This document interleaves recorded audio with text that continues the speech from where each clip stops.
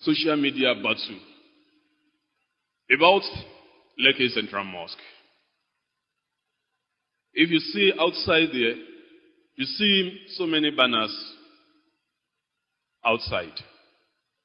These banners are to educate you people, to educate ourselves, to educate the congregation. As you come in, you learn something. As you are going out, you learn something.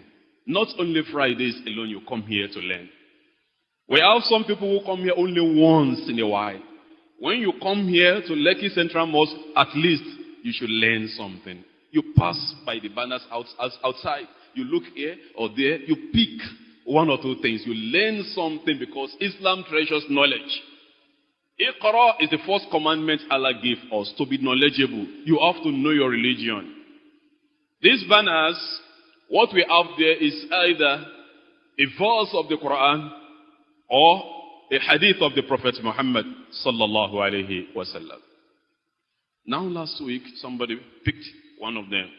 The one in which we wrote, Jesus Christ is not God. He is a prophet and messenger of God. Somebody tweeted, and it went viral. Some people felt offended about this. That's why should you do that? Why should you mention Jesus is not God? Why you know some people believe him as their God and their Lord. Believers, I received calls from the government, local governments, area command, appealing to us that please remove this thing, please. Because it's at a festive period. We didn't intend to provoke anyone. And we should be able to distinguish propagation of Islam from provocation. Propagation is different from provocation. It's meant for propagation, it's not for provocation. We didn't intend. It was not placed there just yesterday. It has been there for about 2 months or thereabouts. We are very peaceful people and peace-loving people. We don't provoke anyone. We only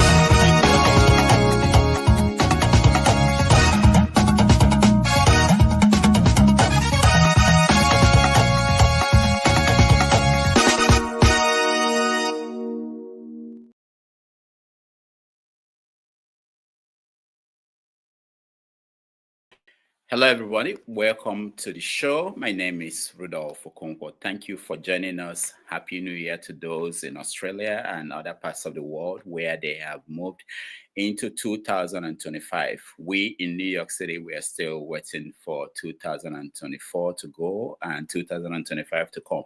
Why we do that and why people in Nigeria are about, I think, 2 hours away from getting into 2025, we think we should have a conversation. This is a conversation that we are going to carry on into the next year, which is something to do with Sharia Courts in the Southwest.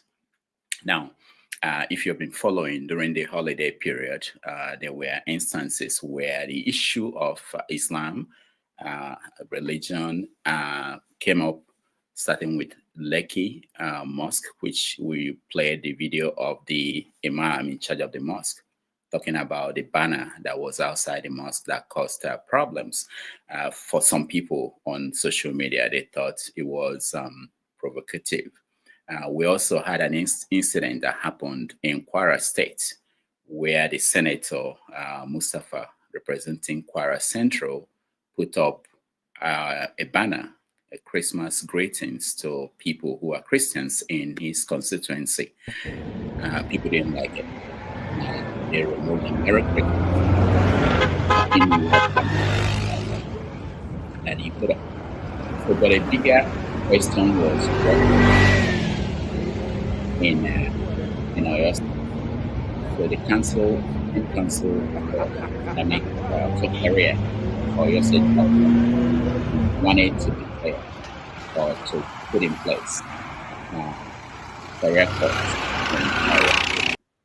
Immediately, it triggered reactions from people in the state and outside the state. about the implication. What does that mean?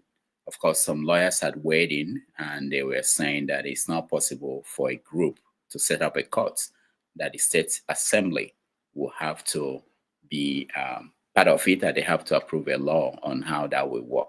So we want to discuss all these things and beyond with two distinguished guests. The first one is Dr. Perry Brimah. Most of you know him. He's a doctor. He teaches in the CUNY University system in New York. He's also more or less like an Islamic scholar now. That's what I call him. He refused to accept that. But he's going deeper into the knowledge and the study of Islam. So he's going to join us. Dr. Perry, welcome to the show. Thank you, Dr. And also, Damages. also joining us is Rahman Oladigbolu. Rahman, most of you may not know, is a prince in the Oyo Alafin family that governs Oyo, the old Oyo Empire. I hope I'm getting it right. Rahman, welcome to the show. Thank you for having me, Rudolph. And Dr. Perry, it's a pleasure to meet you here. Same here. All right, so let's start with, I'm sure most of you have seen what the arguments that are going on out there. Are people overreacting? Let me start with you, Dr. Perry. Yeah, so hi, Nigeria, and hi, listeners all over the world. It's nice to be with you again. Like they say, conversation is nice. You can even have some kind of, how do you put it? Any type of confrontation that is verbal is also entertainable. People don't have to agree, but we should disagree agreeably. That's the only thing I would say. But other than that, I always love sharp discussions, conversations, debates, arguments. That's the flavor of life. What about you, Rahman? Yes. Good evening, everyone, and all over the world where you are watching us. It's a pleasure to be here to talk about these topics that's been really troubling to a lot of us. Well, a series of events that we've been seeing in the last few weeks. But yes, I agree with Dr. Perry regarding that. That's the only thing that we have to be able to have a peaceful world is the conversation. If groups cannot talk between one another, what else remains? That's when we resort to violence. Violence is almost like the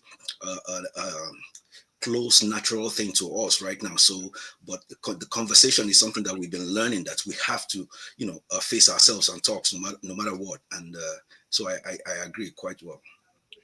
All right. Most people say that talk about Sharia Courts in the Southwest. It's not something new, that it comes up every now and then in the Southwest, but it's on the fringe. Is it, Dr. Perry? I think, of course, we all admire Yoruba land. In Nigeria, I think Yoruba are some of the, we are the most tolerant, I believe, multicultural, multi-religious societies. The talk, like you said, has been coming up, over the years, and there actually exist some levels, but it just depends on how high the level is of Sharia law in the Muslim southern states. What do you mean by that? Do you mean there are actually? Oh, we lost him. Rahman, is there any Sharia court system in the Southwest at the moment? Well, in some places there have been not necessarily Sharia law in the typical way that you see in Islamic countries, but in some regions they do have a way of arbitrating among people who are Muslims who just want to. But it was nothing that could rise up to the level of the law that kind of like people react to in the society, because it's more like within a community where they have a lot of Muslims among themselves and they're able to conduct their affairs. But it's not like anything. We don't have anything like that yet. It's been talked about a few times in the past. We've had maybe one imam here and there who felt bold enough to want to request for something like that. Yeah, so we've had instances where people have pushed it, but nothing substantial that you can talk about, to at least to the point, even at this stage right now, the one they talked about, yeah, it's something that should be concerning, when you're bringing the issue of the Sharia like that. But still, I believe what they were talking about, because I listened to the people who started the promotion on Facebook, and what they talked about was that they were trying to have a panel. They weren't talking about a Sharia court and things like that. Although, yes, I will understand why people will freak out seeing something like that on social media. As you know, we have all different kinds of people on social media anyway, and it's so easy for fire to get fanned into whatever it is. But still, I think it's still something concerning that we have to watch out and talk about. All right, thank you. Dr. Perry, you were saying something before we lost you. Yes, before the forces silenced me. But yeah, for instance, in Kwara State, there has always, as long as I can remember, there has always been, some level of Sharia courts of appeal and so on. So I'm not sure which some other states, but I know that in Kwara State, there has always been a Sharia court, and nobody really is bothered by it because it can exist independently of other judicial systems. But do you understand why some people are concerned about bringing in Sharia courts in Oyo State, for instance? Yes, that's why it's a very, very it's a conversation that needs to be had, because so this is the way. I'm trying to skirt around going into the crux of some of the crux of the conversation, but the whole idea is there is for those of us who are Muslims and those who are Christians, there is an ordainment, and that is go before the people of your faith rather than go before unbelievers.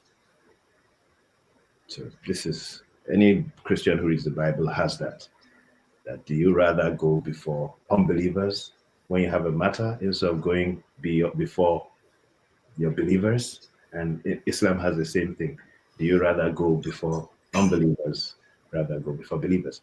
So the choice of any studious person of faith is to have access and availability of a judicial system that is based upon his faith-based principles. Such a judicial system does not have to affect other people. The problem comes when impose it on other people. So that's a separate conversation. But the conversations we are having now are, for instance, in Kwara State, when people have problems, they go to the Western Court. And some Muslims, when they have problems in Kwara State, they go to the Sharia Court. But you would not take a Christian who you have a problem with as a Muslim to the Sharia Court, because he is not bound by that principle. And I believe that's what Nigerian Constitution allows. Okay, so Rahman, as a Muslim, do you oppose what Dr. Perry just said? Do you want that to happen in Oyo, which is where you come from? You want Muslims to be able to say, because if I'm a Muslim, and the Quran says I have an issue, maybe marriage issue or civil issue, I want the Sharia court to rule on that. Do you oppose me going to Sharia courts, demanding that there should be Sharia court? I will not oppose you going to Sharia courts if you so choose. But what I would first worry about it is how the society itself is going to be constituted. Because when we talk about Sharia law, we have seen in different places, especially like in the north, we've seen how things have turned out, over time. And because also in a community like ours, Islam is something that came into the region, and there was a culture, there was a tradition already on the ground. And there is, if we look at the history of Islam in the Yoruba land, and we look at the progression and the interaction with Christianity as well as the way it is, a lot of people worry about having the religions to obliterate the Yoruba culture, the Yoruba tradition. And some people will tell you that religion and culture are separate, but that's just some semantics that people use. Religion and culture are not different. They are interwoven in some sense. And does that mean that you can't have Yoruba people who will be Muslims and still be able to maintain their culture in some ways? Yes, there are a lot. I've been living in that context since I was born, you know.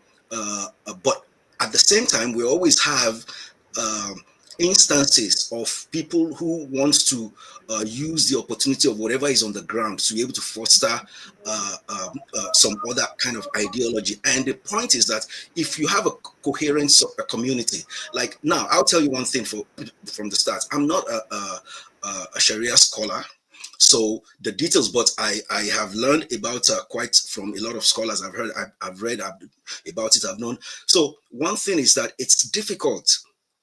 The way our religions are constituted in general, it's difficult for you to bring something like that within a community and you will expect it to stay the same way.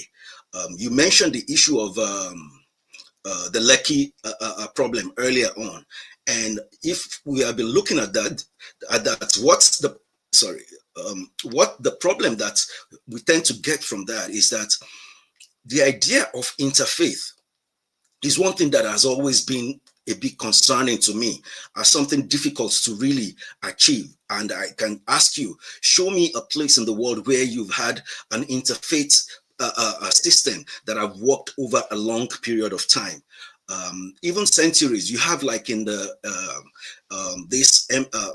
the Ottoman Empire, where you can have different religions and people still. But at the end of the day, whenever there is any crisis, you understand, people resort to their religion. And when you look at, so the idea is that when you have two religions, especially Islam and Christianity, that we see there, that they have the inbuilt in them is the idea of spreading the religion, acquiring more and more people. And then they have fundamental ideas that are contradictory, directly contradictory to each other. It's very difficult, the way I see, how you are going to move forward. Because in Islam, it says Jesus is not God. It's a major thing you want to really, people want to emphasize, people want to talk about. And in Christianity, it's like Jesus is our Lord. So I will want to see someone how you can arbitrate between these two people, and you say for over a period of 100 years they will not fight. All right, hold that thought. Hold on there. You're going too far. I want to let people know that we are going to open it up for people to come in and ask questions, but we want to get to several things. Just another 10, 20 minutes, we open it up.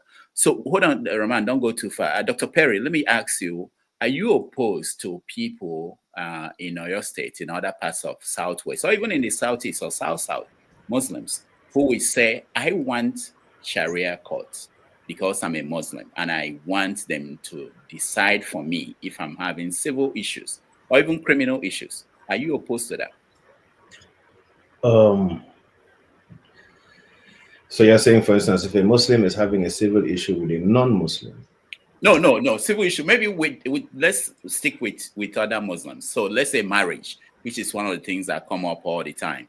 If they are having problems in their marriage and they want it resolved in a Sharia court, why would you deny them the right to have a Sharia court because they're living in a Akwa Ibom state? That's what I am saying. I'm saying no matter what state you are, if you want to have arbitration by faith-based judiciary process, you should have access to it.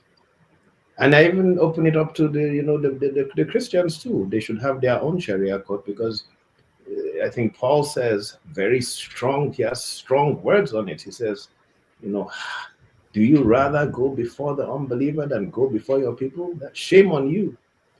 That you should rather, basically kill yourself than, go before the unbeliever to adjudicate in matters between you people who are believers. It's an insult to a faithful person to go to unfaithful people to adjudicate their issue. It's an insult.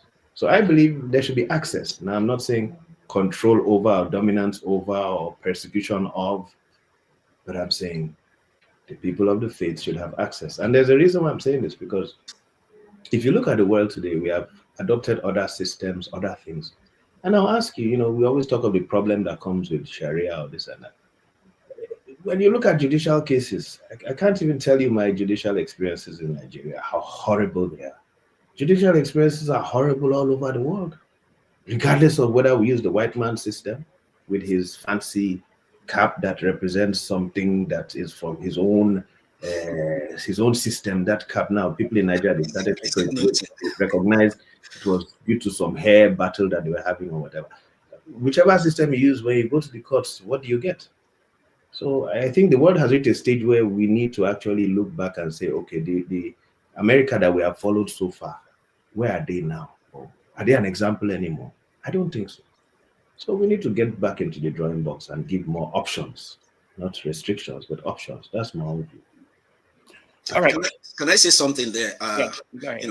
As a Yoruba man, as you said, if I agree that to go back to the drawing board, and if we will go back to the drawing board, we are not going back to Islam, and Christianity are not our drawing board. Oh, sorry, I wanted to say, if you don't mind, objective right there, because I wanted to comment on that too. Yes. The drawing board of Yoruba is actually Arabic. Ajami. No. Don't say that. No. Our first writing script when we wrote in Yoruba land, other than I'm forgetting the other word, we use Ajami writing. And then when you look at the words in Yoruba, alubosa, alubarika, they are all Arabic words. So Yoruba is actually, Islam and Arabic is entwined in Yoruba culture deeply. So many Yoruba words that are Arabic. All right, sorry. That point, yeah, it's a very good point that needs to be addressed. That happened because of the long time, longer than Christianity, that Islam has had a relationship with Yoruba people. It's not that Islam was that Yoruba was Islamic or Islam was Yoruba. No, they were separate things. The Yoruba was Yoruba, but yes, they have a longer relationship than Christianity. That's why you have some of those things, and not that. If you are going to go to the drawing board, unless you want to be taking centuries and kind of like measure things with years, if you talk about, say, to go back to Yoruba proper, it's, it has nothing to do with Islam or Christianity, because even none of them came to Yoruba land in a way that like the people called for them to be able to integrate into themselves. No. So you have to look at all of these things. All right. Before we go further, let me play a little bit more of the Imam speaking, because I want us to, something that Rahman talked about, whether it's possible for these two religions to be in a society for 100 years and live in peace with each other. Let me play a little bit of what he said about Jesus in the Quran, and I want you guys to talk about that. We are very peaceful people and peace-loving people. We don't provoke anyone. We only propagate our deen. Believers. Do these people think that they monopolize Jesus Christ? Don't you believe in Jesus? If you don't believe in Jesus, you are not a Muslim. If you don't believe in Jesus Christ, Al-Masih, the Messiah, Isa ibn Maryam, if you don't believe in him, you are not a Muslim. But what do we believe about him? We are Muslims, and anything we believe must be in consonance with the Quran. The Quran says Jesus Christ is not God. He's a messenger of God. We quoted this verse 2 on the banner, Quran 5 verse 72. He was just a messenger, was not God. Is there anything wrong if what we believe we paste it on our territory to educate our people, our congregation? There is nothing wrong in it. It's a verse of the Quran that we quoted there. All right. He quoted what is in the Quran. What's the problem? Rahman. Oh, that's to me. Okay, yeah. Yes, everything. That's exactly the problem. That's exactly the problem. You have a religion that tells us that this is how the world is, and you have another religion that tells you that it's the opposite direction. is where the world is. How do you expect people from within the same family? And let's go back a little bit.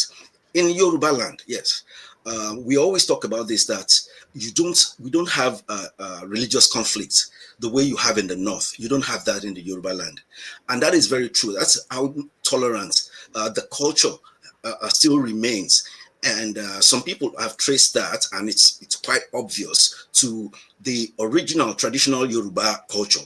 There was no idea of some people belonging to one religion or the other. It was a general tradition, and people celebrated. They did everything together from region to region. So it wasn't like you had to belong to a religion that would exclude some other people. Yoruba culture was not like that.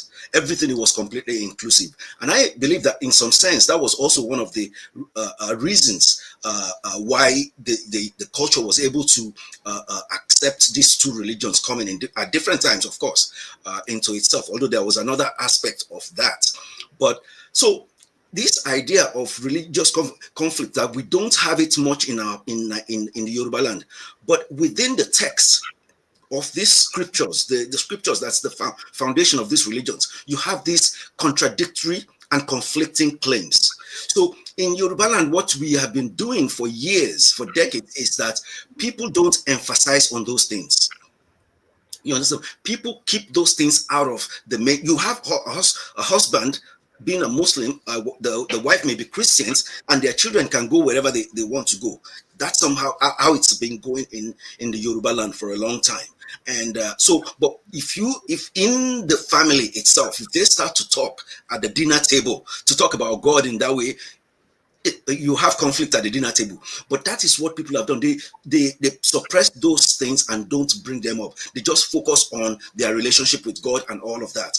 But the problem that we're having now is that you're having more and more people who want to go to the foundations of these religions, checking all sorts of things, and they want to uphold whatever they think is there. That's what you see, like in Lekki, where they decide it's provocative in some ways, and in another way we can say, well, it's within Islam, and so putting it there just makes sense for you to be telling your own people. It's both ways. It makes sense within the context of Islam, but in the context of Nigeria, where you have it's provocative. So these are the problems that we need to solve, because right now you tend to have people who after generations, people who start going back into these scriptures, picking things up that we may have kept suppressed for some time, and picking it up and wanting to use it.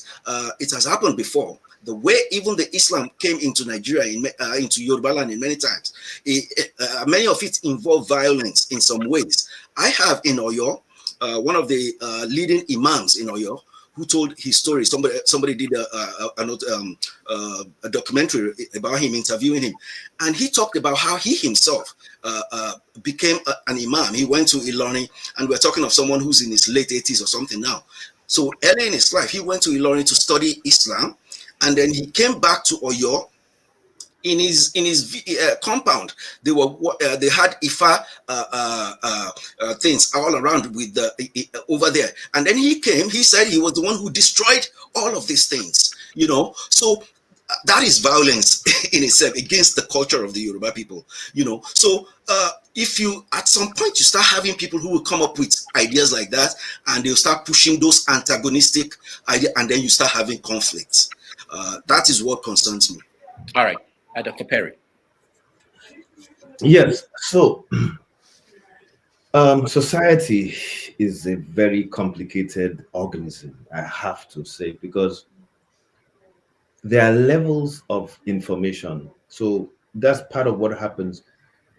We are not mature enough. And I honestly don't think many human beings anywhere in the world are really mature enough to have intense dialogue.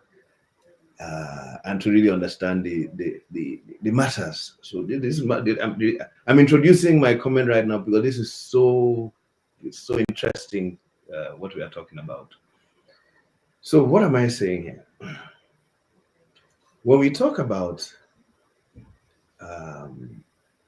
raising issues that are provocative, it sounds You know, first of all, the way I see that things should be in a society is either totally tolerant, where, you know, like religion is, you know, hidden totally, which I'd not really support, or total tolerance.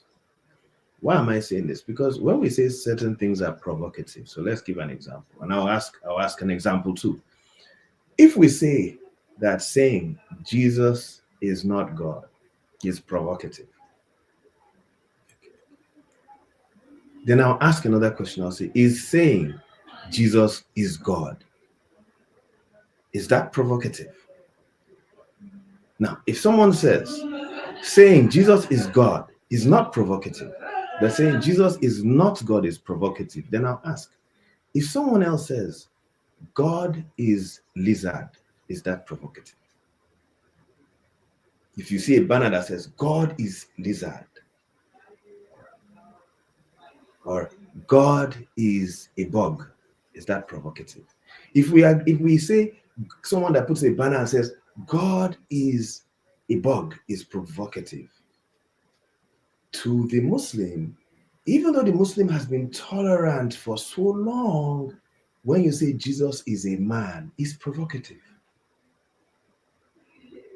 It actually is provocative, because you're saying God is a man. And the Billards and the Shoaibites in the Bible, they said, how can you compare man to God when even, you know, the mountains are not big enough? Then how less man that is a bug, and even the son of man that is a worm? That the son of man is a level higher, but is still a worm. How can you compare a worm? This is conversation in the Bible with God. So, you know, lots of times when we say, okay, these ones are becoming intolerant, the first thing I say is violence should not even be the question. Everybody should approach life intellectually and have the conversations. But when we have the conversations, then let's look at the whole thing and say, okay, I think if Muslims are tolerating saying a man is God, and then somebody like you are advocating saying a statue is God, those are provocative. Then allow the Muslims also to say God is not a man. To me, it's all provocative or not provocative. I think if I can say something quick. Okay, go ahead. I think it's context that determines whether something is provocative or not. When they say to say, even if a Christian puts out and says Jesus is God, depending on the context, we know that the idea of Jesus, number one, is the central being God is the centrality of Christianity.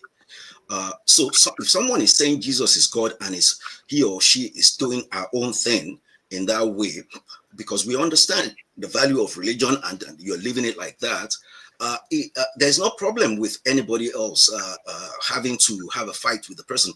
But you also can have in some other instances, which I know it has happened in Nigeria many times, that you have a Christian banner being placed somewhere in a provocative manner to say Jesus is Lord. And you can know that it's more than just talking about their own faith. You know, this is the problem that you have when groups like this live together with one another. So it's not like it's one directional in terms of this provocation. It's both ways. It just depends on the time and what we are talking about. That is the issue. So, but it just brings us back to the whole point that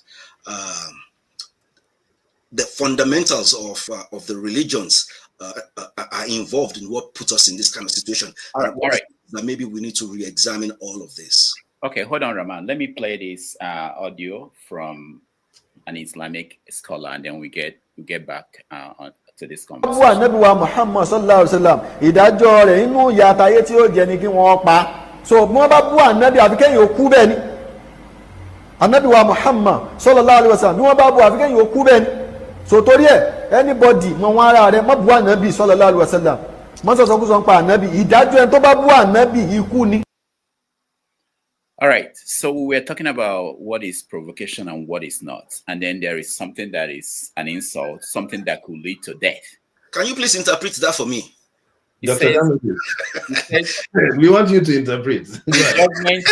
No, I wonder if Rudolph himself really understood what the guy was talking about. That's what I was thinking too. Yeah, the guy said the judgment for insulting our prophet is twofold. Okay. One here and one in afterlife. The punishment for here is death. Whoever insults our prophet shall be killed. Is that right or wrong? It doesn't make any sense. No, but is that what he said? Yeah, that's okay. But also we know, because we're having this conversation because of what might happen in the southwest in Oyo State. But we know that it's happening in the north. We have Sharia. Yeah. When Sharia was introduced in Nigeria under Obasanjo said it will fizzle out. It didn't fizzle out. Mm-hmm. And it appears to me that the southwest, which is the next area that some people want Sharia, they've been punting this. People tell me that it's been something people agitate for, and they punt it. They say, no, we are not going to do it. You guys are on the fringe. But considering the rights, if you consider Nigeria as a multi-religious society, if people are Muslims, maybe they have the right to demand that they want Sharia courts. And maybe they should have it. The question is, we're avoiding the difficult conversation. Yeah. Which is if we're going to stay as a country, how are we going to make that work? Because in the north, we know instances where people who are not Muslims are being punished based on something they did or something they said. Or maybe, I don't understand it. There are many instances, we can mention them, and you all know some of them. What do you think? How do you think that we can navigate that? Because part of the fear that people are having in the southwest is that if it happens, that those who are not even Muslims will become victims of this because they've seen it in the north. Dr. Perry, let me start with you. So I think, first of all, there are three levels to this conversation. There is Sharia Courts in Kwara State. So there's a level that can be introduced. So first of all, there are three levels. So there's a level of Sharia law that can be introduced in the southwest that is by participation, and that doesn't govern the people. So we've had that in Kwara State for so long. We have Sharia Court of Appeals, Sharia Court in Kwara State, and it's a parallel system. So that's the first level. There's a level that can be introduced. The second thing is, in the north where you have it, the problem I'm having now is where people say, maybe this guy, like the guy that just spoke right now, you say, okay, so this is the Sharia. And the question is, so Sharia has to be monitored by some kind of body to make sure it works properly, just like any other judicial system. So it has to be standardized. But the point I'm trying to say is, for instance, that guy that spoke, in the north, I'm not sure a single Christian has been sentenced to death by any Sharia court since we've had Sharia in the north. So that guy that said, the punishment for this is death, he's talking about street justice, not Sharia law. By street justice, we have had Christians killed. But I'm not sure any Christian has actually been sentenced to death.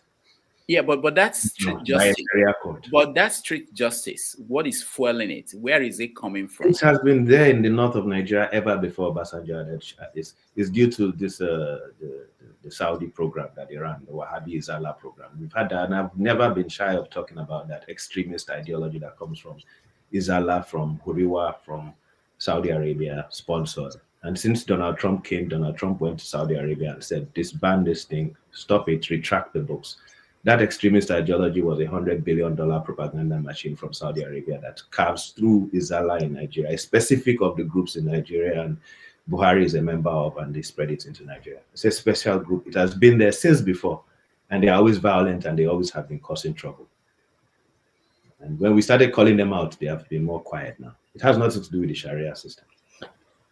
And you see, one thing that if I can mention is when we say we can have the Sharia court and you have just Muslims and not non-Muslims. We talked about the attitude of Yoruba Muslims, a lot of them, at least from the time that I was born and those that I've studied, how people live together with one another.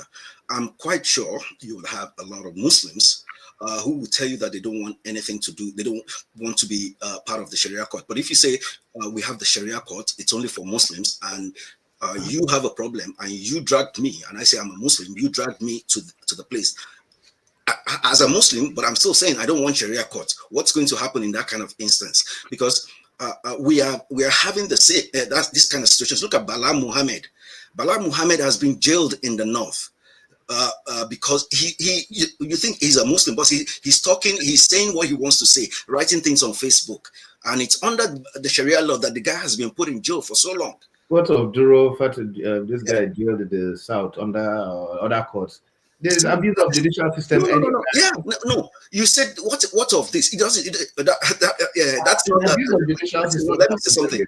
That is not a good response that we should be put into something like this. Yes, we are not saying right now. We are not talking of the quality that does the quality of Sharia law supersedes the Western canon or anything. That's not what we're talking about. We're talking about experience. What's happening? So yes, within that context as well, it has its own problem. That's a political thing that we have to deal with in Nigeria. You understand? We have that, and then we have the religious problems. The problem that we all have in Nigeria is that all three of these things are from outside. They are not things that grew from within the people themselves, and that's been part of the problems that we are having up until now. So, if I may ask, we should return to the Yoruba traditional court system. How do you return to that now? No, you're saying the Western canon is foreign. Let me tell you this. Foreign, we should return to Yoruba system. The point is not to return to any.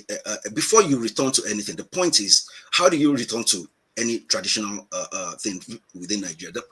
What I see is that we need a very strong education. We need a kind of education that will really confront certain things that we've been afraid to confront. For example, tolerance.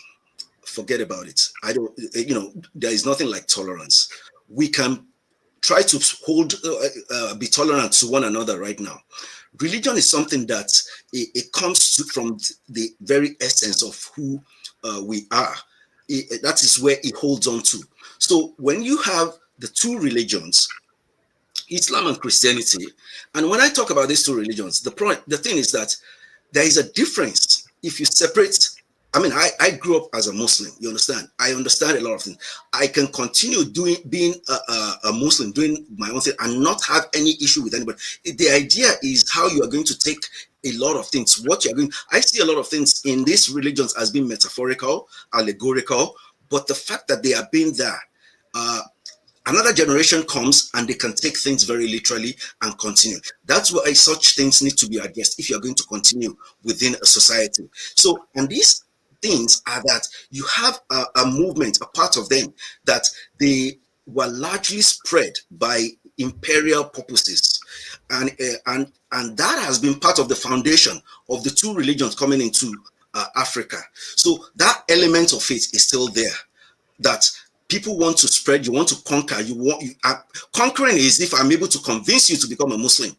I'm conquering more souls for the Muhammad side, or if someone is able to win another for Jesus, you're conquering souls for, so the idea of that imperial aggression is always there. The problem is, hold on, Dr. Perry, before you respond, let me ask you, while you are responding, can you give us example of where these two religions are working well, where there are people in a society split along that line? If you look at Europe now, what's happening in Britain and in France and even in Germany, with influx of people from Islamic countries or Muslims, there is now the same conflict that we are seeing in Nigeria.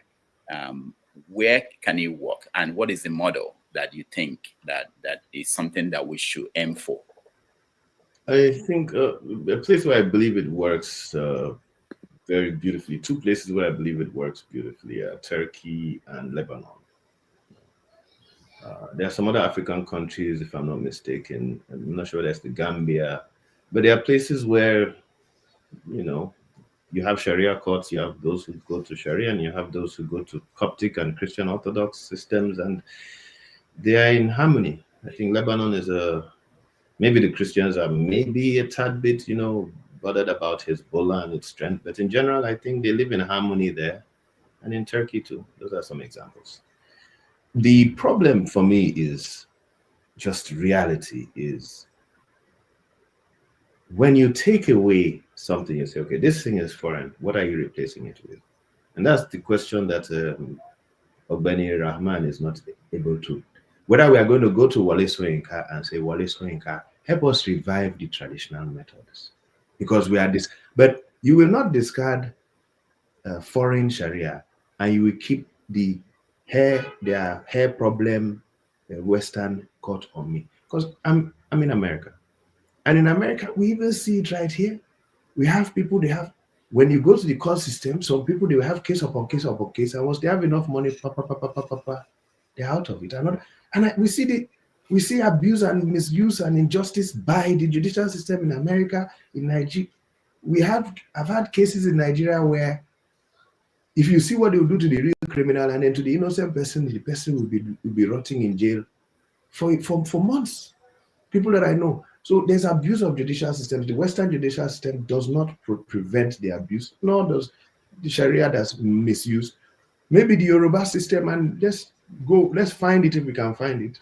And maybe we should go to that. The final word on this particular aspect is, to me, what I think is the problem that brings the violence is lack of proper enforcement. When you talk of craziness on the street, people doing this, it's because of lack of proper enforcement. I'll give you an example. During Nigerian military years, you will never hear people running on the street and saying they are going to do some riot and destroy something. Because they know that if you run on the street and you kill somebody or you tear down somebody's banner or flyer, you are dead. So if there's proper enforcement and the people fear law and order, there will be no violence as a reaction. Then we'll be forced into tolerance. But because people can get away with it, that's why we have this street mob thing that you talk of in the north and anywhere else. You have those mob effects because Nigeria doesn't have law and order. They are they are extremist, white supremacists in America and so on and so forth. And they do not run the streets. They would like to, but they don't because there's law and order. So I think that's what's missing. But other than that, America allows the extremist groups to operate and exist because they cannot touch somebody else. Let me say what I say is, I professed a way that we can get we can deal with this. It's not the way you phrase the question that if we remove this religion, what are we going to? How are we going to go back to? I am not saying to remove any religion because it is our own people themselves that are the Muslims and the Christians. You understand? So how do you remove it? So the problem is actually with people, we ourselves. It's the kind of education that we have got from childhood and from these religions and from the old Western thing that we are talking about. It's the kind of education that we have got that have conditioned us into this kind of way that we are living, and we are not able to hear ourselves, that we are put into the situation where we have this gridlock of Jesus is God, Jesus is not God. So when you talk about, you mentioned that the places where it has worked, these things don't work. Lebanon, you already cleared that yourself when you mentioned Hezbollah. There are a lot of issues that are still going. It's almost like a side that you are trying to manage it. You can manage it. You talk about Gambia. We've been having an incursion of part of these terrorists that are coming from ISWAP and all this kind of enriching all this. So that is another thing that you have people like this coming into countries saying they want to create an Islamic state. And then you mentioned Turkey. Turkey that you mentioned also, remember recently Hagia Sophia was just declared a mosque. Hagia Sophia was built originally as a church. And it has been going back and forth. So if you have a leader of a nation who's a Muslim and declares something like Hagia Sophia as a mosque, what do are you talking of tolerance? Is that tolerance in Turkey that you're mentioning? So all of these things, the tolerance is not something, it is understanding. We have to have an understanding of what these religions really are. What is the essence of these religions? Is it the outside facade of someone singing hallelujah in one place that makes you a Christian, or being in a mosque worshiping and saying when they say Muhammad having to say sallallahu alaihi wasallam like 500 times in one paragraph? Is that what makes you a Muslim? All those kinds of things. It is the idea of people really understanding, and that effort is the effort of the leaders of the nation to be able to really come with how are we going to for me, I want to educate my children as I educated myself. because I educated myself into the place where I can live as free as I live right now, is I'm not going to give my children any religion. My children are going to learn all different religions in the world as they grow up. And the reason is, I believe something like this is how we need to have, even in our education, the fact that our histories, we don't teach history anymore in Nigeria, all of these things. If you let people have good education about religions around the world, you will realize that all this conflict that we tend to have, it will be handled, I believe, better, because once you are able to see that what I am doing is the same thing that you are doing, you're just doing it in a different way. Can you give me an example where that works? To one another more. That's what I think. Can you also give us an example of a country where that's... And exactly, that is why, because it has not worked. People have not practiced it around. Let me say something. Right now, all over the world, the movements that are disturbing the peace all over the world is the movement that started centuries ago between the Western civilization and the Islamic civilizations. And though the Western one has started long before, and all these efforts to conquer the world and both facing each other, they came to Africa. It's like recruiting more and more people, covering more and more land. That's how they came to Africa. That's how they got to Nigeria. It's in efforts to spread and really expand their own way. So, and that is what you see all over the world. In India, look at India. You have Indians also fighting and killing each other right now. You have Islam that have been there for some time, and now you have some people who are Muslim. Hindus are now killing them. They're minority people who are doing their religion there, and the Hindu majority are killing them over there. But these are people that traditionally they were all born from the same land from over there. So these religions, these forces, that's the same forces that you have all over the world causing all the problems. Even the Israel-Palestine conflict that we were talking about the last time. So if we don't understand and go to the roots of all of these things, yes, we'll just keep reeling from one tragedy into another. All right, I have to let our audience come in. I know they are itching to do that, but one more question from me and I will shut up. They may have better questions. Deborah Samuel was killed for so-called blasphemy. I want to get back to Perry, because there's something you said about demarcation between Sharia law and what Sharia is pushing, and when people rise up on the streets to take action. So when she was killed, Abubakar Atiku sent out a tweet condemning that, and Muslims came after him and he deleted that. Now, how do you begin to deal with the issue of what you've kind of separated from Islam, people, mob action, when Muslims, people they call moderate Muslims, are not even free to come out and say that this is wrong?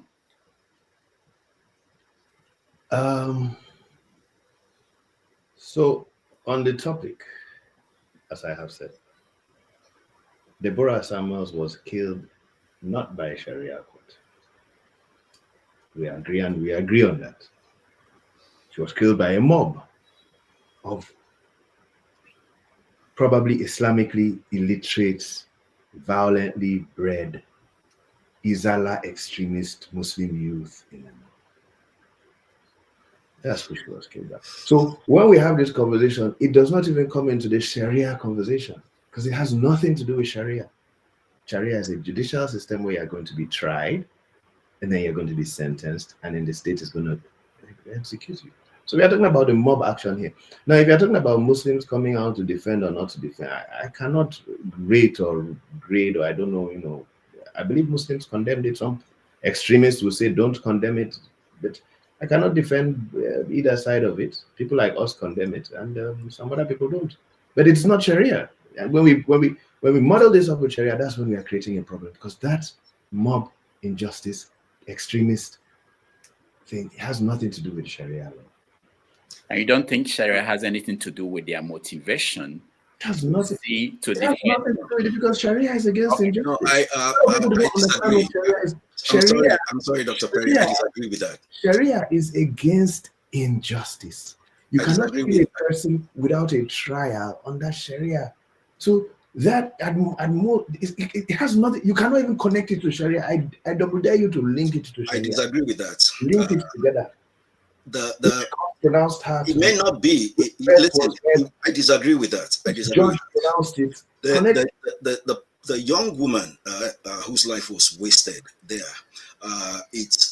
you can trace it to the same thing that you trace the Sharia courts to, because when you have in Sharia, listen to me, when you have in Sharia, you have a section that deals with the whole idea of the person of Prophet Muhammad and how you treat and how. So Bala Muhammad that I mentioned earlier, it was the same thing that the Sharia court put him in jail for, that those boys killed Deborah for. So when you have something like this that can function even within that system, and then what do you expect the thugs that you're talking about? And I agree with you that they are thugs, and the way they did with that young woman was horrible and everything. But the idea came from the same thing, that if we don't address which properly, same thing, the question I'm asking is, you're making the thing so broad.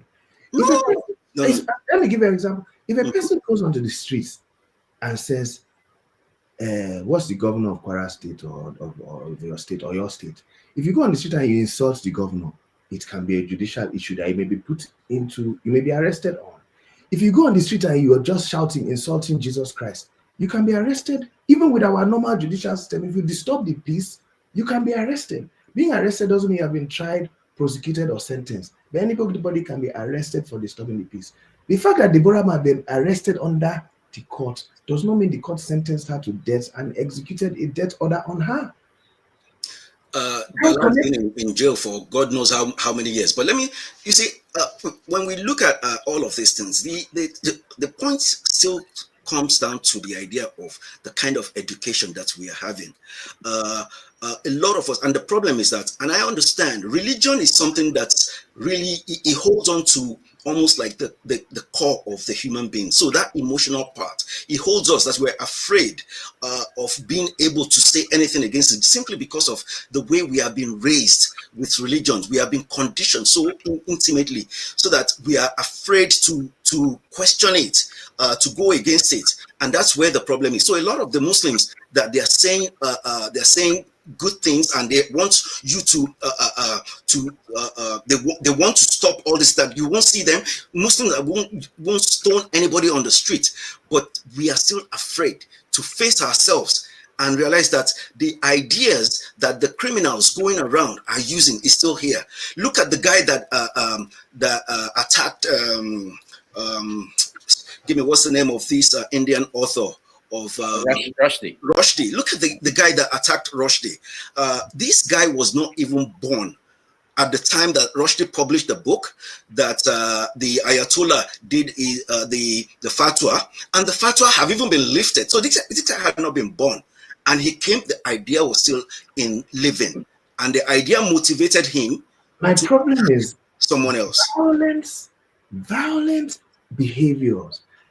We can never conclude on any conversation about impulsive, violent behaviors.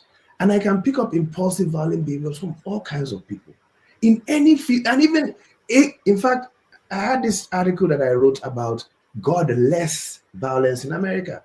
Most of the people that are shooting up in America are sexually variant and godless. The most violent crime we have in America are godless. People can have violence for being godless, godful, Muslim, Christian. I don't think we need to be discussing about irrational, human, eruptive, or planned behavior. We need to talk about the system.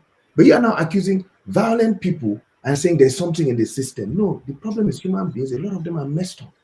If someone went to attack Rushdie, he's a messed up guy.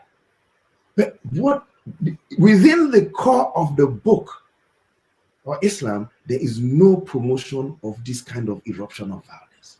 All right. Okay. So let's thank you, Perry. Let's get to our viewers. If I call you, please be respectful. Our guests, they are not the people who are pushing whatever you think is going wrong. So if you are not respectful, we will take you out. So I have to say that. So I will call on Kene. Kene, I will start with you. Any question or comments to Rahman or Perry? By the way, Yes. Perry's other name is Isa, and according to our Imam, Isa is Jesus. So go ahead, Rahman. Yeah, thank you, Dr. Damages, and welcome our guest. My special thanks to Prince Rahman, right? Yes. And Dr. Yes. Perry. I think we've had Dr. Perry here a couple of times. Good to see you again, sir. Now, I have a question specifically for Dr. Perry. When he alluded that, or he embraced the idea of having Muslims choosing to be tried with Sharia law or to be tried in Sharia courts. Now, Nigeria is a secular state. And I don't want to say that Islam is of the minority when it comes to religion in Nigeria. I don't want to say that. I have my own facts. But in a situation where you have a country that has a constitution that should be guarding everybody, irrespective of your religion, and a select religion said, oh, that we should be tried with Sharia law. How about a non-Muslim, for example, a traditional believer, opt into saying, oh, I should be tried with traditional law, or a Christian opting to be tried with Christian law? And you know that Christianity is all about forgiveness of sins, right? So you have in a country where you have the secular constitution that should be guarding everyone, you have the Sharia law, you have the Christian law, and you have the traditional law. So everyone should be given that chance or that privilege of choosing the kind of religion or law he should be tried with. On one hand, Sharia law will be amputating arms, will be stoning what they call it, women that are caught in infidelity, to stone them to death. While Christians, on the other hand, will be forgiving and be given second chance. How would you explain this in a country that should be a secular state? Okay, thank you very much. I'm glad to address this. Let me read Corinthians 6, verse 5. It says, because I've been referencing this since we started. It says, Corinthians 1, verse 6. If any of you has a dispute with another, do not dare take it before the ungodly for judgment, instead of before the Lord's people. It says, do not dare. Or do you not know that the Lord's people will judge the world? And if you are to judge the world, are you not competent to judge trivial cases? Do you not know that we will judge angels? How much more the things of this life? Therefore, if you have disputes about such matters, do you ask for ruling from those whose way of life is scorned in the church? I say this to shame you. Is it possible that there is nobody among you wise enough to judge a dispute between believers, but instead one brother takes another to court, and this in the front of unbelievers? What I'm saying is, if you like, you can tell me what you believe Christianity is versus what the Bible says it is. And the Bible says it is to your shame that you do not have a Christian court for yourselves. It's to your shame. So you are not following Bible. That said, I am saying Nigeria's constitution, and you can check Nigeria's constitution on this because I've written on this back in the days when I used to write. Nigeria's constitution gives freedom of religion. And within freedom of religion is freedom of judging, dealing with your matters yourself. They should make traditional courts, and traditionalists go to it. You make Christian court, Christians go to it. Muslim court, Muslims go to it. The problem is when you want to bring it to another person, then we have to have some other system. But they should make it. And if the Christians decide that they will forgive in it, whatever you decide, they should decide in it. But I'm for freedom. But you guys are for carceration under Western systems. I am disgusted by Western systems. I'll tell you that for a fact. Dr. Perry, Corinthians is not an Old Testament. Is an Old Testament. It's New Testament. No, it's New Testament, right? And Jesus Christ brought the message. So Christianity is about Christ-like. So Christianity in its entirety emulates Christ, which is the New Testament. So Corinthians is New Testament. Corinthians no, is New Testament. It's a book of Paul. Paul wrote the Corinthians letters. So some of these things you see in Corinthians are a kind of a reference to what we have in the Old Testament. It's a reference point in the Old Testament. That's I don't want to be brought into the New Testament. It's just a reference point.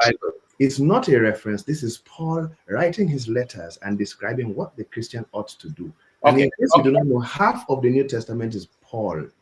Half of the 60 books of New is Paul.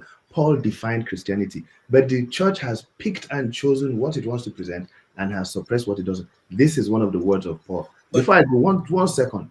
Jesus Christ himself, when he saw disorder, he went to the temple and said, what you people are doing here should not be done, and he scattered the place. So may I just ask a question, Dr. There Perry? is no order in Christianity and justice. Jesus scattered the tables, he scattered it. Please, may I ask Dr. Perry just one question? Based on what you just said, we see the world is getting even more interconnected. And in Nigeria, you have people of other religions. You have people who are Buddhists. In Nigeria, they can be of extreme Hinduism. So now, are we talking about having Buddhists also have their own, Hindus also have it? And how many judicial systems are we going to have? As many as there are people. It's freedom. It's freedom. This is true freedom. No, the continued division is the problem. That's violence against ourselves. You want to force all of us under Western colonial masters' courts? What is called a constitution?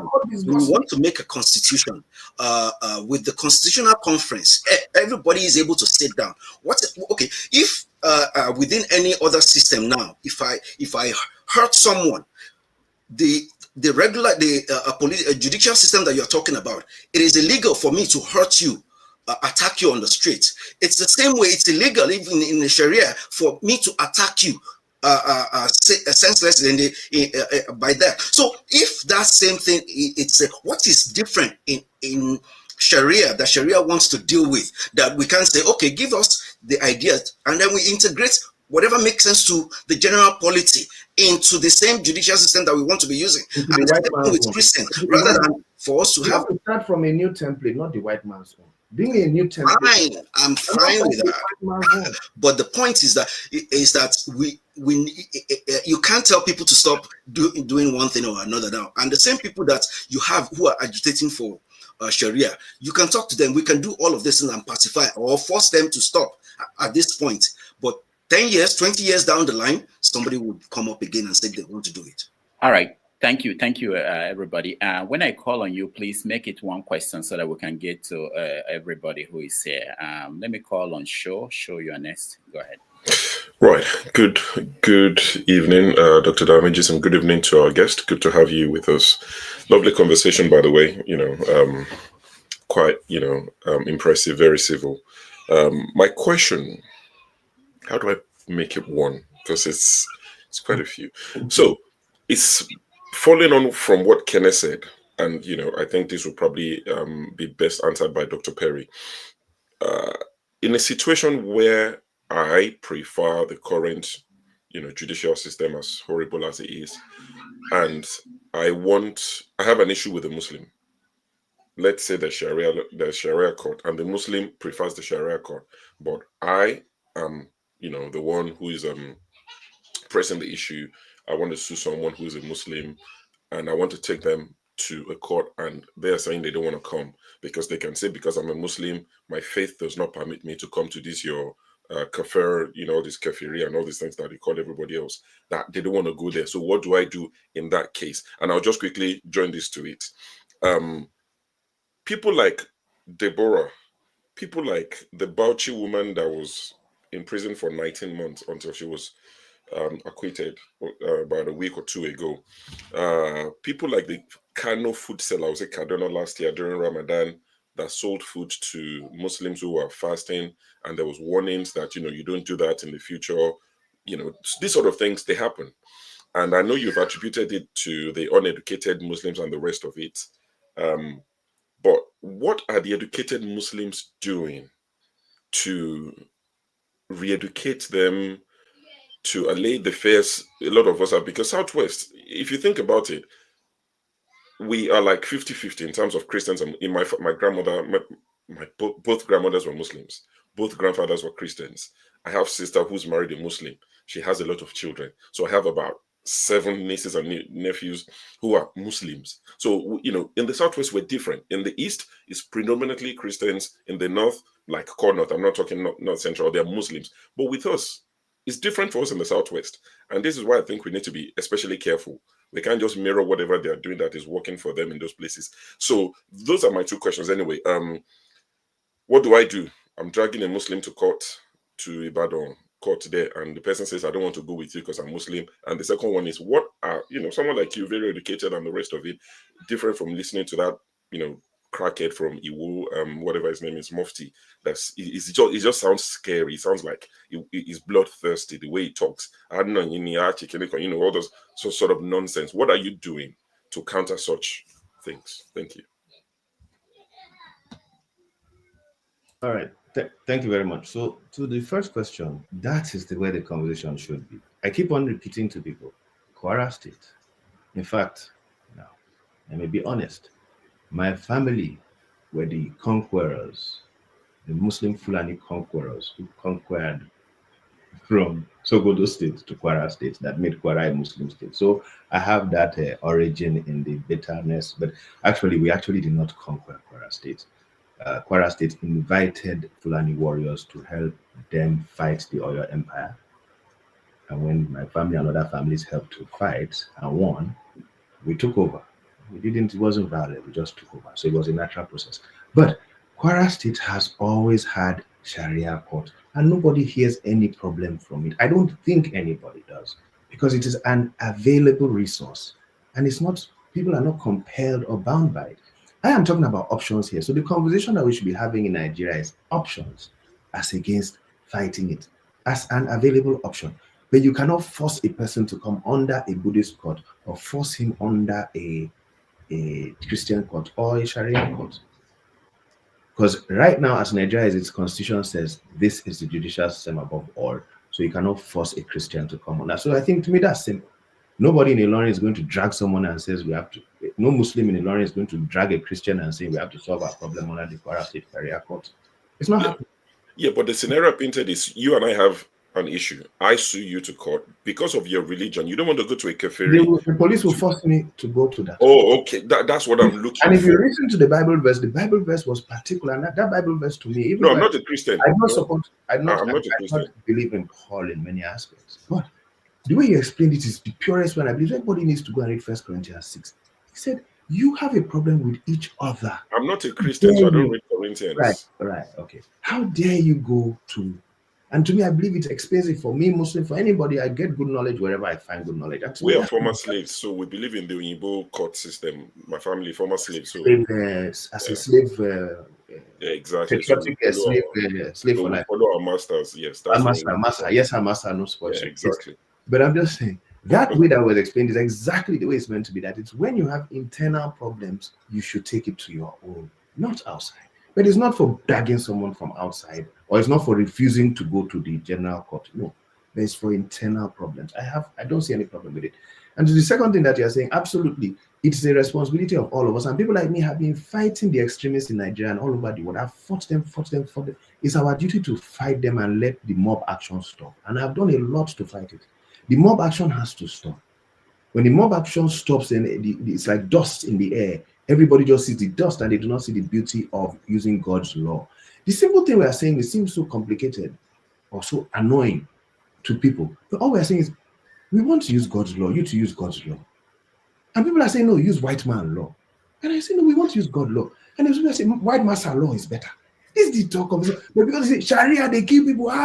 No, what we are saying is we want to use God's law. And you can use white master law. No, but my question would be, what is God's law? God's law are his commands. Where? In the what? It is straight away in the Quran, in the Bible. That's where the problem is. When we anchor something to the heaven, the heaven that we can't open and see what's behind it. These are the things that we need. When I talk about education, these are the things that we need to confront regarding our religions. Saying this from the Corinthians or something like that. When you have a law and you say you anchor it to the heaven, I have a problem with it, because we can't go there and ask the God to tell it to us. So all of these things create a problem. Philosophically, I'm going to express something to people here. Law is about morality, right? It's about the moral code. Do you guys know that there is no objective that morality? It does not exist. Objective morality saying this is right. A man can marry 1 wife or 10. A man can kill or should not kill his brother. There is no source of objective morality. It's called objective morality, meaning this is the object, we can see it. The only morality that exists till today on this planet is subjective, subject to holy book. There is no, can you give me an objective? Say, let's not anchor it to holy book. Let's not make it subjective anymore. I'm done saying this very statement. Is it allowed for a man to sleep with a man? Okay. Tell me the law. See the point. Let me give you another one. Let me give you one that will not cause any YouTube free this thing. Whatever I say here has nothing to do with the organizer of this program. Any word that I say is from my own mouth, and I never pre-stated to the organizer of this program that I shall say the things that I say. However, is it okay for a man to sleep with his sister? Tell me objective morality. Don't anchor it. Okay. See, that's the problem. Objective morality. When we're looking for objective morality, objective in the sense of it is similar to the God gave us this thing. That's what people try to say. God's word is the objective thing, objective morality, whereas it's not. Everything you get in the Quran, they are all subjective. Everything you get in the Bible, they are all subjective. So why do I need to look for, listen, why do I need to look for objective morality to solve the problem I have with me? Can somebody sleep with his sister? No. If I say, if it within his mother, what's the moral code? Tell me the moral code, and do not. Could I interject? See, Rudolph. See. Let me answer his question. No, Pansat, no. What is? Hold on now. Hold on, Rudolph. Hold on. Don't try to show off with insulting me whenever I come on this platform. What he's doing, it's a fallacy, right? Dr. Perry, by the way, welcome, sir. And by the way, I'll have to stop you. When I get to you, I'm getting to you next. You will be able to talk. But don't take this is not, you are not taking this over. I want the guests to interact. That's why we brought subjective morality. Okay. So we brought him here to debate. So the guest is asking a question. Why can't a participant in the panel? I will remove you. I don't want to do that. It's a new year. Please, we are approaching the new year. Just relax. We'll get to you. So my response is that, why do I need objective morality to deal with something within here? We are within our own culture. Does the culture allow a man to sleep with his sister or mother? The culture within where we are. How do you solve it? I don't need objective anything. It is right there. No, in my culture. If it is in another culture that they want to, you understand? But now we're having the world, and we are learning from one another to know what is right. For example, human rights. When I go to talk about human rights. When I go to this, when I go to the south of Nigeria, where I serve, when I go to the south of Nigeria to test in some areas, when my guest comes to my house, when my guest comes, I will say, sleep with my wife tonight. When in the morning, when you sleep with her and wake up, I will say, I hope she says you well. Yes, she's a good woman. That is the law in that place. Where, Perry, where is that? Well, because I will remember the name of the place. This is the law in the place. They entertain people. Mr. Rudolph wants to go there. Where they eat man. I've gone around Nigeria before I came to America. I've gone around territory. The other places where they eat human being is the law. If you go there, they will eat you. They said this place, the Tena Eminence, is the sweetest part. They eat people there. So which objective are you saying culture? Which culture? Anywhere I travel in Nigeria, it's a different culture. Which one? But this argument you're putting, I think it's against exactly what you're trying to push. There's no objective morality. So does the Quran and the Bible give us objective morality? No, it's subjective. We are using subject to linkage to God in what we believe are his books. That's what the world uses. And every law, every morality that you have that the white man gave, and when they're writing the Constitution and all the laws in America, they use the Bible and Quran. That's what they use. It's subject. They have no idea. A human being has no objective. You can question that as well. Right and wrong. You have to question that as well. You have to question that as well. Not kill. It's from the holy books. That's why we do not kill. We have to question all of that. What makes a book holy? You can go to the drawing board and write new laws. What makes a book holy? Subjective laws to the white man or to the God's laws. We are using subjective morality. All right, I can't stop the guests, but let me just say this. We want to get to people who are trying to ask questions. So for the guests, let's reduce the time we use to answer a question. Let me go to Pansat. Pansat, you have one question, and then you can do a one follow-up. If we have time, we can come back to you. We're not giving you 5 minutes or 7 minutes to query anybody. So, Pansat, go ahead. Thank you, Rudolph, and welcome, Dr. Rahman and Dr. Perry to the show. I love you, Doctor. And then the rest of the panelists here and those who are listening to us. Dr. Perry, obviously, you've been here a few times, and we know about your work. You do quite a lot of good works outside of the present discussion. It's actually very, very hard to watch you trying to twist on this, because you don't have a good footing on this issue of the Sharia. So I sympathize with you. Like you said, you try to fight extremists, and we appreciate all the work you've done. Now, I disagree with you pretty much. When Kene asked you a question, you diverted the question, right? It's not talking about the differences between the religious tenet or the Bible or any religious issue. There's a third component, which is our constitution. We have a secular constitution that separates church and state, and that there should not be any room for anything like Sharia. That is the issue. That document, the Constitution, is what the friction is running against. So do you agree with that?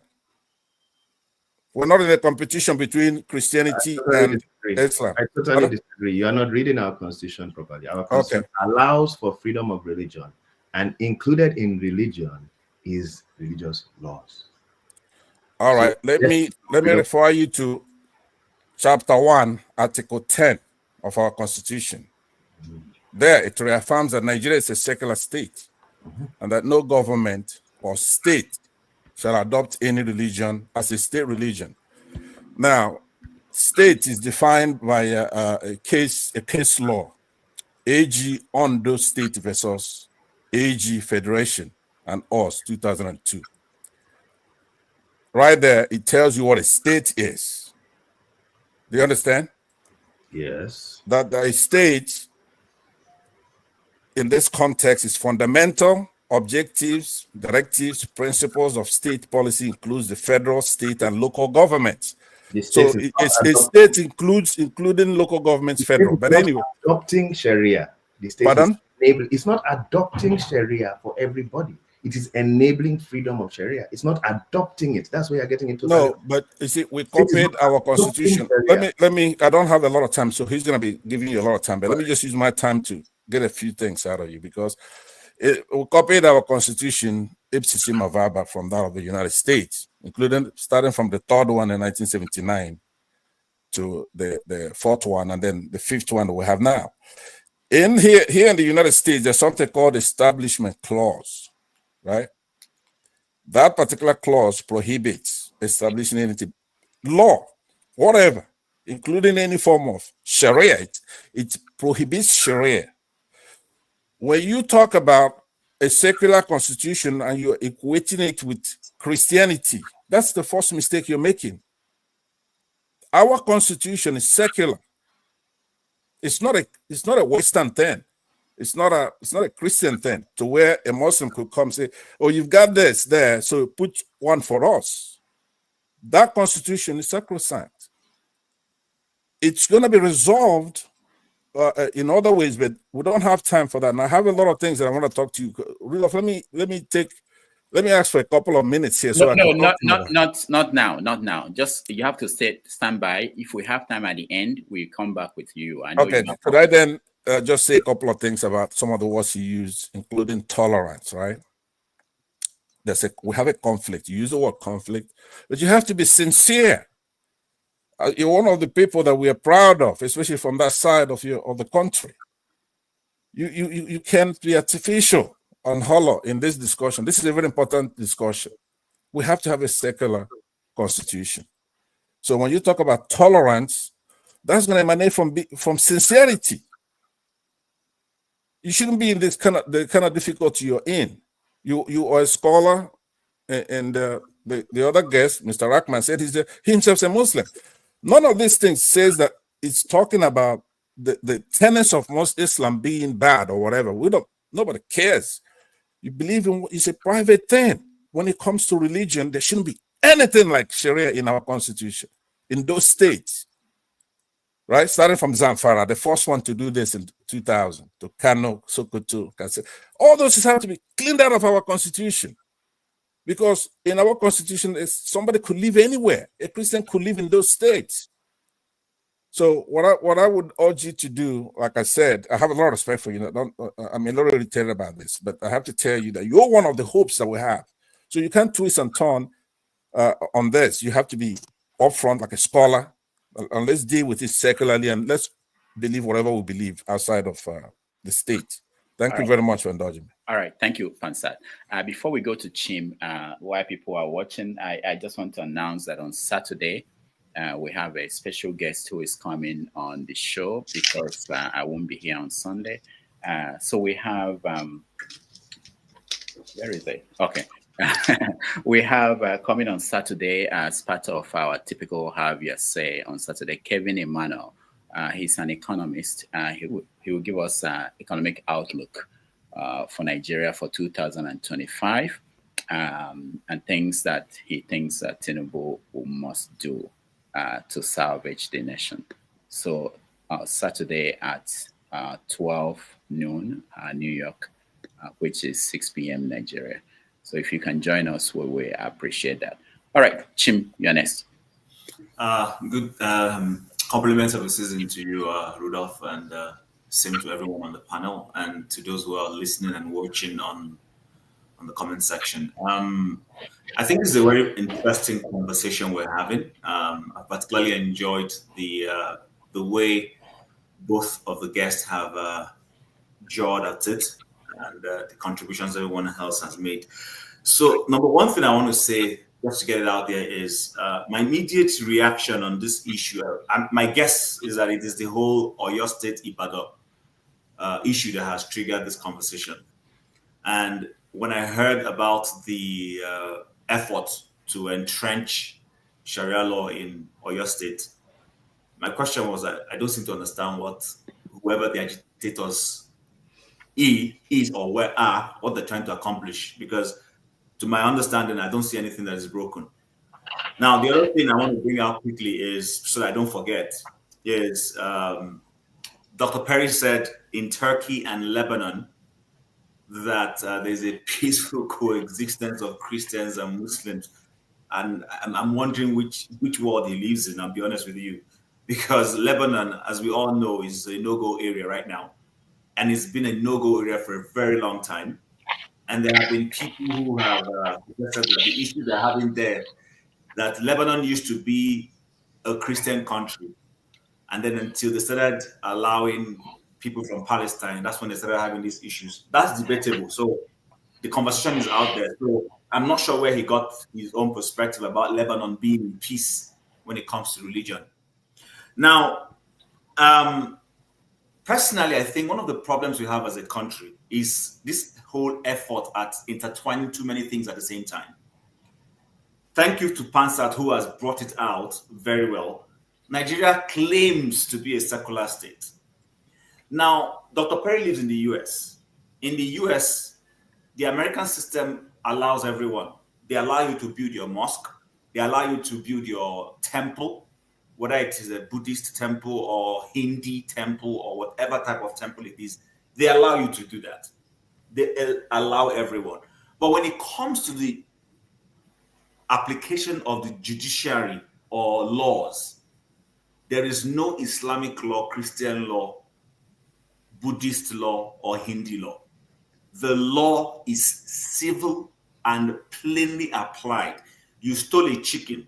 The American law specifies what happens if you steal a chicken. And if going through that process, you're found to be guilty as suggested that you stole a chicken, whatever law or penalty should be administered. It doesn't matter whether you bow down 10 times a day or you place your legs on your head and pray.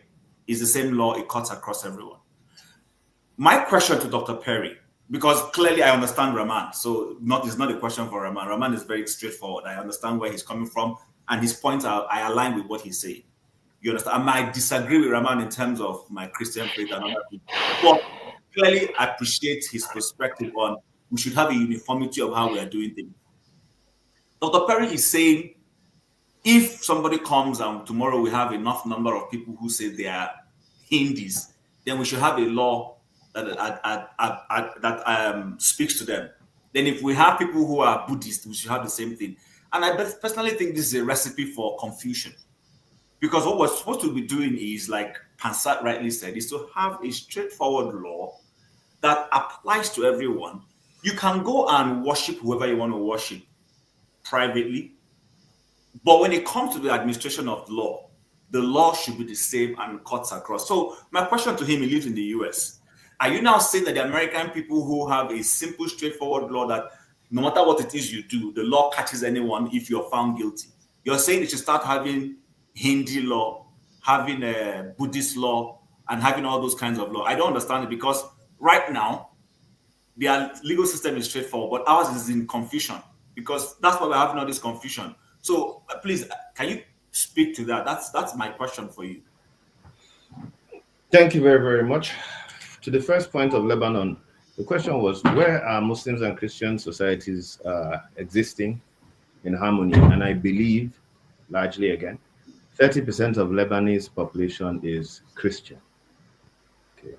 30% are Christian, and the Muslims do their thing with their Sharia Courts, the Christians do their thing, and I think it's harmonious. Whatever is happening there is a battle that the whole country is fighting an external force. It's a separate thing. So just to cover on the Lebanon, just to correct the wrong impression about Lebanon. Now, I have an answer to the question you asked, but when it gets to my turn.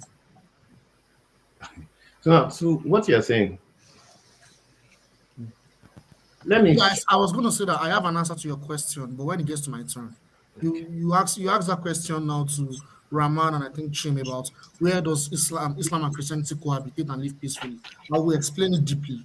I have very good answers for that. I don't forget there's some other African countries where this is very perfect. I've forgotten that. Now to go to the what you are saying again, I do not think a lot of people understand this conversation at all. I'm sorry to say. What we are demanding, or what I'm demanding, is freedom of religion under Nigeria's constitution. And if I know how to code the constitution properly, section 14 or 13, subsection 4, 6 or something says each state can enact its own laws. So states have the authority, House of Assembly, to create laws for the people. And under this is where Sharia laws are created. It's not going against the constitution. Nobody's ever asking for anybody to go against the constitution, but these are constitutional provisions under freedom of worship. You, as Muslims, you as Christians can have your own court for your own people, not for anybody else. And I don't think anybody in this panel understands that. It's not for anybody else. If it goes to anybody else, then carry me on to another panel and I'll say, no, Mba, that's not what we're talking about. Okay. You want to go for yourself, for your own self, with your family and your own Muslim brother, you want to go, you can go. It's access. It's not. Okay, so Rudolph, let me just quickly say, and then I exit. Sorry, just because I clearly, Dr. Perry, does not understand what we're discussing. I'm sorry to say this. So he's conflicting a lot of things, and we need to call him out on this respectfully. Number one is this: Nigerian Constitution respects and advocates for freedom of worship, is enshrined there. That is what the secular constitution says. Secular constitution says if you're a traditional worshiper, you are at liberty to go worship that way without anybody contradicting or troubling you. If you're a Muslim, ditto. If you're a Christian, ditto. If you're a Buddhist or if you're a Hindu, same thing. But the same constitution now says, or should be saying rather, is that when it comes to matters of the law, we do not bring in. That's where you're ignorant. It doesn't say so. It says the state assembly. Can I end? I'm not going to argue. I'm not here to argue. Okay, go ahead. When it comes to issues of the law should be blind to any religion. In other words, like I rightly said jokingly, if Mr. Rahman steals a chicken and I steal a chicken, the same law should be applicable to Rahman and to Chim. We should not now come to say, okay, because Rahman bows down towards Mecca, then we will use the Mecca law. You're the same conversation. You're just repeating yourself. Hold on, can I finish? Can I finish? I don't want to stop any other person from airing their views. People are waiting. And then the same law that holds Rahman should hold me. What you're saying, because you're mixing things up, you keep saying freedom of religion. Yes, there's freedom of religion, but what you're now saying is that when it comes to the legal processes, we should now come and have a separate legal Sharia process, and then have a separate Christian legal process, and then of course start breaking it in whatever splinters can be found. And many of us are here saying that this is a recipe for confusion, and that is rightly what is going on in this country right now, which is why Nigeria is rudderless. We don't even know what we're looking for, what we're applying. We're just rudderless. We play Sharia here, we jump here. Can we please take all of that away? Let Musa worship in his Musa way. Let Obi worship in his Obi way. But when there is an issue of law, legal process, we have one simple legal process that binds all of us. And we will not be doing all this running around that we're doing. That's all I want to say. Thank you, Rudolph, for having me. I think what you have expressed here is opinion. We are here in this conversation to state facts, figures, and methods. You've discussed your opinion, which is the general opinion that we don't want to give Muslims their right to a law for themselves. You don't want it. That's the common opinion. So there's nothing much new you have added. The only thing I want to add to what you're saying is what you don't understand about that law that you think, because, for instance, we will tell you that we have to sit down and adjust what it is because we don't want to be under that law that is available. Because that law has problem from where it's coming from my colonial master. I don't like my colonial master at all. As far as America goes, the example you gave on America, I'll tell you what America has. Every state in America enacts its own. There's no one law. So when you look at America, you get it wrong. There's no one law in America at all. And each state in America... There's no Sharia Christian law in America. That's what you're saying. That's what I'm trying to let you know. Let me finish. You live in the US. Let me finish. And I'll tell you, I'll enlighten you about America. First of all, America's constitution was built on the Quran, Bhagavad Gita, and Bible, just so you know.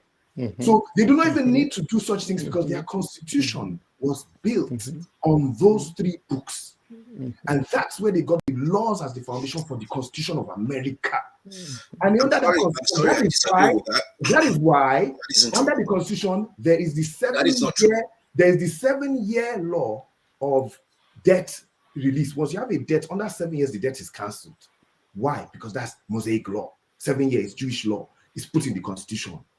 Thou shalt not kill, whatever. These are all from the religious scriptures. The American law, credit, money system, money interactions, economic system, all of these are built on the Bhagavad Gita, the Bible, and the Quran. To follow up on that, the states by states have different levels of application of Jewish laws, Mosaic laws, and Christian laws, and states like, where is it that you have this man having polygamous wives? What's that? His state? Utah. States like Utah have polygamous laws based on the Mormon population. States like, so they actually build these religious laws into the state's constitution. In various states, you have different ages of marriage or sexual behavior due to Jewish laws. In states, you have 13 as the age of sexual intercourse in New Hampshire. Different states, you have 13 as ages of, based on the Jewish application of Jewish principles into the law in each state. So do not talk about America that you have no clue about, because they protected the religious foundations by entertaining the religious requirements within the constitutions of each state independently based on their religious population. Okay, excuse me. All right. Let me say something to that, because there's a statement you made that's untrue. Did you know that Utah has polygamy? Excuse me. America is against polygamy. Excuse me. Utah has polygamy. But the statement you made, the statement that the Constitution is based on the Bible, the Bhagavad Gita, and the Quran and all, that is absolute false. Yes, these people studied the Bible, they studied the Quran, the people who wrote the Constitution, and they studied the Bhagavad Gita as well. They studied a lot of the ancient religions.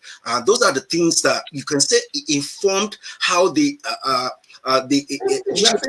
worldview to be able to. But you're saying the same thing. But to say it's based on it, even when we talk about Christian law, everything that you trace back, what you have, the Ten Commandments and everything you have, you can trace all that back to the Code of Hammurabi.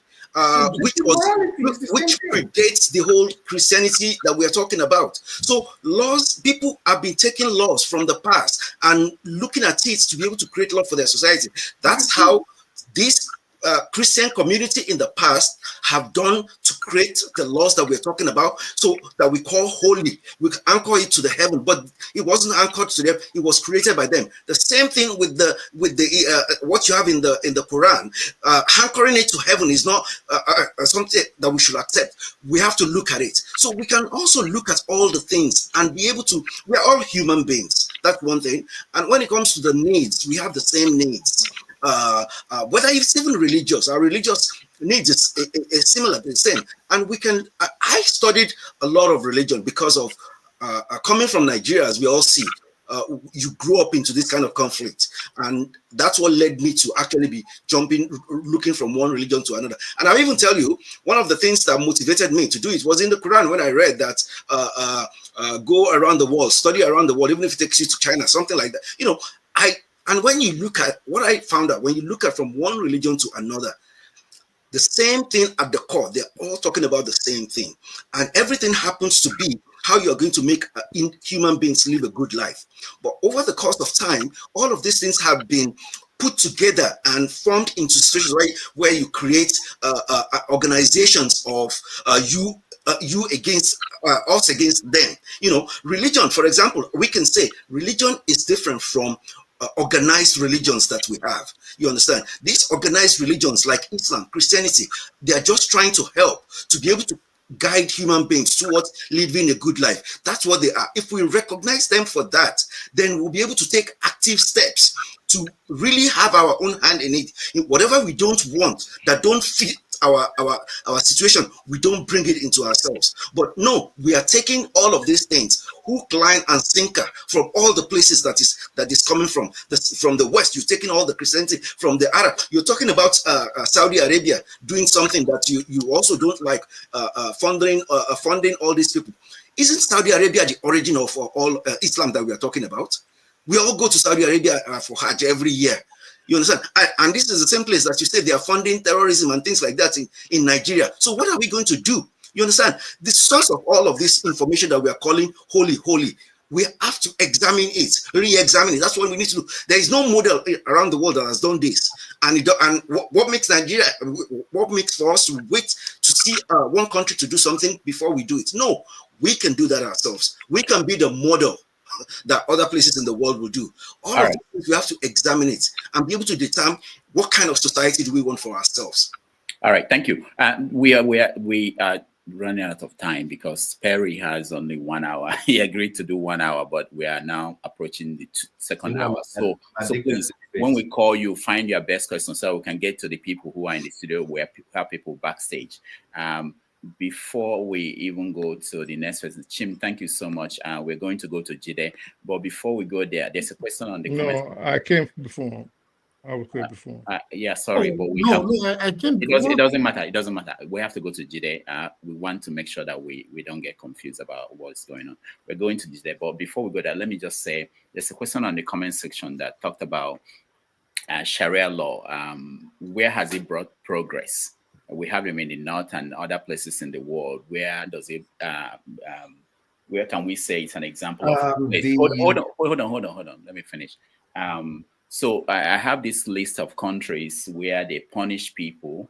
This is punishment in Islam for different crimes. One of them is the crime of living Islam. Even in places like Saudi Arabia,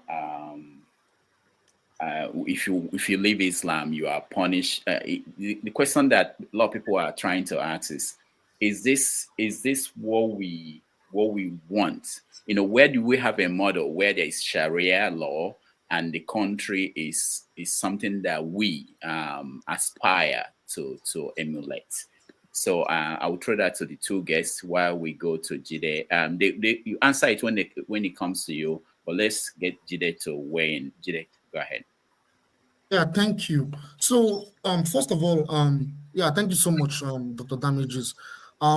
It's great to listen to Dr. Perry and Rahman. I've learned a lot from Rahman, and I think I align with all his views. For Dr. Perry, I have a lot of things I want to explain, and I think probably within the short period of time, I would give my question. Or before I give my question, I need to make this point. But thank you so much for having me, and I've listened to every panelist as well, and the comment section also. Thank you so much for having me.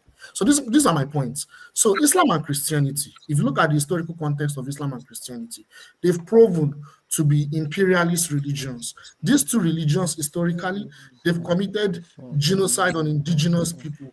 In Latin America, in the United States, there were genocide through the ideology of Christianity.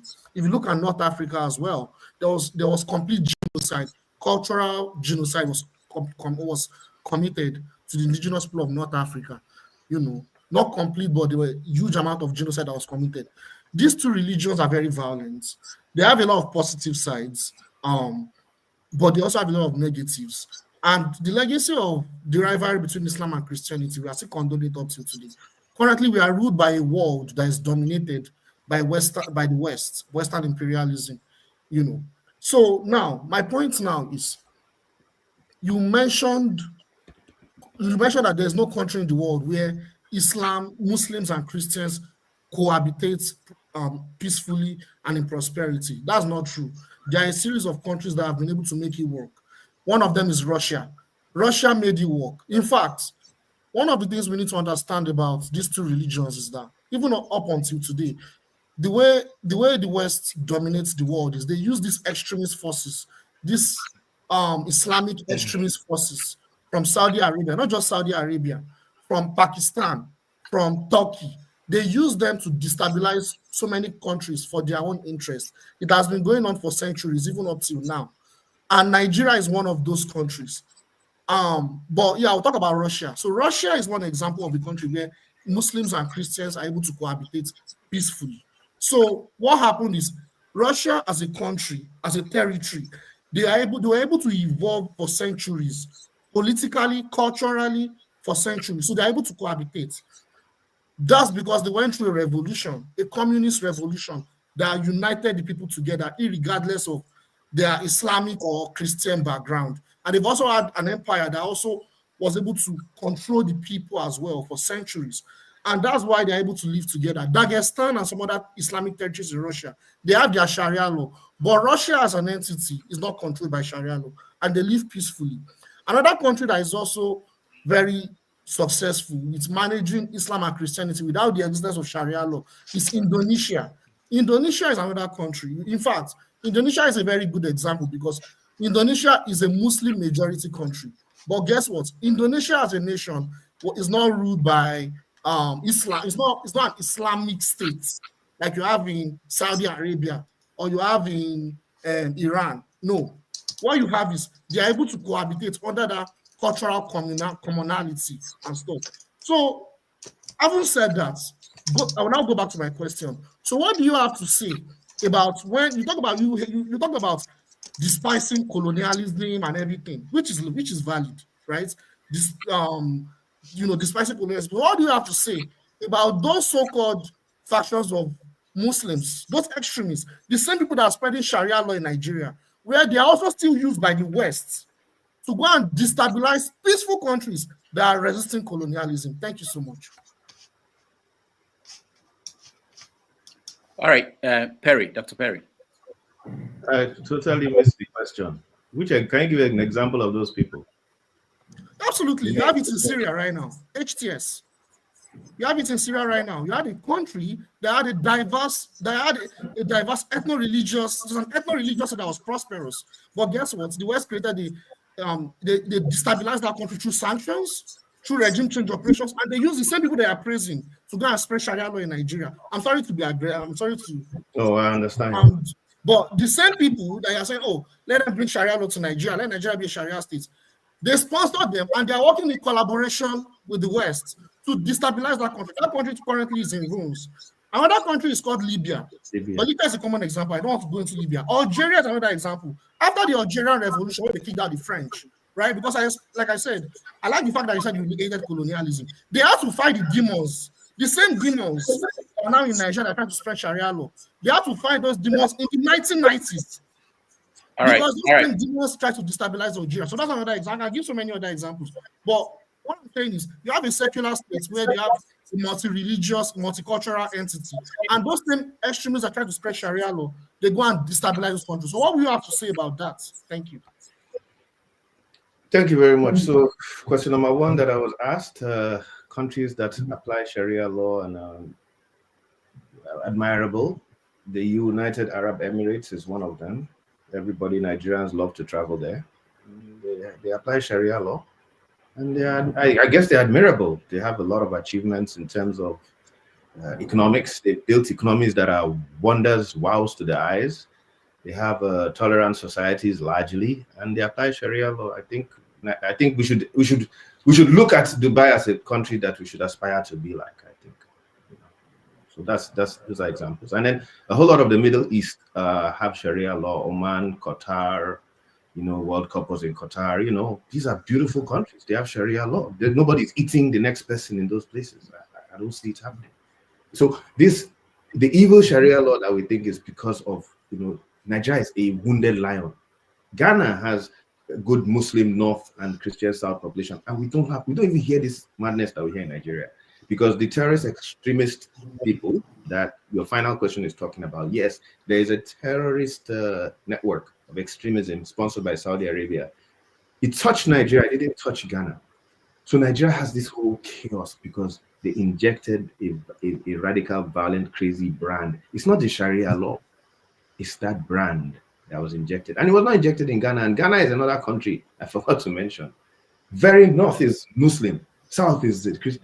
And we don't have this thing that we have in there. Why don't we have it there? And then in Yoruba land, we don't have it too, except now.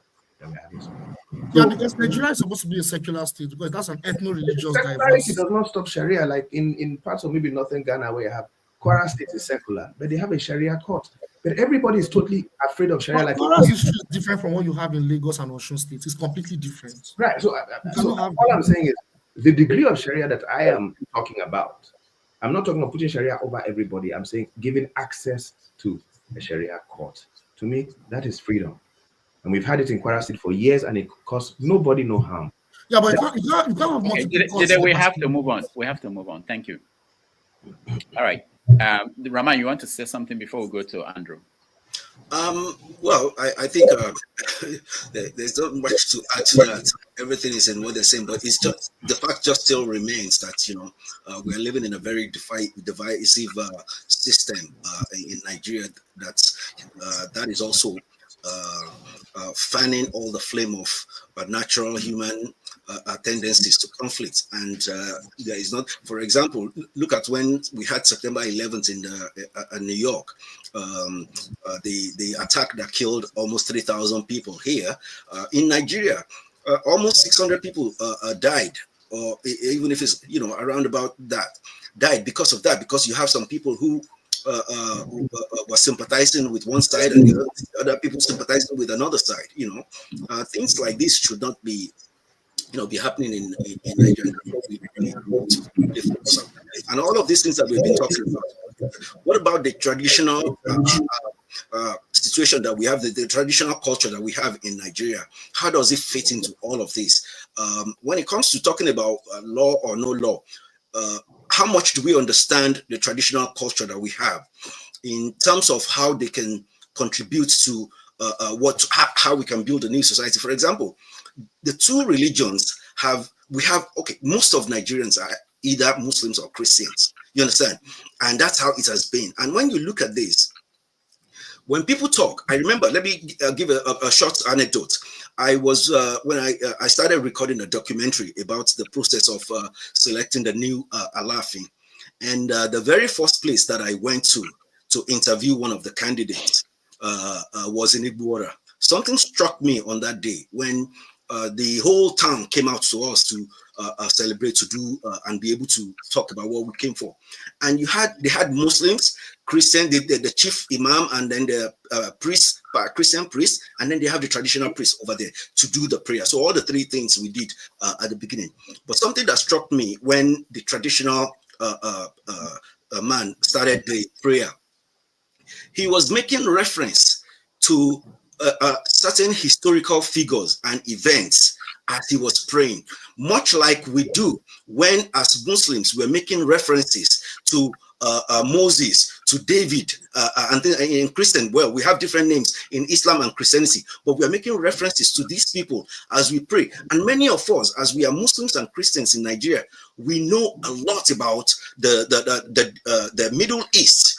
So much that we know nothing about ourselves. And this man is making references to figures in the past, to events. And I realized that this is the history of the land where I was born, and I know nothing about it. You know, many of us, we don't know anything. We can quote the Bible, we can quote the Quran, we know what Moses did when something happened, and all of these things. This is how we have turned out around. The religions have turned us around, and we don't have our own, we don't have ourselves anymore.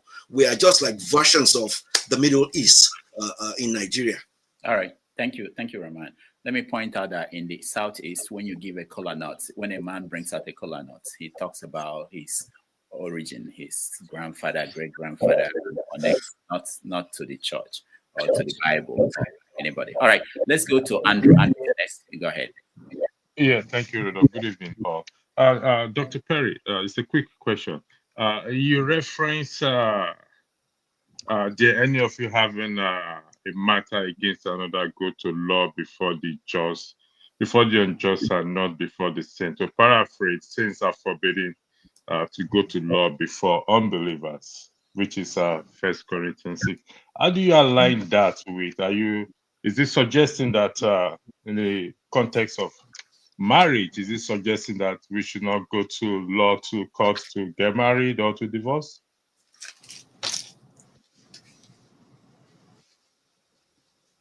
You are muted, sir. It's muted, sir. Okay, I don't. Rudolph is muted. Absolutely. Okay. Absolutely. Rudolph, you're muted. Rudolph, you're muted. Yes, for any legal matters, according to Paul, believers should go to believers, including marriage, divorce, financial transactions. The laws are there. The rules of financial transactions are there in the Bible and Quran, the way God wants us to do it.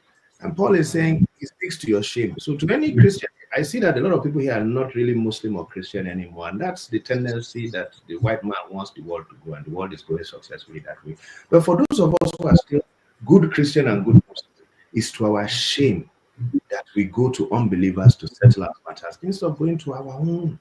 It's to our shame. That's what Paul said in that letter.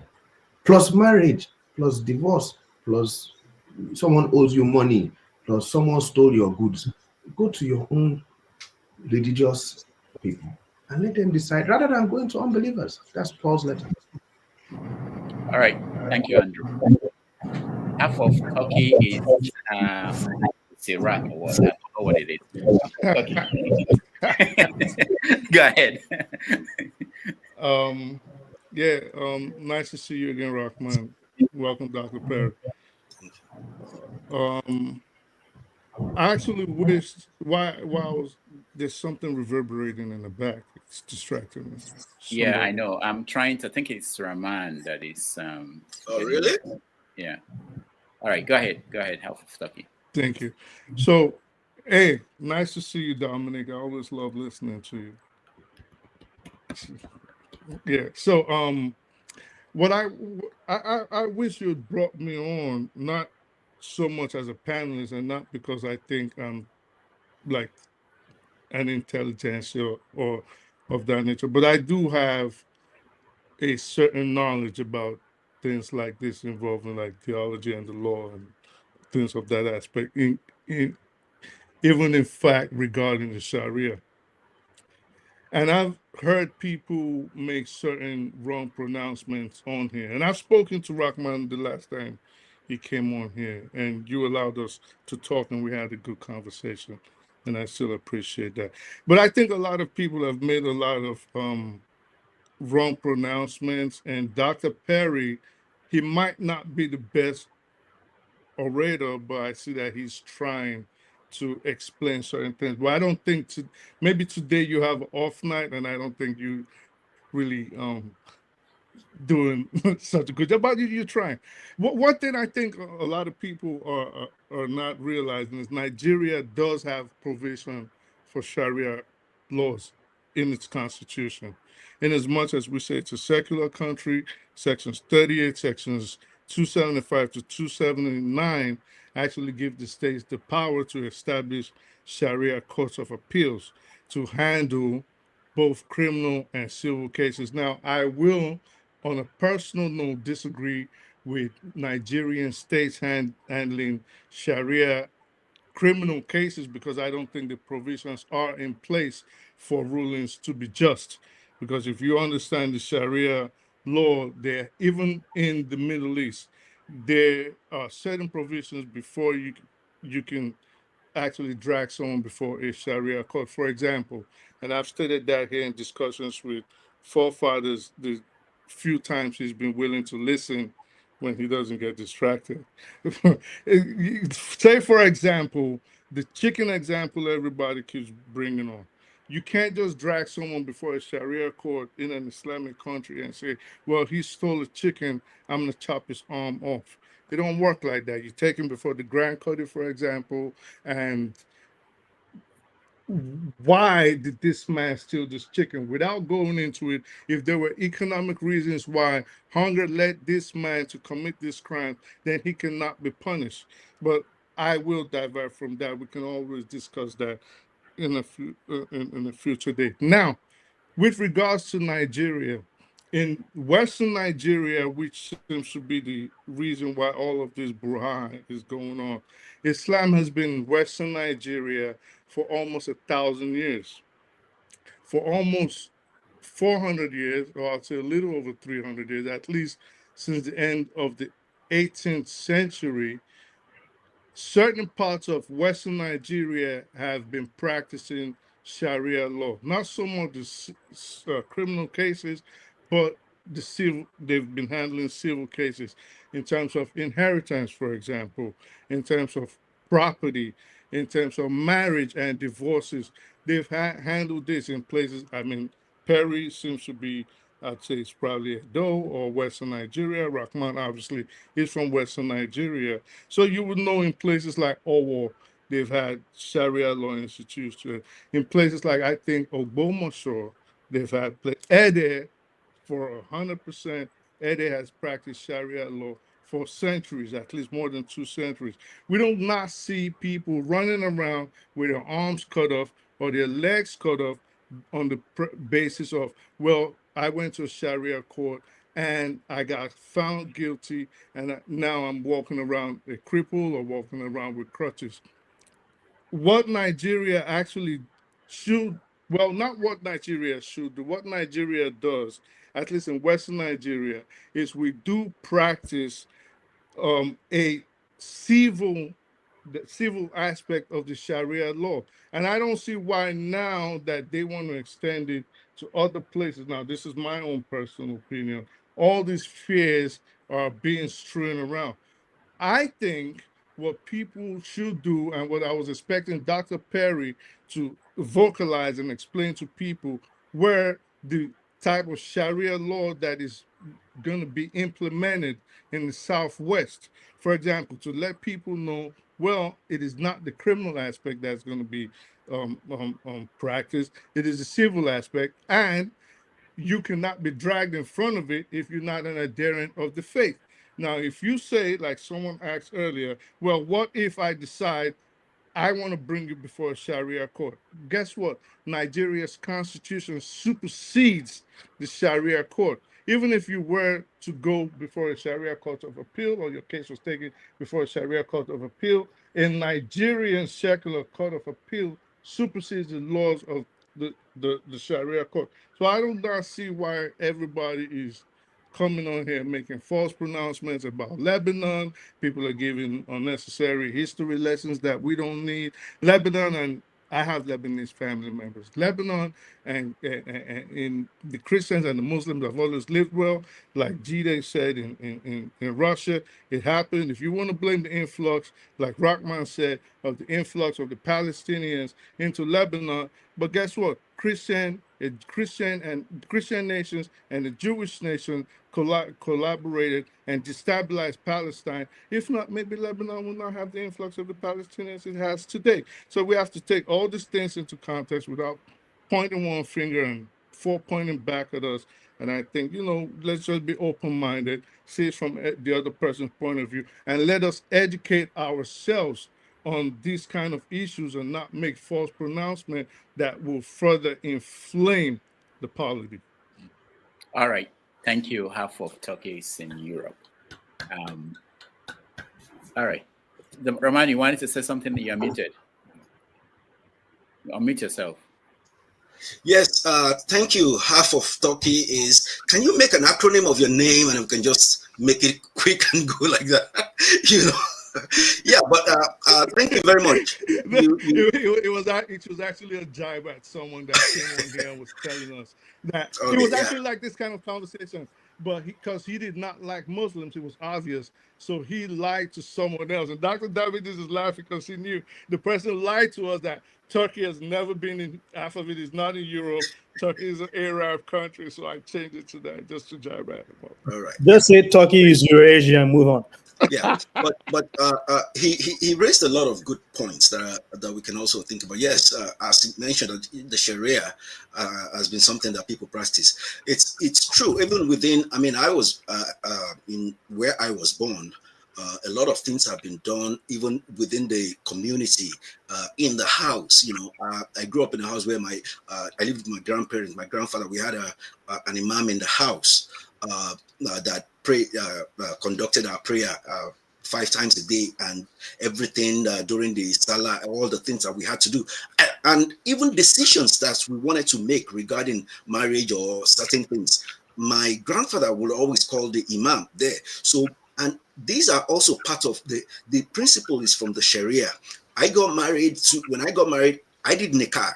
Nikah was part of what we consider Sharia, So, but everything was done within the family. Even the imam I was living with us at the time. You don't need to have an imam living with you, but maybe in the community or something, people would go to them and you conduct whatever business and things that you want to do. So all these transactions have been done in compliance with the things that are in the Sharia.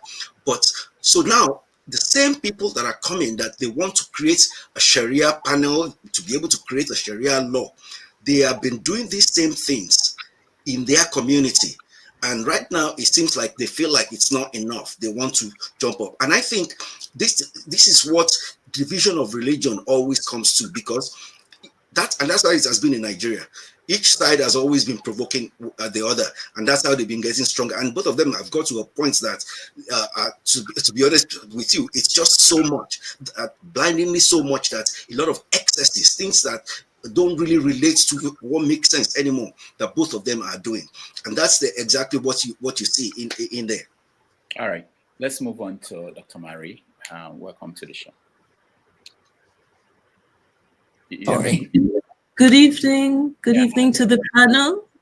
Yes, I have a question.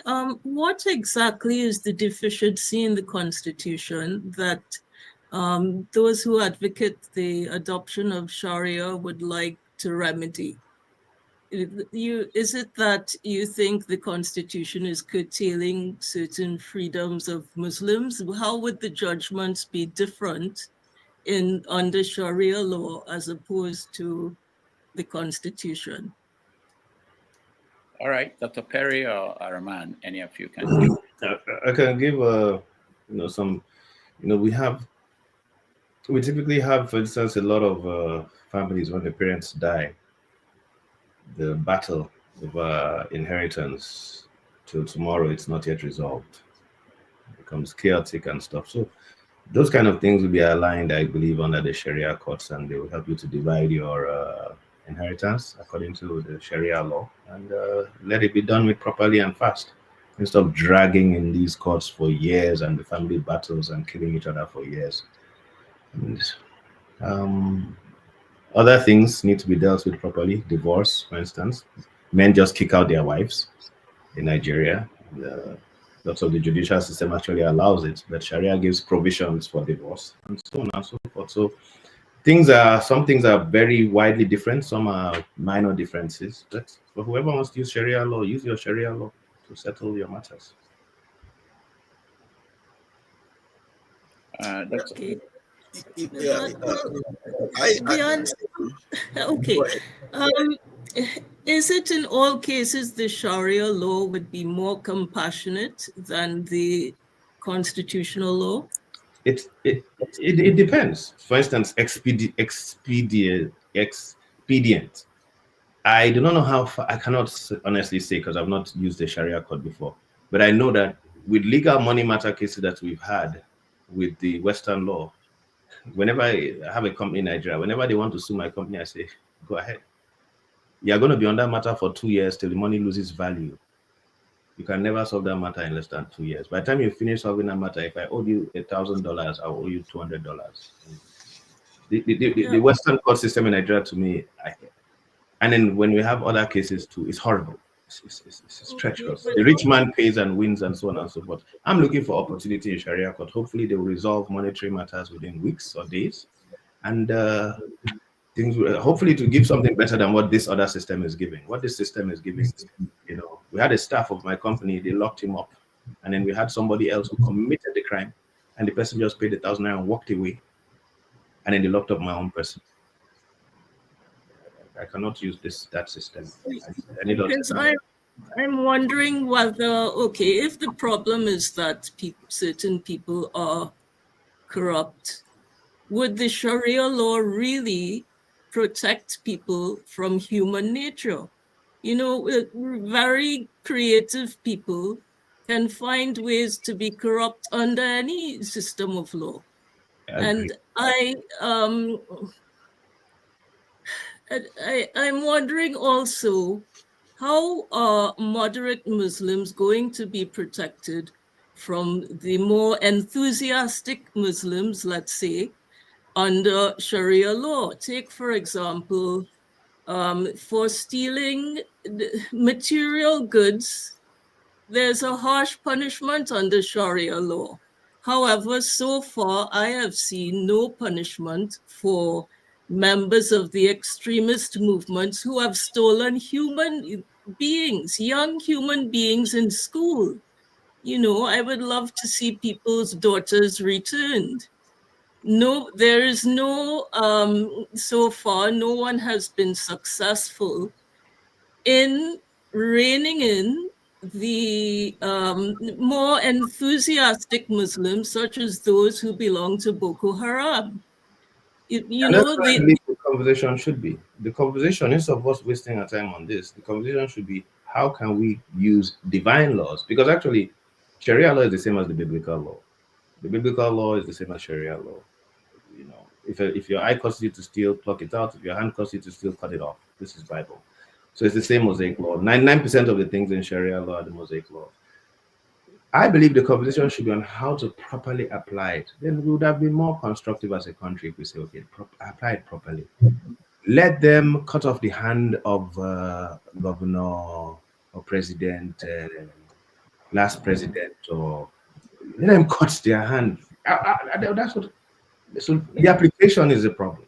Let them cut off some of these. So who are the them, Dr. Perry? Who are the them that will do that? If okay. Say yes, let's use this, because China uses capital laws that are similar to Sharia laws. Let's put in these capital laws and let's make it enforced so that public officers, you see the conversation will change. They will cut their hand when they steal. I think people can be reformed, and it is my view that we shouldn't exact a permanent punishment for something that, well, probably requires a different approach. If someone steals because of poverty, that is never punished under Sharia law. Under Sharia law, if you cannot afford it, they never cut your hand. That is never. Fortunate gentleman in Zamfara State in Nigeria whose arm was amputated. That's for abuse stealing. of the law. The law is totally against that. If you cannot afford it, provide for you. Right. So it shows that Sharia law can be abused. Any by law people can be abused. Very, that's why I'm saying our conversation should be on making Sharia law properly utilized for everybody, the rich and the poor. That should be the conversation. Because at the end of the day, human nature will always find a way to be creative enough to abuse the power given.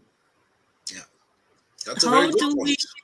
How do we protect more moderate Muslims from the more people with extremist inclinations? That's what you see, for stealing children from school, we need to resolve this problem. It's an embarrassment to the entire diaspora that the Caucasian human rights groups have to act as advocates against these savage blacks who have stolen daughters from school. And that's why you see that I've written articles where I have lambasted Buhari in the past for giving amnesty to Boko Haram. I said, how can you give amnesty to Boko Haram? You need to kill them. You can't give them amnesty.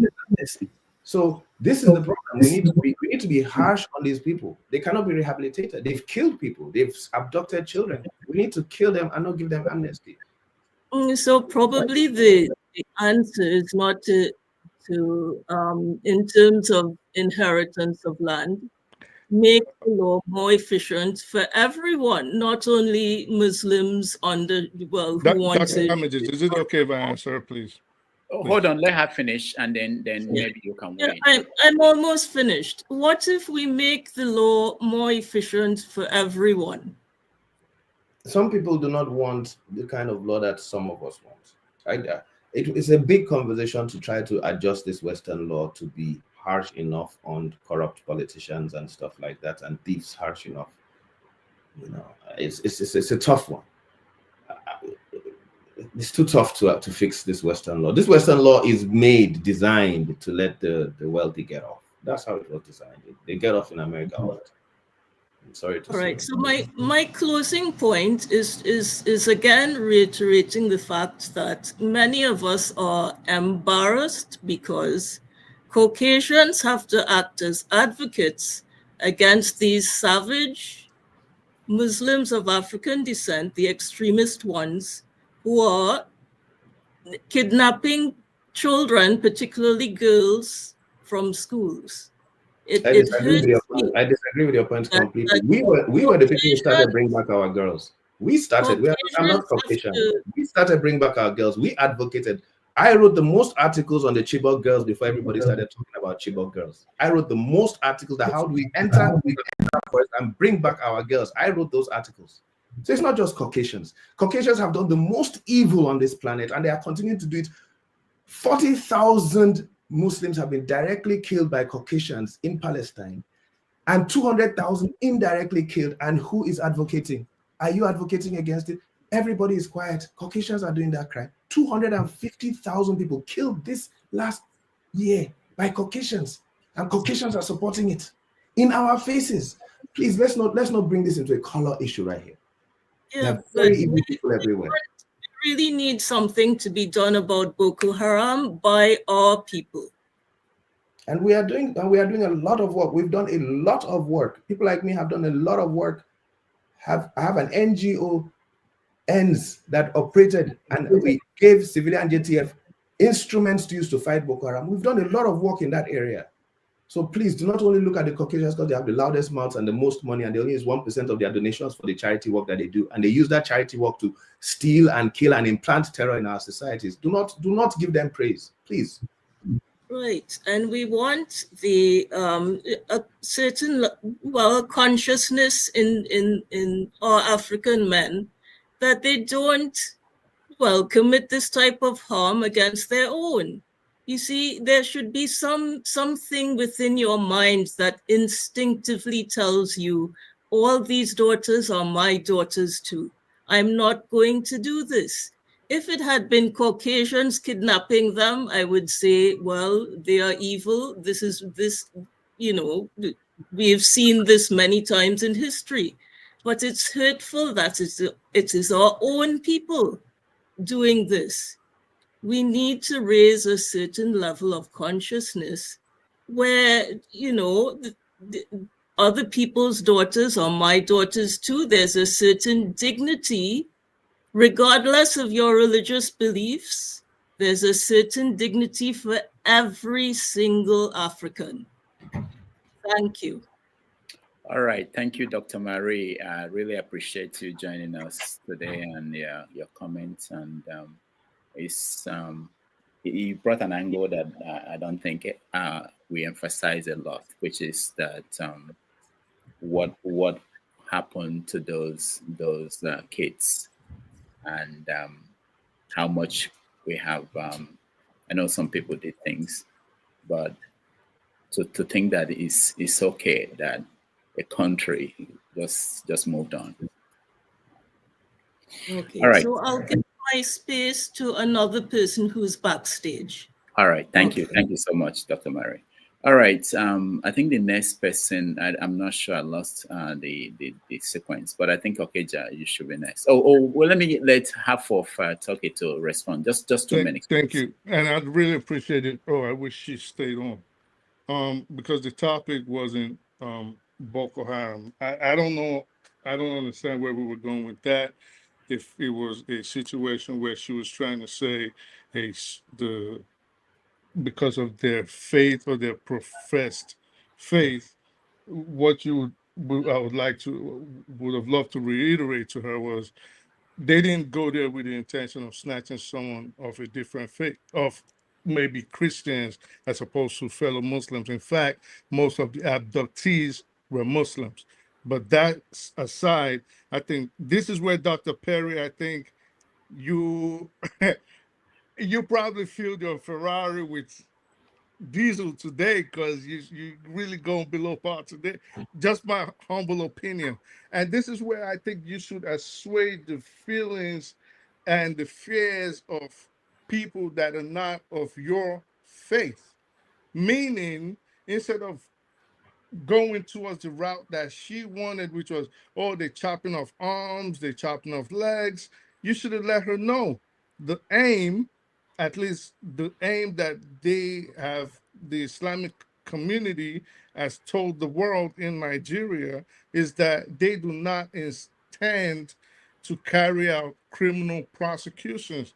And you should have also emphasized, and this is what I'm trying to do, that in fact in southwestern Nigeria, Sharia law has been in effect. I made this pronouncement earlier, for almost 300 years, maybe a little over, at least since the end of the 19th century. Not all over Western Nigeria, but in certain actually influential parts of that region of the country. So the issue of arms getting chopped off, or legs getting chopped off, or in fact, any kind of criminal prosecution going on will be non-existent, because what they are trying to do and what they've done for centuries has only bordered on civil matters. Inheritance, for example, like the Nikai Rahman talked about, divorce, property allocations, things of that nature. Maybe civil disputes. You owe me, I owe you, you have to pay me back within this time.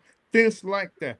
But if you keep falling into the trope of, they say they want to chop off arms, and you say, well, we're going to chop off the arms of politicians. Of course, people are going to get scared. Why? Because anybody with even an atom of common sense, and of course, I'm not referring to you, I'm saying anybody knowing that Nigeria has, even without an understanding of how Sharia law works, they know that Nigeria is not in a position to carry out the strictness that they think Sharia is all about. Nigeria is not even in a position to carry out the elements of secular criminal prosecution, talk less of a stricter model in Sharia. So I think you should avoid those kind of topics and let them know what it is, what it has always been, and what it is supposed to be. And that was what I wish this lady was on there so I could tell her, like, you are going off track. This is not what it is. It's not about cutting off arms, and this is not about Boko Haram, and this is not about girls being abducted. This is about implementation of Sharia civil law in southwestern Nigerian society. All right. Rudolph. Yeah, actually, Dr. Dominic, go ahead. Hello, everyone. Hello, Dr. Perry and Rahman. Before I go into what I wanted to say, I'm going to wait my turn, but I just wanted you guys to make a clarification because it helps me understand sort of the issue and hopefully helps everyone else. What we're talking about here in terms of Sharia law, are we talking about the those who want Sharia law? What is the issue exactly? Is it that they want the people that arbitrate laws that affect them to be those that ascribe to Sharia law? Or is it that the current constitutional law or secular law does not cover tenets that the Sharia law has? So, for example, if you were to bring, say, 90% of the Sharia law into and make them, and put them into and make those provisions available in the constitutional law, would that be comfortable for them? Does my question make sense? Yeah. Thank you, Dr. Dominic. We'll get to that when at Okija. When you're answering Okija's question, maybe you can explain that. Okija, go ahead.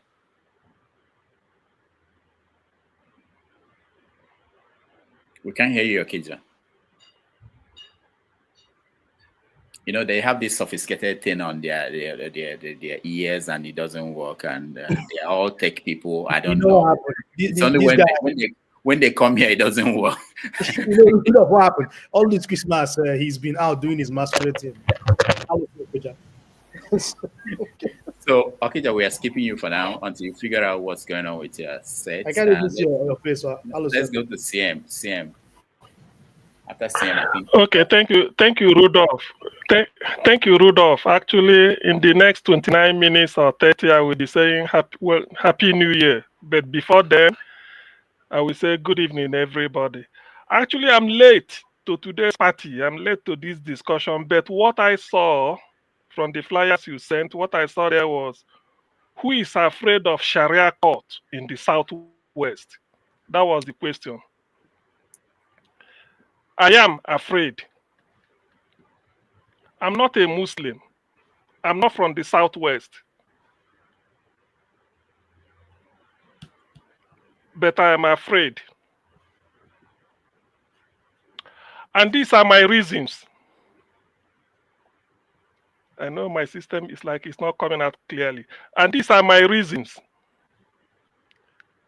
You see, we've had Sharia law in the Sharia belt of the North, the 12 states that are the Sharia belt in northern Nigeria. We've seen how it operates in practice over there. Now, we already know that the 6 terror groups that have taken root in Nigeria majorly operate in the Sharia belt. By implication, if we introduce Sharia law to Yoruba land, a people we've known that have lived for hundreds of years in religious harmony, of what use will this Sharia law be now that they've not advocated for it for years since? Or is it not a way of moving the terror group from the Sharia belt in the north down to the southwest to go and cause mayhem? I can give 1 or 2 examples. I'm afraid the women in Oyo State, they won't be having it easy because the way they dress, their mode of dressing now will be checkmated. Why? Because it operates like that in the northern part of Nigeria. That's one. Secondly, introducing Sharia. Where are you gonna make the distinction between a Yoruba Christian and a Yoruba Muslim and a non-Yoruba Christian living in the Southwest? Do you people not think, I'm referring to Rahman and Dr. Perry now, don't two of you think that this is like a system that has already been in equilibrium in the Southwest, religious equilibrium? Bringing this Sharia is like trying to, not let it obey the Chetlet's principle in chemistry, whereby the system is in equilibrium. You now introduce something that will disorganize the equilibrium. Is it necessary at all? That's what I'm asking. Thank you. All right, thank you, Sim. I think just so we can go to the next question quickly, to respond to you, we've actually discussed all of that.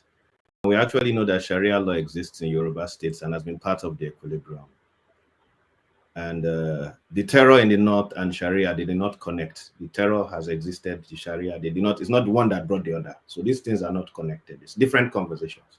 We've had Sharia in Yoruba states, a lot of them for a long time, no problem.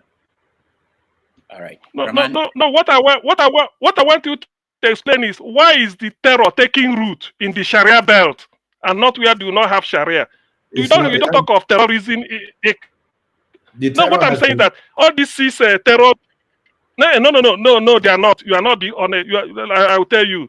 Boko Haram, if you say there have been Sharia in the north, we know when Boko Haram came in. Lakurawa just came in. We're just hearing about Lakurawa, the latest. Why don't you have it in Cross River? Because why don't you have it in Akwa Ibom? I'll tell you why. The reason is because Saudi Arabia. I've not finished. No, so that you get. So please hold on. Oyo State has Muslims, but you can't talk of Islam. I mean, ISIS, ISWAP, Boko Haram, or Lakurawa in Oyo State. You don't want the answer. North of Ghana is Muslim. Yoruba land has Muslim. Why do we not have terror? You call something Sharia belt. I don't know what that means because Sharia is in Yoruba states and in north of Ghana too. The reason why you don't have terror there is because there is a group in Nigeria called IZALA, Izala, Jibiwis. Saudi Arabia spent $99 billion to sponsor terror ideology through this group. And this group exists in Nigeria and also works in Niger. They are the ones that cause all the... Which area of Nigeria? Which area of Nigeria do they exist? Which area? Go and Google it. That is Izala. That is the thing. Izala, sponsored by Saudi Arabia, and they are the ones who cause. Anytime you hear fighting, violence, all these things, they are the ones that were the roots. Please, can I jump? It's not in Muslim northern Ghana. It's not in Yoruba land. You have Sharia belt there. It's not there. But these terror groups were sponsored by Saudi money. And when Donald Trump came the last time, he came to dismantle it from Saudi Arabia. And he said, retract the books. It's an operation. And there are many other Muslim countries in Africa that don't have this madness. Nigeria is plagued and everybody is a victim because you have a peculiar condition that is not even in neighboring countries. Let me just quickly say, if you went off the tangent, if you believe me, Dr. Perry, please. Gambia doesn't have this kind of Boko Haram. Gambia is Sharia belt. They don't have Boko Haram. Many countries in Africa, Nigeria in particular, you have Saudi billions of dollars operating through Jibiwis Izala, and Buhari, he grows to greet them. They are the people that do this trouble in Nigeria. Dr. Damage, can you pardon me? Let me just expound. 1 minute. Go and look at CIA WikiLeaks. WikiLeaks will explain to you how Saudi funded this terror ideology that reached Nigeria. Go and read WikiLeaks. You see, CIA, they know this. First of all, this was a very disingenuous question. Okay, so. But I'll think I'll answer it, and I think I'll actually do a better job. And if I have to toot my own horn, I'll gladly do it. If you guys want to join me in tooting my horn, I'd really accept it. So, first of all, when you call something a Sharia belt, misnomer, nothing like that exists, okay? Now, if you want to blame Northern Nigeria for the insurgency that happened. Let's go with me here, pretend you're in my head, and just see it from my own prism. Let's switch sides, and let's switch southern Nigeria towards the Sahel, and let's bring northern Nigeria towards the Atlantic Ocean, and let's leave the situations and the conditions that led to the proliferation of small arms into that area of Nigeria. Let's leave it in place, okay? So what happened?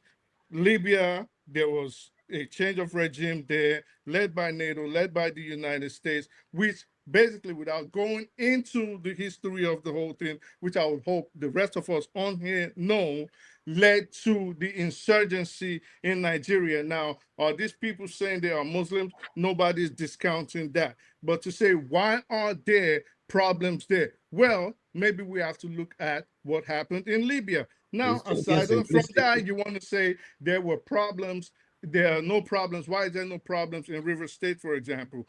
Well, guess what?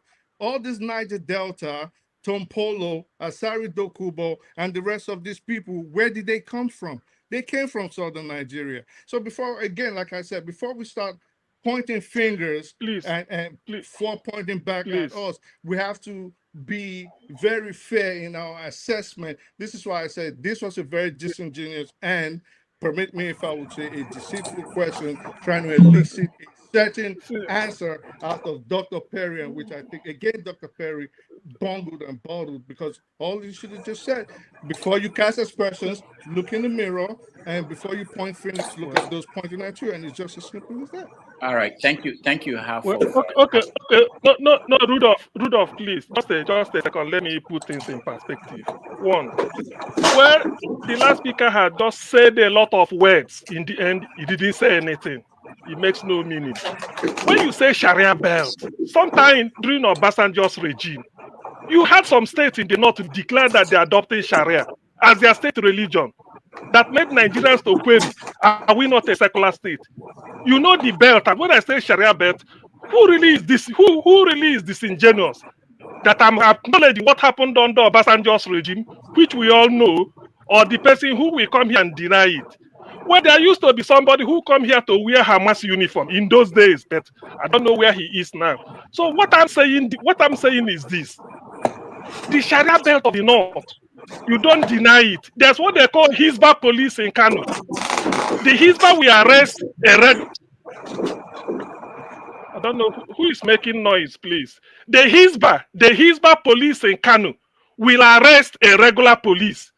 That is the issue. So when you introduce it to Oyo State in the southern Nigeria, are they going to have Sharia police their own? Or are we going to deny that we don't have Hizbah police in Nigeria from a regular police called Hizbah to enforce Sharia law in Kano State? Like are we denying it? Excuse me. You see, your problem is that sometimes you say, if I leave you for the 10 hours, you can be making noise. In the end, you won't say anything meaningful. So what I'm saying is that, is there no Hizbah police in Kano that enforces Sharia law? That's what we are saying, because it's not part of this, our own criminal code.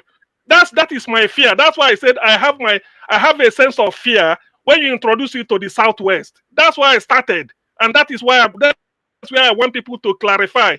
If will all these things come with it? If you deny the fact that the terrorists are not taking shelter, taking root in the state where you have Sharia as their state religion, won't those terrorists come down to your state? That's what we are trying to say, and they take effect and they start to enforce Sharia law.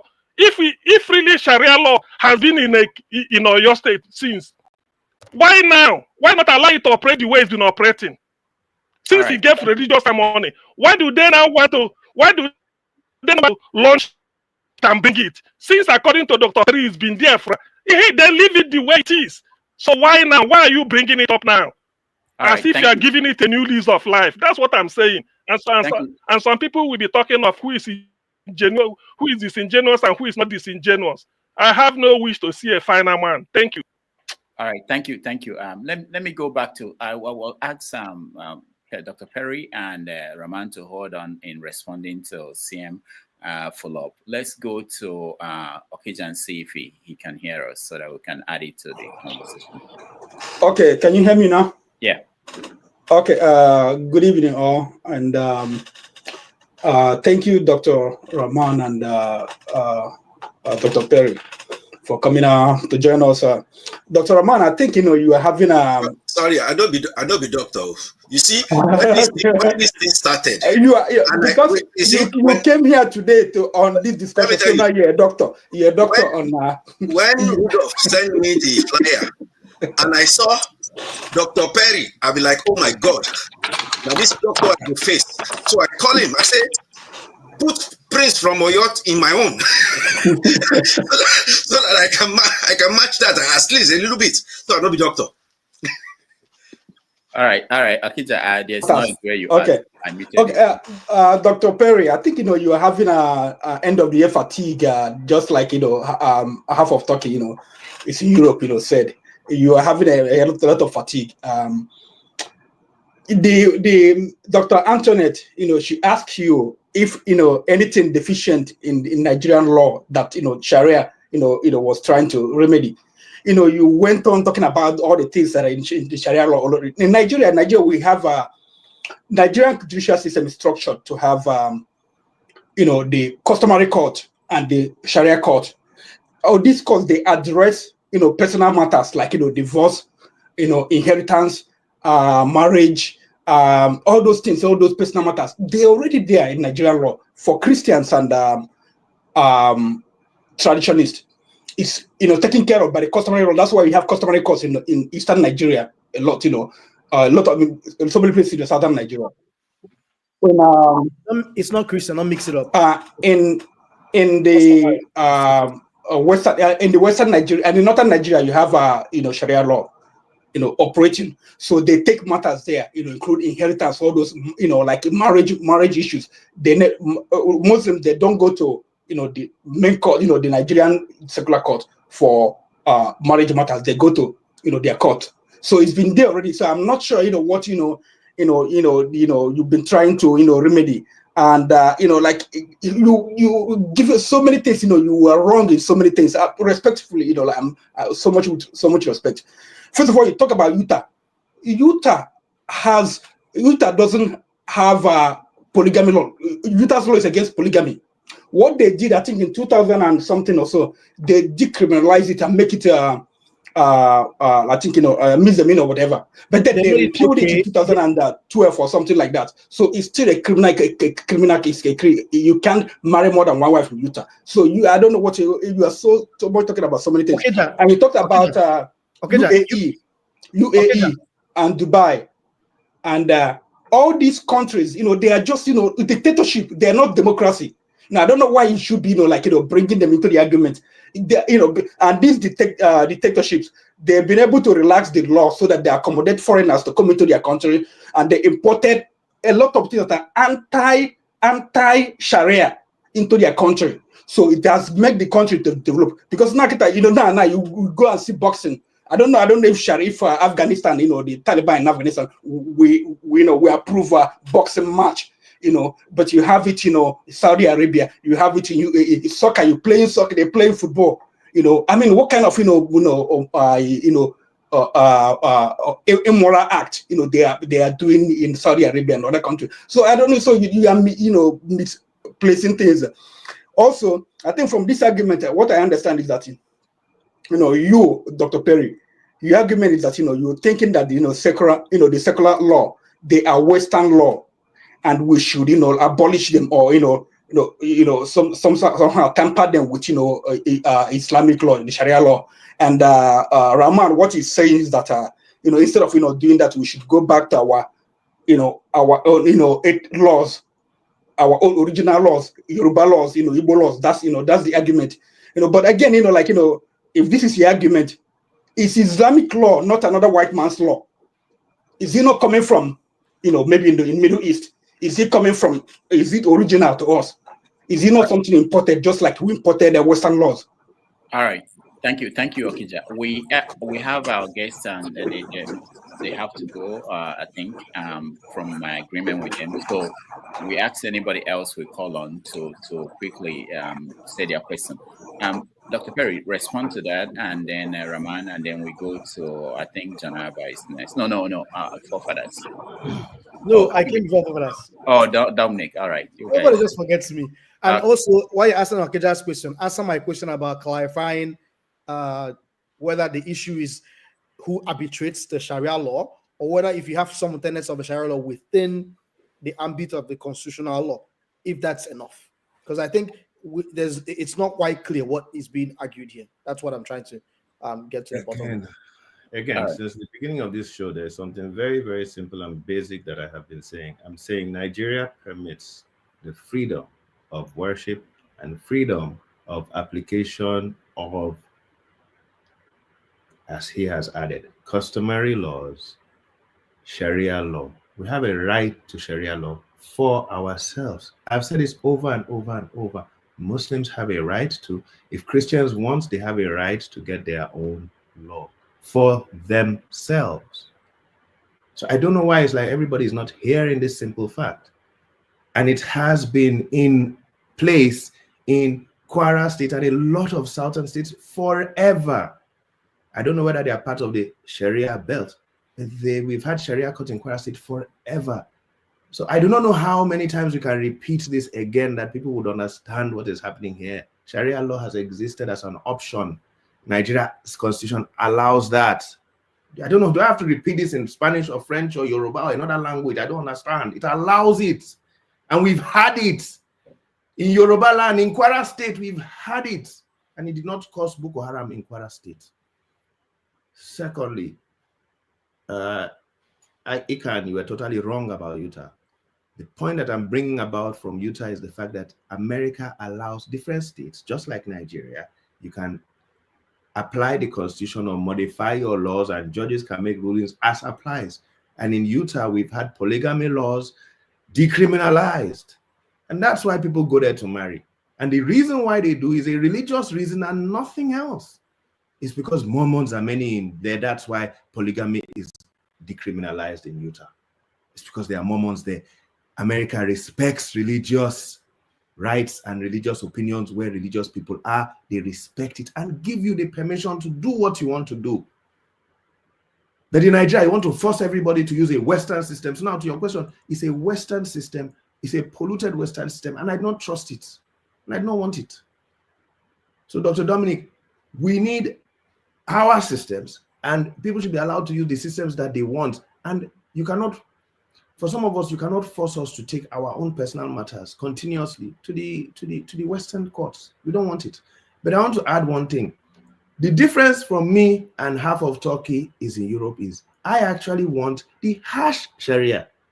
So that's not why I'm not going to shy away from saying what I want. And I've written articles on this. I want them to cut off the hands of Nigeria's elected officials like they cut it in China. I want the harsh one, and I want us to all gather together and say, yes, Sharia law in Zamfara.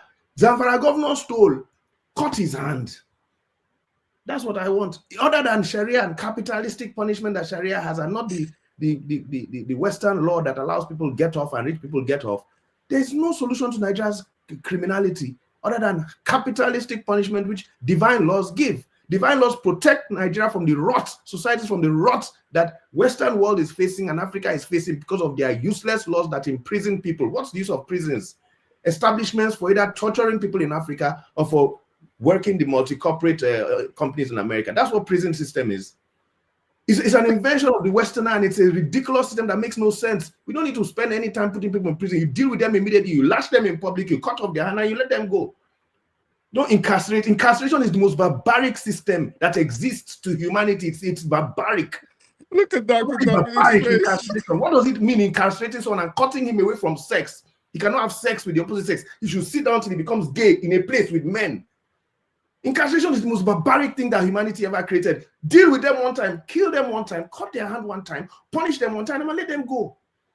So don't even get it twisted on this topic. We are very far apart on this conversation, very, very far apart. And you guys are following Western mentality, and you think Westernized method is the norm. That's what makes me boost. You think it's the norm. Your forefathers didn't have it. The divine systems of Christianity and Islam are closer to what African traditional methods of dealing with people are. Not this barbaric system that we got from the white man that solves nothing and causes the society to lose their sexuality and their mind. 99% of people who come out of jail, what happens to them? They commit crime and go back in again because the jails train them to become criminals. That is the system you want. Go and look at Nigerian prisons. That's the system you want for us. So this conversation is far and deep. We don't have time to go into many dimensions. And for capital Sharia applied to everybody. So it took us 3 hours to get to the meat of 3 hours. So, all right. Hold on. Who is Ikan? I know you're in the dark. I know probably you're somewhere in Africa. Excuse me. Before we go on. Dr. Dominic. Hold on. Who is speaking? Is it Ikan? This is Rahman. Yeah. So Ikan, first of all, who are you? Where are you coming from? Joining us from? You are the last person. I'm in America. Oh, you're in America. Okay, then wait. Let's go to the Dr. Dominic. I will have given you the chance to speak because you're in Africa. But if you're in America, stay there and wait. So let's go to Dominic. Dominic, go ahead. Sorry. I'm sorry, Ikan, but we just have to follow. There are people who've been waiting. I believe I have the right. I believe I have the right to speak because Islam and Arab-loving black people is the reason for my enslavement in the West. The reason for black people to be in the West. All right. The downfall of Africa. We'll listen to you, okay? Be patient. I'm just saying, if you are in America, you can be patient enough. Let's listen to Dominic. Let's follow the sequence. Dominic, go ahead. Hi, everyone. It took me a second. I was trying to collect myself because I actually didn't know what Dr. Perry was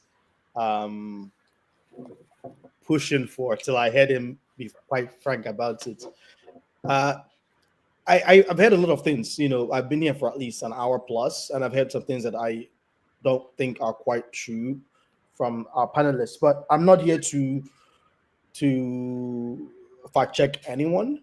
I think I'm trying to. Yes, I'm Christian, but I'm trying to have an objective mindset where I'm trying to understand what the issue is. Because my understanding is,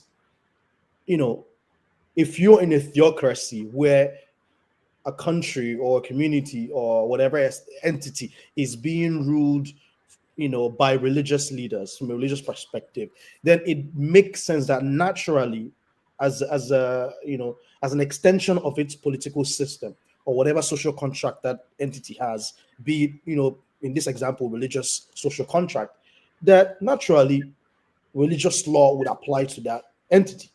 And so if you have a secular state or an entity that's been defined as a secular state, then it only makes common sense that the social contract is secular.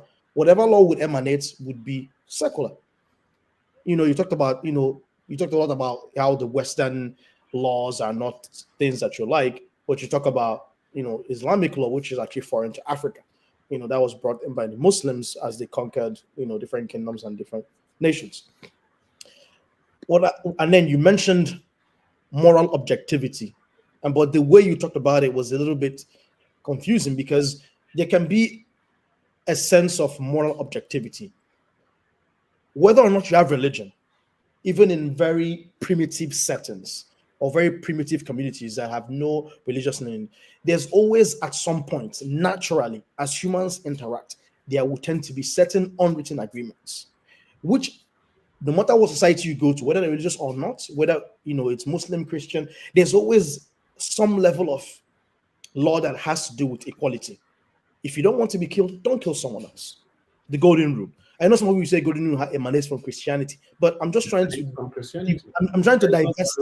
No, that Christians defined something that we already thought was natural doesn't mean it actually originates from Christians. Natural or does not. Morality is subjective. There's no golden rule. Human beings kill others. In America, wild West, up until 100 years ago, when we used the religions to write the Constitution, anybody with a gun, you shoot the next person, you keep on walking. But religious. But you forget something. The Wild West was actually golden rule, because guess what? Those people have agreed that if I kill you, no one would prosecute me. If you kill, no one will prosecute me. So at the end of the day, whatever society it is, whether religious or not, there's always a sense of like, whatever you wish not to be done to you, don't do to someone else. So I just wanted to make that clear. Not right. It's not right. Some men want someone to put something in their behind. So they will put it in your behind. I don't agree. All these things you are saying, there is no rule. I'm trying to make it law. Because if you say do not do unto others what to be done on yourself, it's not a golden rule. Some people like it to be done unto them, so they will now do it to me. So these laws you are saying, they are the only laws the world can work on are subjective. I don't want to see laws that are from religion. They are not from anywhere else than religion. I don't want to distract from the main the main argument I want to make. What I wanted to the structure I wanted to set up is this: you have a secular country that has a secular law. If you feel that this secular law does not address personal matters, civil matters, matters of property ownership, settlement of personal disputes, not things that have to do with the general social contracts, then why not you have provisions for customary law and include that some of those tenets of Sharia law within the customary law of whatever state that you have? For example, if you're in Oyo State and the Muslims there are saying that the constitutional law does not address to a satisfying degree how we settle disputes, personal disputes, and I have examples from my own religion, Muslim, from the Muslim religion, how Sharia law addresses better. So why not you just make those propositions, have people vote on them, or have my problem is advocacy on them, and introduce those? My problem is we've had this conversation for 3 hours on the same thing. Why do you have a problem with me saying Islam is my custom? Your custom is Olubala. It's your custom. Islam is my customary law. I want it for myself and my family. Why is it your problem? Well, but the way you've expressed your argument, you've not expressed it. I've been expressing it like this since the beginning. For us, only us. If you didn't. It's our custom. You didn't do a good job because I don't know. They said I can't speak well. My Ferrari, there's no gas in my Ferrari. Perry, it's for us, our custom, not for you. If you started this argument and said it makes sense in a country like Nigeria that's pluralistic to have constitutional law and customary law, and within each region that you go to, if there are Muslims who have Sharia law, which is part of their religious and also cultural law, you can have those tenets introduced into the customary law of that particular region. If you have made your argument like that, a lot of us would have understood what you meant. I don't use the word customary, but I'll tell you, when we started, I said, if you are Buddhist, have Buddhist law for yourself. If you are Christian, have Christian law for yourself. I said, if you are traditional, it's your business. You made it from why is it other people's business? You know why? You made it from an angle of a religious law. That's why a lot of people were taken aback. But if you make it from the argument of a customary law, you can always expand on a customary law of a particular state. Customary laws are not meant to be uniform across a particular nation or entity. That's why there's a constitutional law to guide everything and have uniformity, but you have customary law within each region. And if everything happens to be predominantly Muslims, and certain Muslims there want to ascribe a Sharia law, why don't you expand the customary laws in those places to have some tenets of those Sharia law instead of making a blanket thing of let's have you're forcing it. You do not have to put Sharia inside the customary. You can have Sharia as a branch of the customary. It is an example. Sharia is an example of a customary. You can't embed it inside. All right, let me just announce that. At least I'm happy that you understand the point, the sense I was trying to get to when it comes to dissecting. Yes. Okay, we have to round up this conversation somehow. I just want to wish people that join the 2025 Happy New Year. I need to respond because it seems like the last time you came to me was 2005. 2004. All right. You will, but just before you go, you and Inessa will speak, and then forefathers. Hold on. Let me just point out that someone wanted you guys to address this question. Can you change what you believe during a Sharia decision? For example, a Muslim man decides to switch. Let me put it up here. A Muslim man decides to switch to a Ishe after during court. After taking Imam's wife. You guys may be able to answer that. I don't know what that means. If you don't mind, I'll answer it in 2 seconds. The first thing I want to say is a correction. Sharia law does not prohibit leaving the religion. So anywhere where you've heard it, because we mentioned it earlier, I forgot to answer, Saudi Arabia, wherever else. Anywhere where you've heard compulsion in religion, those people are violating Sharia law. There is no compulsion in religion. That's the Quran. Quran trumps anything else. If you want to leave Islam tomorrow, it's your own bloody business. So anywhere where that's not true. That's not true. That's not true. No book, you can give me any verse in the Quran that says that there is compulsion in religion, you cannot leave it. Show me the verse in the Quran. Yeah, could I answer? Rudolph, could I answer that? No, hold on. Go ahead. You can't do this. You know. You're just speaking of. Go ahead, show it, prove it. There's no verse in the Quran says there's no compulsion in religion. Anybody, any Sharia courts that enforce that you cannot leave the religion are violating Sharia. All right, thank you. The Sharia. Thank you. Dr. Perry, I just had a realization. I permit Rudolph. One thing I noticed, and I think a lot of people don't take this into account, is I think a lot of us who are Christians, we in our mind, we're able to philosophically divest our secular life from our religious life. But quote me if I'm wrong, I think sometimes what I've noticed, Muslims sometimes cannot, not that they don't have the ability to, they do not wish to divest their religious life from their cultural life or from their, we can't. A true Muslim cannot. It's our culture. For us, we understand in the rest of Sharia law from the sense of why can't you divest your religion from your culture? But for a Muslim, it's like they're one and the same to me. So why should anyone argue about Sharia law being my customary law and think of it more as a religious thing? Always remember this: Islam is known as a way of life. It is not. You can't break the rules. You can't come. Rudolph, this guy has spoken like 4 times, 5 times. I haven't spoken. When you know the meaning of lakum dinukum waliya din, then you'll be able to speak. So you can't, Dr. Dominic, you can't change, you can't extract, you can't remove. It is sacrosanct. It is the way it is. It talks about everything about your life. The thing is, a lot of people do not have an understanding of Islam, and this is the truth. Even as we're speaking, there are guidelines how you interact with people.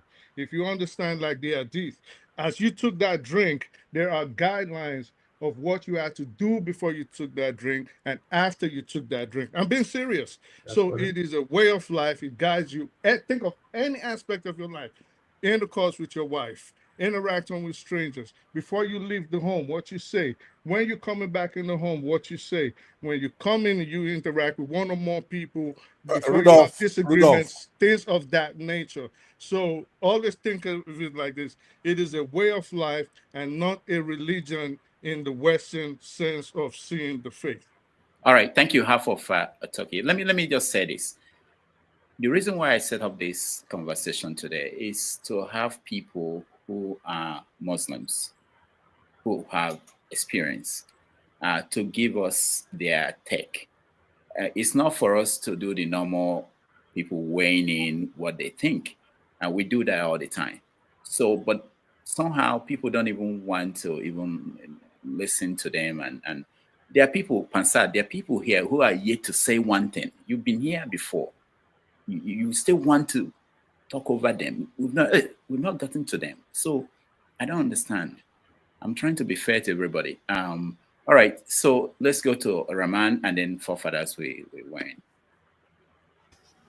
Oh, thank you for being fair to me, respecting my human rights. See, it's been interesting, and I think the way everyone is, it's time that we don't have, but a lot of people have been putting up good ideas, and I really appreciate Dr. Mary earlier on. What Dr. Mary had said. It's a very important thing that we have to be able to expand our consciousness to see ourselves beyond all the divisions that we carry around. I think that's the way we can live together. You see, Dr. Perry, I can sympathize with you, and please forgive me for saying this. I've been figuring out the best way to say it. I don't know, but honestly, you sound exactly like me in 1990. When the debate of Sharia started for Zamfara. I was in Nigeria at the time, and yes, I made all those arguments that you're making, and it made sense to me. But the moment you start to open up and look at yourself, my argument that I'm trying to put up here is not political argument. It is philosophical. It is the idea that we need to examine all the principles, ideas that we're taking from different places, and be able to form our own. first you attack Western education and the idea of Western education to attack it, and I do that too. But the truth is actually that when you look at all of these things, as I think somebody said earlier, which was a great point, that the fact that something was written in some way and we started using it from the West doesn't mean that it was originally a Western idea. All these things are human ideas. They can start putting it together. And I have seen people across Africa, especially political leaders, using this excuse, the grievances that we have with the West, which are genuine grievances, to take cover in abusing their people, the human rights of their people. When they talk about human rights, they say, "Oh, don't bring your human rights issue to me." No. Every individual, we have to respect the human rights of every individual in Africa if we are going to move forward. We can't say because the white people form organizations about human rights, then we have to push it's Western colonialism. No, my brothers, everyone that I'm looking at right this, we are all human beings that we have to respect each other. So please, let's look at this thing critically, philosophically. There is no look at all the philosophers. There is no idea that you will see from them that you will not find in Africa. The only difference was just that the way things have been done in Africa before was different from the new codified way that they brought from Africa. I mean, from Europe. And that is the problem we are facing. Because what I'm telling you right now is that in all of these things, there are no differences in the aims, what we are trying to achieve. It's to be able to have human beings to lead a good life so that we can be able to respect one another, love each other, everybody can raise their families. You know, all of this, these are the ways that we can be able to understand. But if you are taking the context where some things started, right now, we are historical accidents that is happening and happening again in our land. Like I've said, if you go back into history, see the way the movement of people and the movement of ideas, you'll be able to understand where we are. Everything that we're talking about, including all the issues of the Sharia, every tenet of things you have in the Sharia, they have historical background that you can trace and you'll be able to understand. And when you see that nothing is coming from heaven that we can't find in all of these things they are saying. When they say, okay, God says, do not kill. I mean, it makes sense to every one of us that why should I wake up in the morning and say I want to kill you? You know, so all of these things, I think it's about philosophical approach for us to examine all of these things and be able to see what makes sense for us to live. Because all the things that you see in Western philosophy and many of the things that you can note, even in Islamic civilization, you have them in Yoruba culture. Which was why when the white people came and they just labeled English names on everything, democracy, this and that, it confused all of us. And just a few of us who went to Europe to go and study and came back, they are now using that colonial mentality to push everybody around and disrupted things. That's why we are where we are today. All right. Thank you, Rahman. Let me point out that I'm willing to have to moderate a debate between Pansat and half of Europe. Half of Turkey is in Europe. So, Pansat, we've given you this option before to have a conversation with some of the people that you think you have a lot of things to say to them. But when we have a panel like this, we want to make sure that other people will have opportunity to weigh in, not just one person. All right. When I've slept well, maybe you can put me to argue with Dr. Perry. All right, we can do that too. Forefathers, you're next. May I for 1 second, Rudolph, with your no, hold on for Pansat again. We've done 3 hours. Our guests agreed to do 1 hour debates. So anytime any of the guests you want to leave, let me know. We can say bye to you. But let's go to Forefathers. Pansat, just hold on.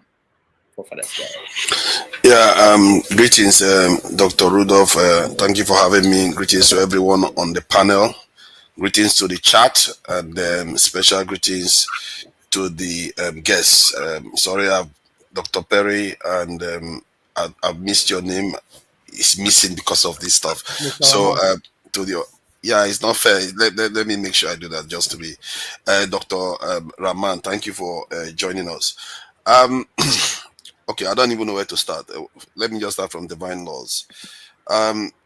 Divine laws 1 is not subject to amendment. In other words, it can react to changes.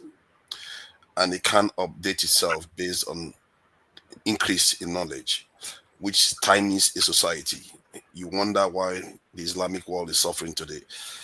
And the only time they started moving on is when they started embracing some of the ideas of the Western society. And secondly, the idea that is culture is you are against Western ideas and you're embracing Middle Eastern one. I don't get it. I would have thought you would want to embrace your ancestors' religion, your forefathers, the people that were buried by those same religions that you are embracing right now. And we are right now, as you speak, in Sudan. There are black people like you that are being attacked and killed because they are not Muslims. They are not Arabs, but they are Muslims. Do you understand that? They are Muslims, but because they are not Arabs, they are being killed. So what you are believing in, you don't truly understand the nature of the beast. It's not only about religion.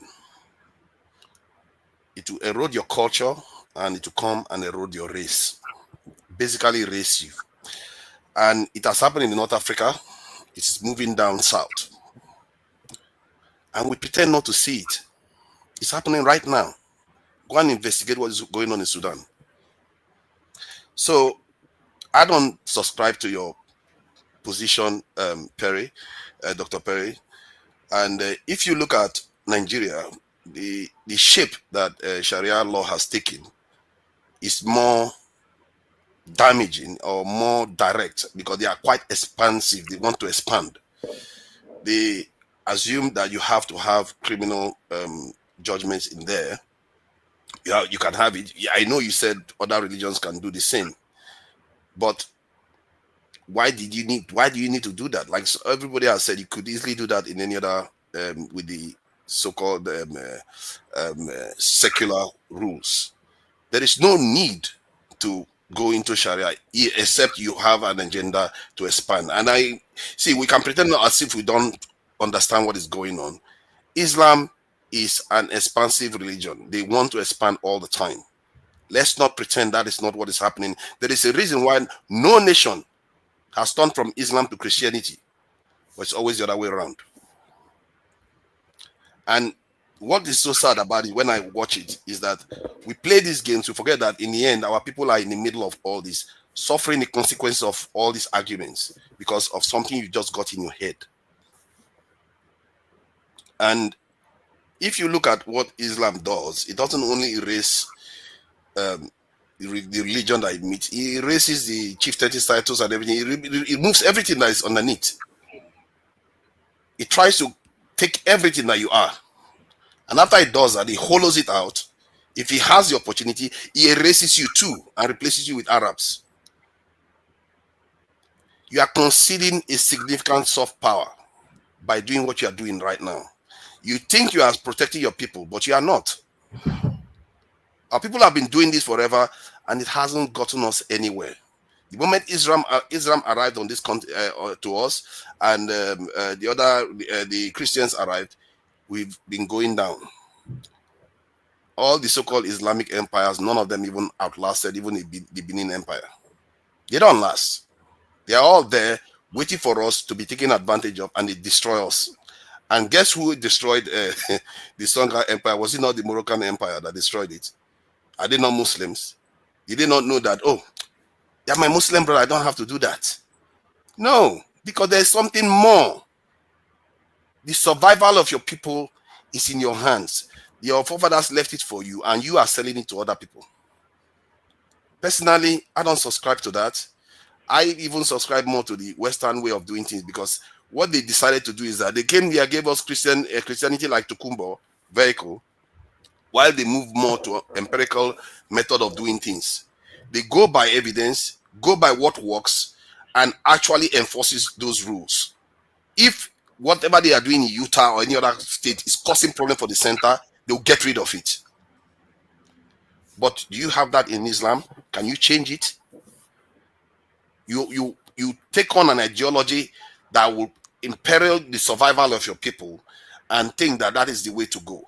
The Islamic world, they are moving away from it. They are beginning to discover that they are falling behind the rest of the world. Look at what is going on in Dubai and everywhere. They are moving away from it because they realize that, okay, if we carry on like this, we are going to fall far too far behind that the others will even take over everything that is left. What we need to do is try to leapfrog them because we are so far behind. The fact that you are a doctor here still espousing these rules that even the Arab world is rejecting shows you how far behind we are. How do we survive this world? Because there are consequences to all these things. All these conversations we're having now, what does it lead to? You have the ability for your people to endure, prosper. That is the whole point.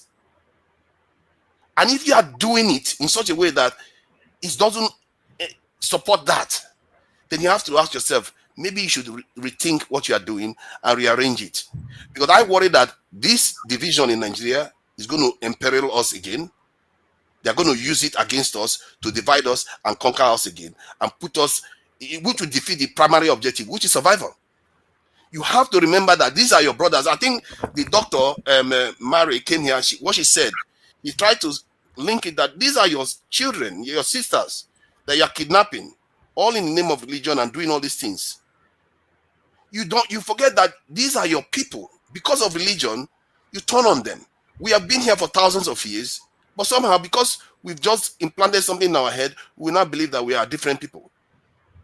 And what are we doing? We are doing the job of our enemies. All of them. How many of them are fighting for you? You think the Arab will fight for you? The Igbo man will fight. They will fight for themselves, and that's what they are supposed to do. Your job is to fight for your people here. Your job is to fight for our people to survive. That is the point of being a man and a grown-up human being. And I will ask you this. That's how I will leave it. How do you get this religion that you are supporting right now?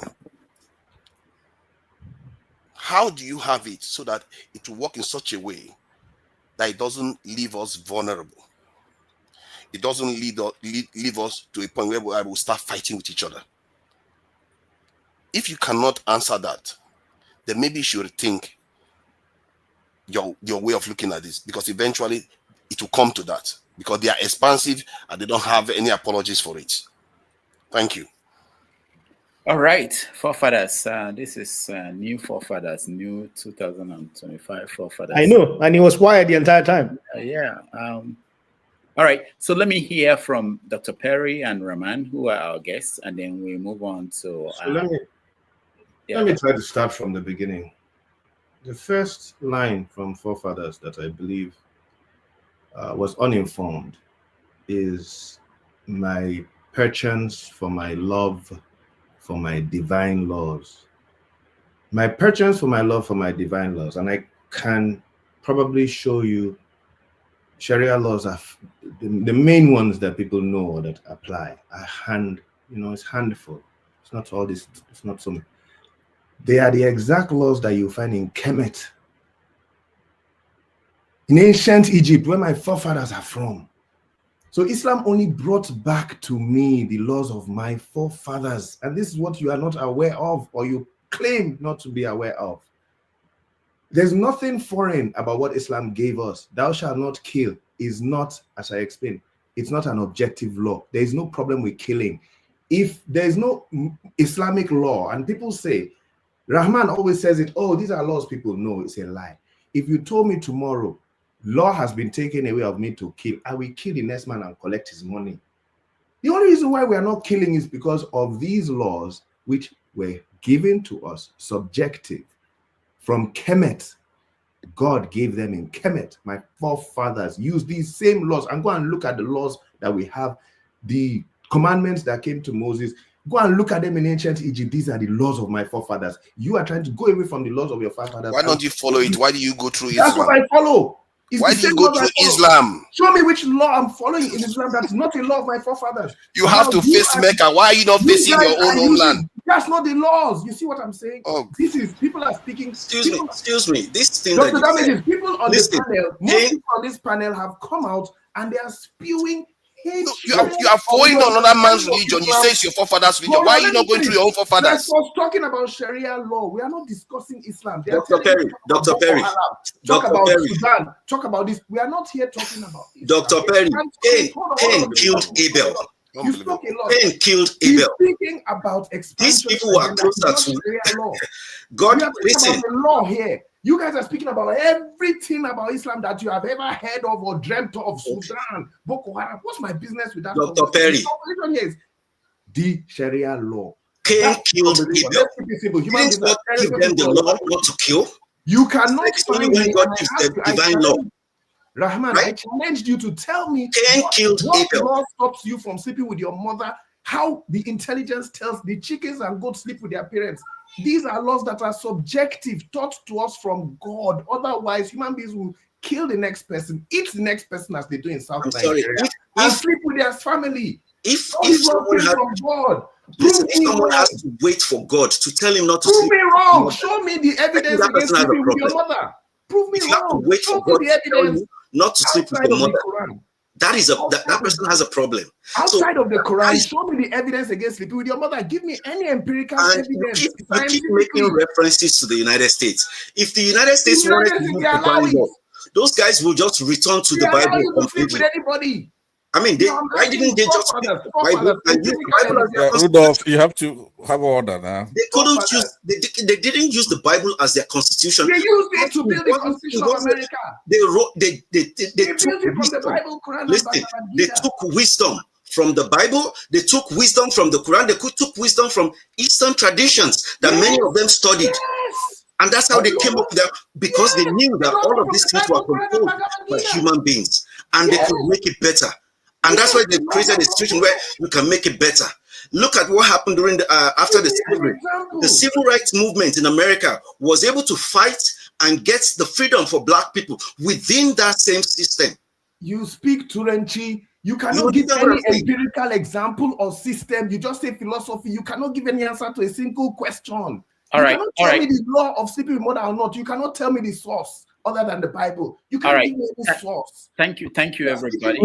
We have to fact check Dr. Perry real quick. Dr. Perry, the American law is based on English common law, while the continental European law is based on America's constitution is built by the founding fathers based on the Quran, Bhagavad Gita. I'll give you an example. May have some death is released after 7 years. That's from the Bible. That's from the Torah. Okay, hold on, guys. And even British common law is based on the Bible. But British common law is based on the Bible, though. Hold on, everybody. And it's been more than 3 hours. My guests have not taken a break, even to go and use the bathroom, unlike some people who do not need it. We are going to take a break. Once we come back, we'll continue this conversation. So thank you, everybody. I really appreciate how we are doing. People are respecting each other. Thank you.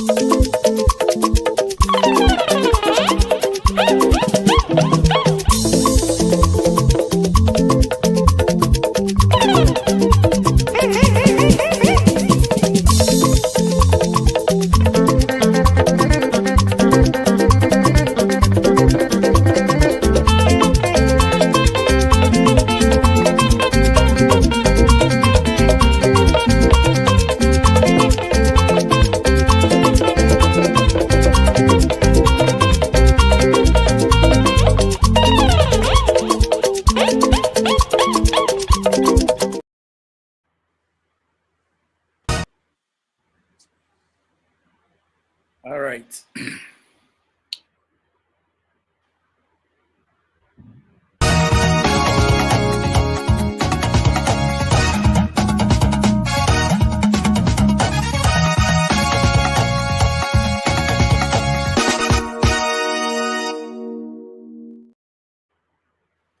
Okay, welcome back, everybody. Thank you so much for staying with us. Happy New Year to those in parts of the world where they are in the new year. We appreciate you coming into the new year with us, and we are having an interesting conversation with Dr. Perry Issa Brimah, who is a medical doctor, a professor in a college here, and aspiring Islamic scholar, and we have Rahman Oladigbolu, who is a filmmaker and a prince of Oyo, where there is a push to have the Sharia Courts in place in Oyo State.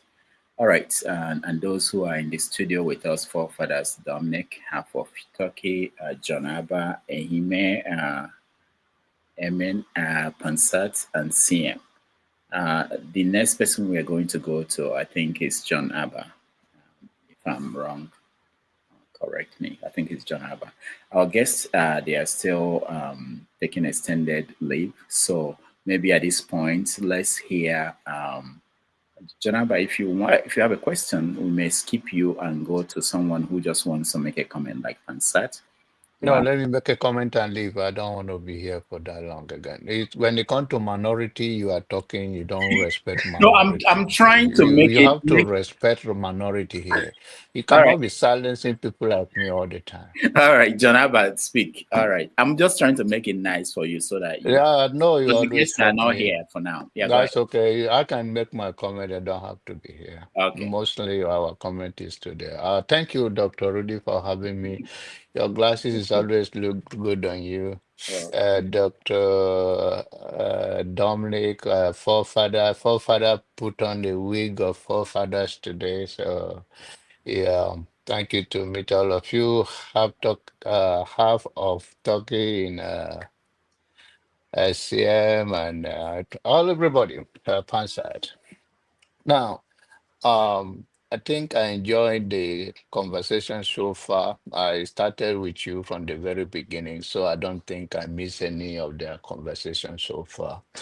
What is interesting to me is the fear of a black man not to go back to their origin. And that is a concern. There is a say that if you are meant to go to the north and you take a route that is going to the south, it doesn't matter how far you go, you will never get to that destination if it is not that the journey meant for.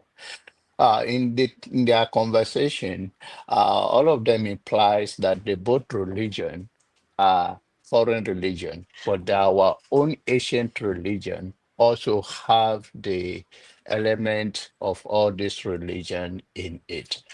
What has happened when the Christianity comes to the let me say the south part of Nigeria, was to shame our forefathers for having idol, and they tell them that they are worshiping something less than themselves. And from that time, what they do is become a stigma if you are an idol worshiper, even though you don't steal, you don't fornicate, you don't commit adultery, you don't do none of those things. And even if it is done, there is a system in place similar to that culture that you will be whole accountable. That will find out the very person that stole the item or any outrageous thing or crime being committed in the community. They have their own way. Now, in 24th century, I think we could have improved in it to make it our own way. But it's still going on today among us that when somebody say, I'm a traditionalist or I don't believe in Bible or Quran, even so many people don't do it right now, but they don't want to say it because they are afraid of what the society will tell them to be. In our community right now, I'll give you as I conclude because I don't like too much talk. My grandfather was over 100 and 20 before he passed away. He couldn't tell about his exact age. They used something, whatever happened during his birth, to just come up with something closer to it. So when they brought Christianity to him, he rejected it, saying that it's when Christianity came to our community that the children have become wayward, things are missing, and all kind of crime have come to the community, and there is no reason for him to embrace something like that.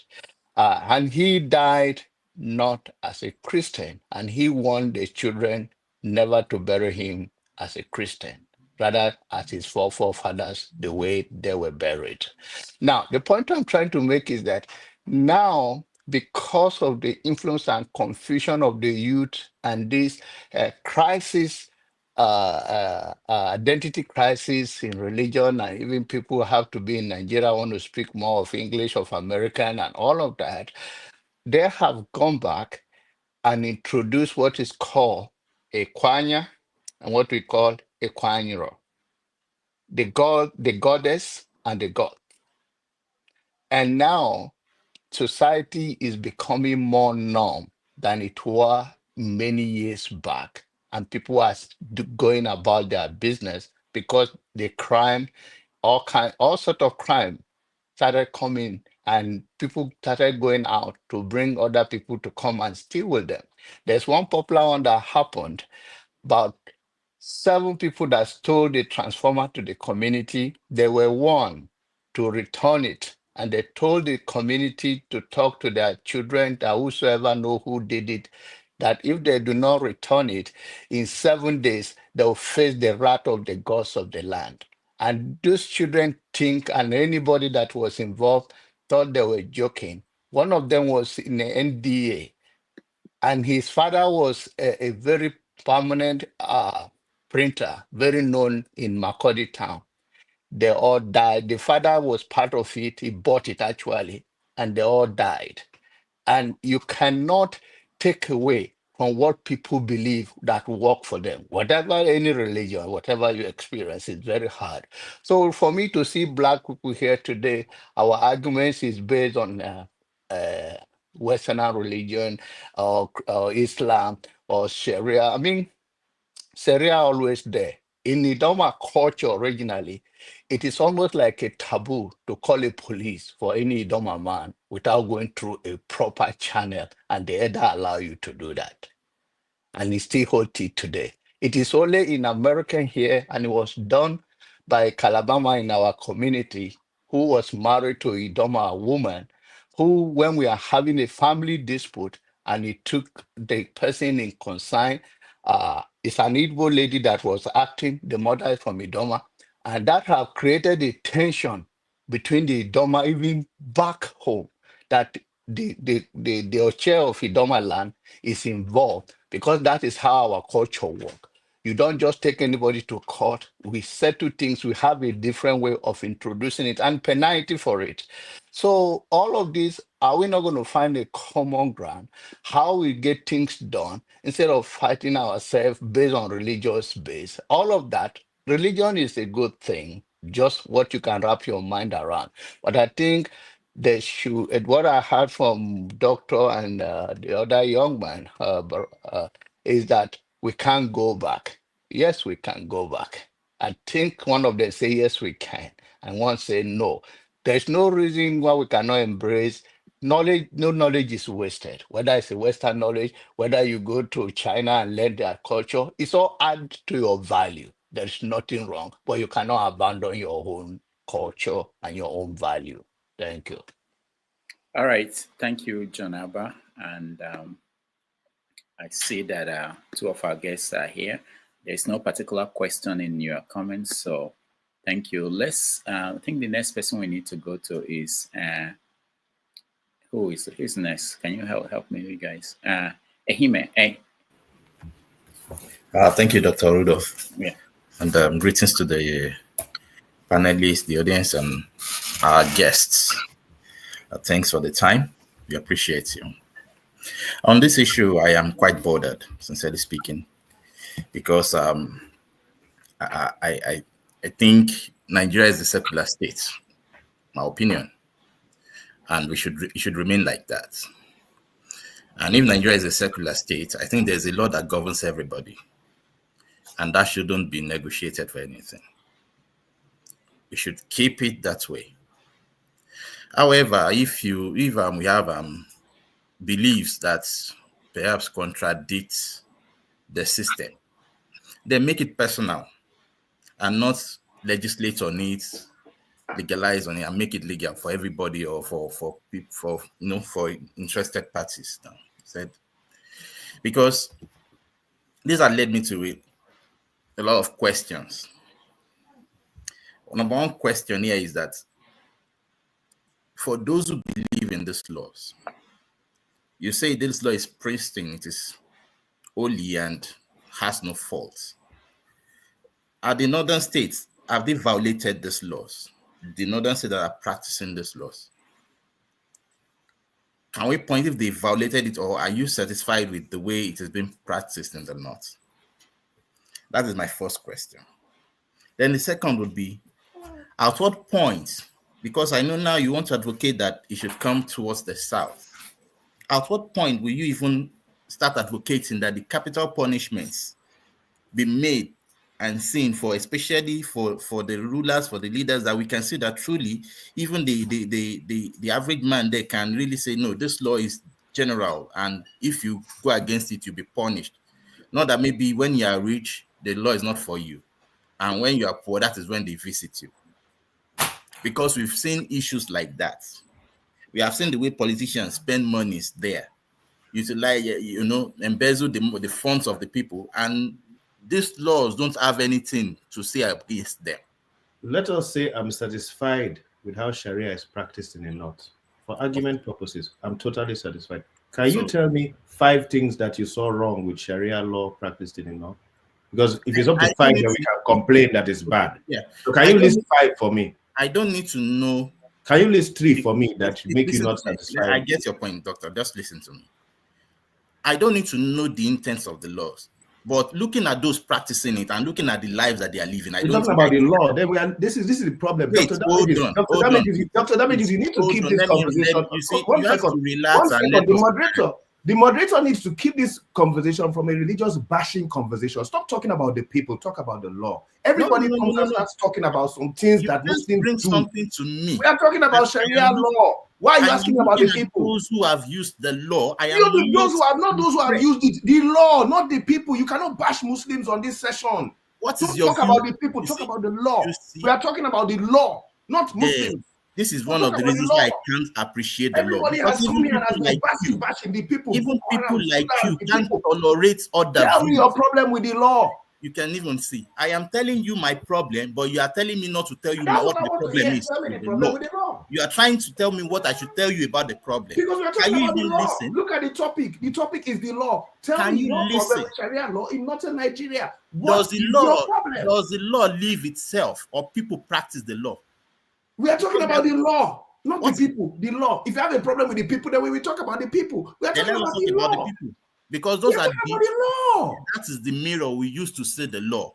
No, it's the law. If the people are not applying it well, then you say they are not applying it well. We are talking about the law. And even the people who applied it, tell me what error you had in Sharia. Anyway, Dr. Damages, I think your guest doesn't want me to say anything again. I submit. Thank you. All right, thank you. Because we need to stop Muslim bashing. We are talking Sharia law. Anybody who wants to bash Islam should get off the panel. All right, thank you. Thank you so much. I am from the Southwest. Please, I am from the Southwest. In my family, we have Muslims. And then talk about the law. The topic is the law. Listen to me, please. Tell me your problem with the law. Listen to me. So you can't introduce what we can't tolerate. That's what we are telling you. If you want to introduce something, make it better. Let us see. Don't just bring it. Let us see. Tell me your problem with it. You may have told me your problem with it. Between Dr. This is Perry, my problem with it. Between Dr. Perry and Emmy, let me just interject. All day, nobody has told me their problem with Sharia law. Dr. Perry, we should, and this is my own personal opinion because I've been through this already before. You should understand that Nigerians by nature, there's a certain section, well, actually on both sides, that are intolerant. So I think you should accept, it is obvious here that some These people are intolerant guys. Yes, well, I'm saying both sides, both Muslims and Christians, okay? But now we're witnessing what is actually aggravating you, which is one side trying to aggravate you. They're going on an Islamic bashing That's all they turn the movement. But we see that. We see that, right? But is it not Islamic? Is the law it is divine law. What is divine? I don't like the topic. I'm telling you, if you like, put Christian law. Who is your divine? Law, put customary law. Which divinity are you pointing out here? You see the bashing. All right. Tell me your problem with the law. Which divinity are you talking about? Tell me your problem with the law. Emmy, in Sharia law, like Dr. Perry has been saying all along, has been Sharia law, like Dr. Perry, and I would really appreciate if you don't interrupt me. Who's that? Please, can you turn off your phone, whoever is there? They're doing that on purpose. So anyway, Emmy, Sharia law has been in effect, and Dr. Perry has stated sorry, since you still I will get back to you. Over again. So I want to ask, one thing I just want to ask, Emmy, is if you keep going against Sharia law, saying it is harsh, it is stringent, I understand that, but it is retrogressive. What is it? But I would answer it. It's my turn. I will answer it. You can't be stoning people. And what was your view on Deborah that was killed? What was your view on Deborah that was killed by Sharia law? That's your ignorance. She was not killed by Sharia law. She was not killed by Sharia law. She was killed by mobs. You are ignorant. Those mobs were for what? All right, guys. All right. She was killed by mobs. So just recently in the Southwest, under this so-called secular law that everybody, like people like Emmy, are espousing, there was a child that was arrested by the secular system, the judicial system in southwestern Nigeria, and was incarcerated for 14 years without trial for stealing a chicken. So if we have to, this is why I say you have to be very careful when you point one finger. But that is the law all of us accept. You can't introduce a religious law to a secular state. It's irrational and irresponsible. It doesn't make sense. Emmy, 14 years in prison for stealing a chicken is contrary, without trial, is contrary to the Constitution of Nigeria. Nobody accepted that. So if you calm down and listen, I am telling you that when you point one finger, always be careful, because Nigeria, like I said, and which of course Dr. Perry disagrees with, I don't think personally that Nigeria is in a situation where the conditions are ripe for criminal enforcement under the Sharia law. And in actual fact, Western Nigeria has practiced Sharia law, certain parts, and I've repeated and reiterated this for almost 3 centuries. You do not see people running around with their arms. Rudolph, this is not fair now. Because what they've been doing, he's still talking 7 times. I'm talking because what I'm saying is making sense. So you're not making any sense. So what people are not running around, Emmy, with their arms cut off. Sharia, you from southwestern Nigeria, so is Dr. Perry, so is Rahman. In Ede, if you then what's the problem with the way it is currently running? Why do you want to yourself? Because we have Sharia in Kwara State for the last 10 years. Why making noise educate yourself before you come onto panel? We've had it in Why making noise about it now? Why is it? All right. We have had it in Kwara State for 50 years. Go and educate yourself. Then why is it a noise now? Why are you making noise about it that you want to establish in the Southwest? Why? You are talking it's in the Southwest already. It's in Kwara State for 50 years. It's in Ogbomoso. It's in the Southwest. So educate yourself before you come in public. All right, thank you, everybody. We're rounding up. I will give Pansat a chance to ask one more question. Jide, one more. I need to explain to some people. I'm sorry to interject. Okay. They have been complaining to me, why am I doctor in America and I'm talking Western? You know, they've bashed the whole Muslim dynamics, everything, that I should not be a scientist. So I will need time to tell them, like they wrote a lot of comments on that issue. Okay. All right, we'll get to that, and of course, sure. And then for Rahman, you can always jump in. You are one of the guests. So, Pansat, let me start with you. One question from you. Comment. Thank you very much. It's clear here that Rudolph has been protecting his guests, and we like that about him. He's a gentleman. He protects his guests, and he allows people who are sympathetic to the guests to talk, and that's okay. I'm not. No. Let me explain what concern. Let me explain. You did already. I got you. No. Let me explain that. I think you are talking about half of Turkey. I felt that he's I don't really know him very well, but I think he has a lot of knowledge about the subject matter. So okay. That's how I decided. No, that's fair. That's fair. Okay. Now I'm gonna draw this thing out in the open where we don't have all this confusion, right? First, let's what is Sharia? Let's Sharia, from the eyes of, say, Dr. Brimah and Muslims, is defined as a complete universal code of conduct drawn by the Creator, Allah. So through his messenger, Muhammad, to mankind, detailing the religious, political, economic, social, intellectual, and legal system, is for universal application, covering the entire spectrum of life, including law. So now, we know what Sharia is. Dr. Brimah made a couple of statements that I agree with, but it's in conflict with everything else he's been saying. He says the American jurisprudence comes from Islam. Okay, then. If the Western jurisprudence comes from Islam, why are you against it? Why are you making it order? I mean, you said it here, and I agree with you. When we talk about algebra and stuff like that, that's from the Islamic tradition, right?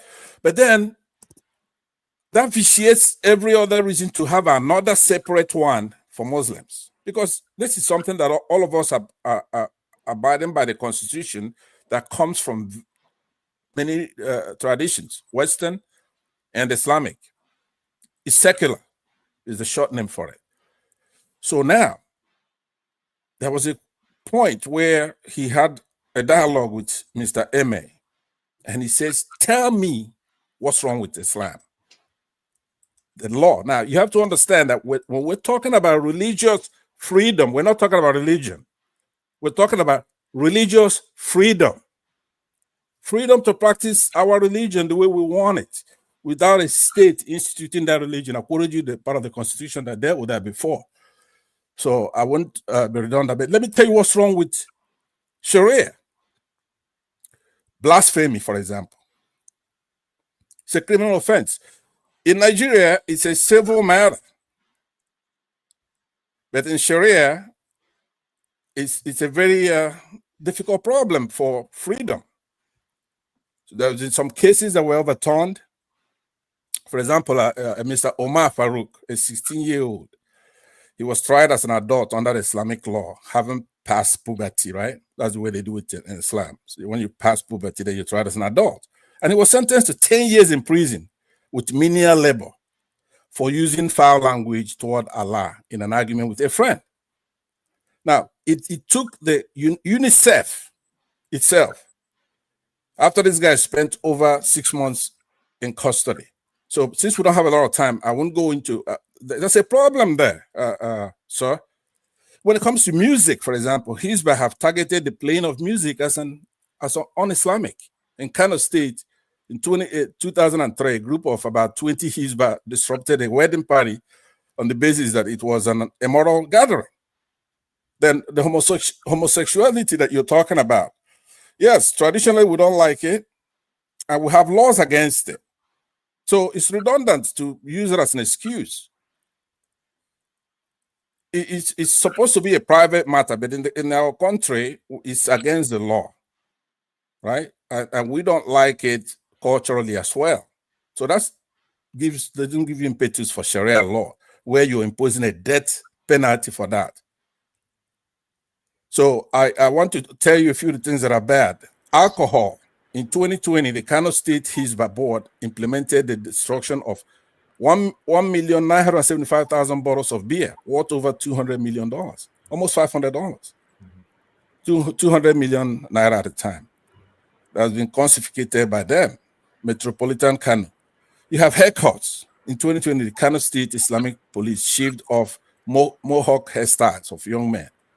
Executions, right? So it's also against our law. Now, I am trying to be collegial in this respect. Now, I'm going to go straight now because there is a hubris and an attitude that those who are pushing Sharia, they have. We want to tell you that we're not going to let you do it. We're going to stop you. We're going to conquer you if you try it. Hear me. Hear me.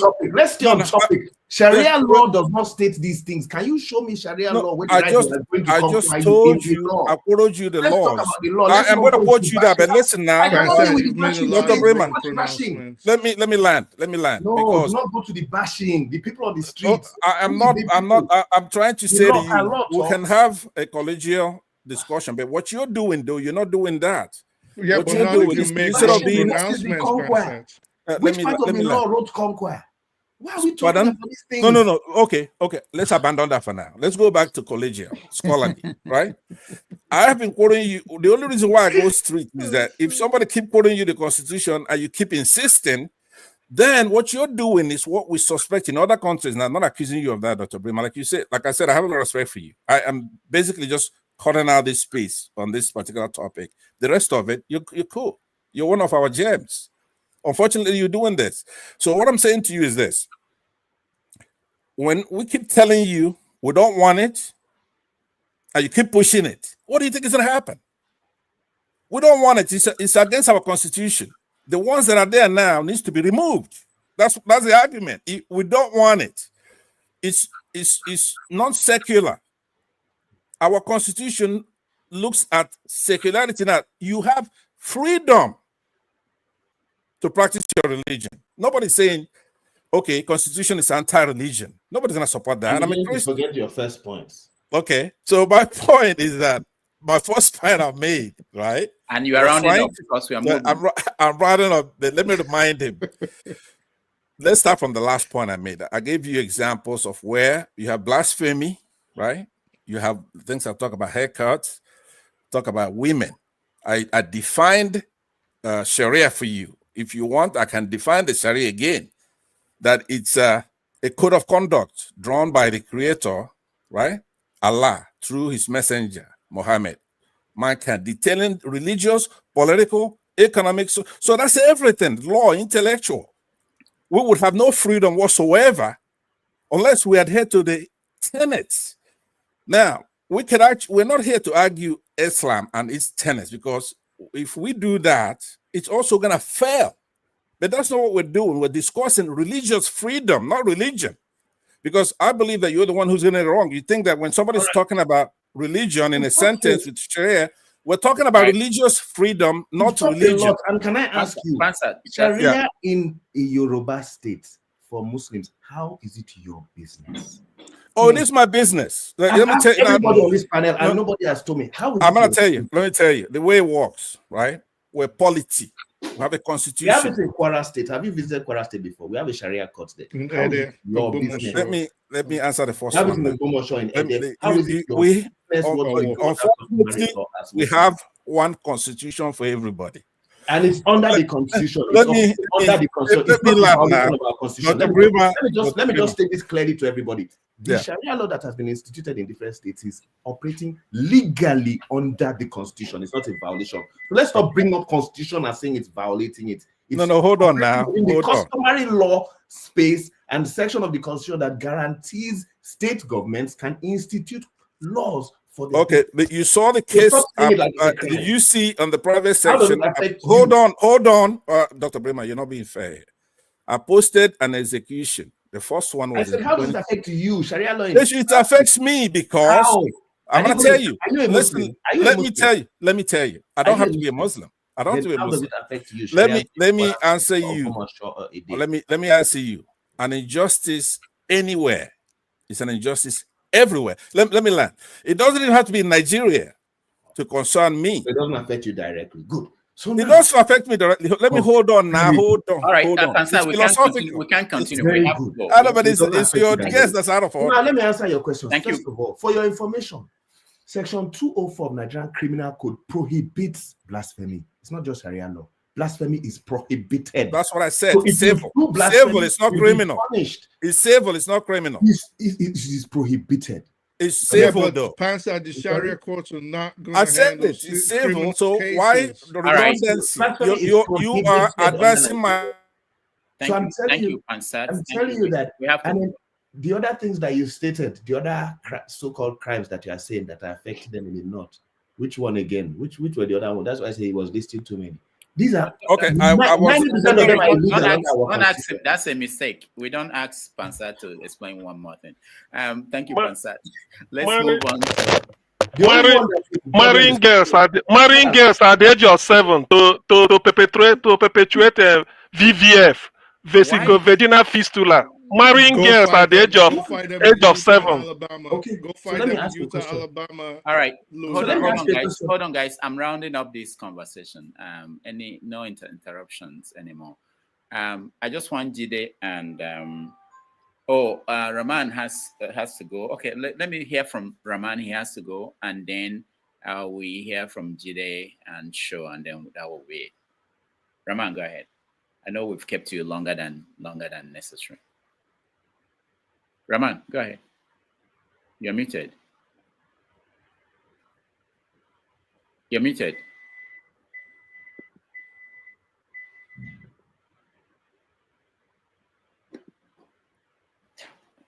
We can't hear you, Rahman. Okay, maybe this. I've tried to unmute him, but StreamYard is telling me that I cannot unmute the guest because he chose to mute himself. Okay, so Rahman, can you unmute that yourself? you have to unmute yourself. No, we don't know what's going on. Yeah. Can't unmute guest because they chose to mute themselves. Oh, okay. Maybe Amadio is walking on the wrong guest. Rahman, maybe you can just because I would like you to do your final take, before you leave formally. We are rounding up anyway, but yeah, you can log on, just log out and log on again. Thank you. Where was I? Jide and then Sho. Jide, just quickly, one last comment. Yeah, I was just going to I wanted to ask that, okay, if you want to implement Sharia law, I would like to ask what are the limits? Like, so you said I'm a Yoruba person, right? In my family, I have Muslims, so I don't hate Islam. Like every other. I'm just joking. Like every other, I don't hate Islam. But the point is, based on my personal opinion, I'm against Sharia law. I'm not an Arab, and I'm against it, and I condemn it. But now, the point I'm going to ask is, as Nigeria is a secular state, with 3 major religions: Christianity, Islam, and traditional religions, and we have different ethnic groups, right? So now, you say you want to implement Sharia law in Yoruba land, and you said, okay, you want every other religion should have their own law, right? They should have their own law and jurisdiction. So what universal law would govern the entirety of Nigeria as a state? And let's say, for instance, I'll give an example, like Lagos State. Lagos State, for instance, you have Muslims, you have Christians. So if Muslims would adopt Sharia law, Christians will adopt Christian law or something. So what universal law would now govern me as a Muslim or as a Christian in relation to someone else as a Muslim or a Christian as of a different faith? So what law would govern what universal law would govern such people? I want to know. And that's the law of the state. I don't know this. I'm exhausted right now. Go and look at Kwara State. They have the normal state law and they have the Sharia law. It's not a problem. Go and look at Kwara State. Everybody go and study Kwara State. He brought up Lagos State. Lagos State already has ISP. Yeah, even have Sharia Court in Lagos State. They already had Sharia Court. The thing is, a lot of y'all are not educated and are not willing. The education, they're not educated. So it is. They're not informed or educated. I understand his frustration. This is seeming like an Islamic bashing session. What you guys have to do, I'm not Islamic bashing. I have Muslims in my family. So what you I'm not Islamic bashing at all. Before you, I didn't say just you, Jide. So calm down. So I'm Islamic bashing. So what? I'm bashing it because it's affecting us. I accept that. It's good, beautiful. I personally. And I don't see why he's getting frustrated. I understand why he's getting frustrated, but something like this, I personally would have welcomed antagonists and tried to see if I can explain. Even so we are repeating the same thing since I understand. So even if there are 50 people that are not willing to The learn. same I guarantee question. you. He's working in Kwara. He's working in the Southwest Dr. Perry, already. 1 second. So I guarantee you. So how is it working? Even if 50 people don't When I want have to problem listen, in Kwara, I go to the Sharia Courts. It's for me. even if not for 50 people. So you have to even be a if 50 universal people policy are that now governs everyone willing, in Kwara State. It's there. The state, the Nigerian law is now still you're there. being Court of Appeal, Court of Justice, the normal All right, courts are there.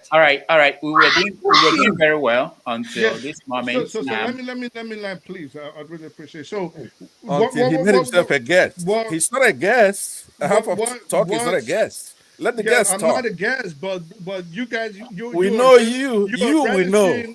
You're relishing the fact that you are bashing him and he's not explaining it to your satisfaction. So you love that. Blasphemy And is a that's not what crime I'm in trying to Nigeria. You let didn't happen. know. It's So a crime. there's ISP already in Lagos State, okay? Just like it is in Ede, just like it is in Ogbomoso, or a lot of places. So if you claim that you're Yoruba and you're in the Southwest, it is either you just are not educated enough, which you should go educate yourself, or you're being disingenuous, meaning everybody you know go educate yourselves. but you just do not want to admit to the fact that these things already exist in your home ground, in the home of your ancestors for about 3 centuries, when in fact Islam has even existed in your homeland for almost 1,000 years. That's not true. Can I respond to that statement? Forefather did not know that this is the same laws of our forefathers. Thou shalt not kill, thou shalt not steal. You can marry many wives. It's the same Sharia law, it's the same our forefathers' laws. Forefather ignorant of it. Where is it? All right, Rahman. Then why label it Sharia? Why going through the Islamic way? Sharia is just. I beg, make I know they see. Look, this is not. We are choose your name. We are allow you choose your name. We will accept it. All right. So I didn't know this is that serious. Okay. Well, this is I've not seen people act this way. Rahman. Okay, thank you. And I apologize that this has got to such a point. It's a point that it's natural because of how close people are to religion. It tends to get into this point that you get art, and you know. So I can understand Dr. Perry, and I apologize. We should be having conversation and weighing all these ideas rather than using it to attack one another. We are all victims of all these ideas that are controlling our lives. All of us, we are all victims, and that's why we can't solve all the problems. But that's why I think at least we can be able to educate ourselves to see that laws that go beyond interpretations that we can sit down and deal with. Because when we're talking about Sharia law, it's so open to interpretations that you hit a brick wall, and everyone has a right to their illusions. And because of that, anyone can rise up today and tell you that, no, this is the way God says it. And you have a problem. Somebody says, no, this is the way God says it. When everyone is saying this is the way God says it, and we can't find God to ask God, it is a problem. But when we see the way things have been working, and we know the intent of all of these things, we can be able to create a better society for ourselves without necessarily needing to name things to cause divisions among ourselves. As I said earlier, the two religions coming into our land, Yoruba land, as I would say, yes, they cause the divisions that we have. When you're talking about secularism and stuff, you can say the Yoruba tradition in the first place, the governance and everything is sort of what we call secular, because it doesn't honor any particular, even the idea of religion is one of the things I'm even questioning right now. I haven't seen the idea of someone belonging to a religion is not something that is part of our culture. I haven't seen it. I may be wrong, and I'm still waiting for somebody to show me. So we have to try to look at all of these things, and most importantly, I think we all have to turn inside ourselves. That's the best thing that you can do, because if we keep arguing about these things, we have to find a way to talk respectfully, but we need to turn inward, each one of us, to really question ourselves, question our beliefs. You understand? Look at, okay, where all of these things are coming from, especially how we are all conditioned. We just find ourselves into this. We are born in it. I mean, if I was born into any other religion than Islam, I will be doing that religion, and I'll be fighting for that religion right now. You know, so all of these things. for human beings to live a good life, you have to question all of these things. Otherwise, you're just living a second-hand life for all these ideas that have been coming for generations, that people are just determining how it goes and how it comes. You're telling, some people will tell you, okay, when we talk about Sharia, a lot of it comes from the Hadith. It's the people in the middle, in that region at that time, that were determining, deferring to their leaders to be able to make some decisions, and came to all of these things that we're talking about. And now we don't want to do the same, to look at one another and be able to create something for ourselves that we can live by, and our children, our grandchildren, everyone can be able to live in peace without all these divisions. So I think we really need to look inward, question ourselves, question all our beliefs, everything to the bottom. That's what I believe it needs to be done. If you can't question your beliefs and strip yourself down naked, much like even I think Rumi will say, set yourself on fire. It's all of these things, burn them up and start from scratch and try to see what makes sense. Rather than wait and for some people to be telling us something is from God, this is from God, and giving us all sorts of interpretations that now put the world in chaos the way we are right now. I think that's it for me tonight. Thank you, Rahman. Thank you so much. I will let Show speak. After that, Perry will give the his last comment. I know he's kind of frustrated, but I'm sure he will come up. Don't worry. I'm not coming in with daggers or anything like that. I just want to ask Dr. Perry, do you see the reason why a lot of us are apprehensive about this, or you don't see? Just to find out from you genuinely, can you see why a lot of us are worried about the reintroduction or the reinforcement, because you said you already exist in a lot of places? Can you see why we're worried, or you just think these people are just overreacting? What's your genuine feeling about our worries?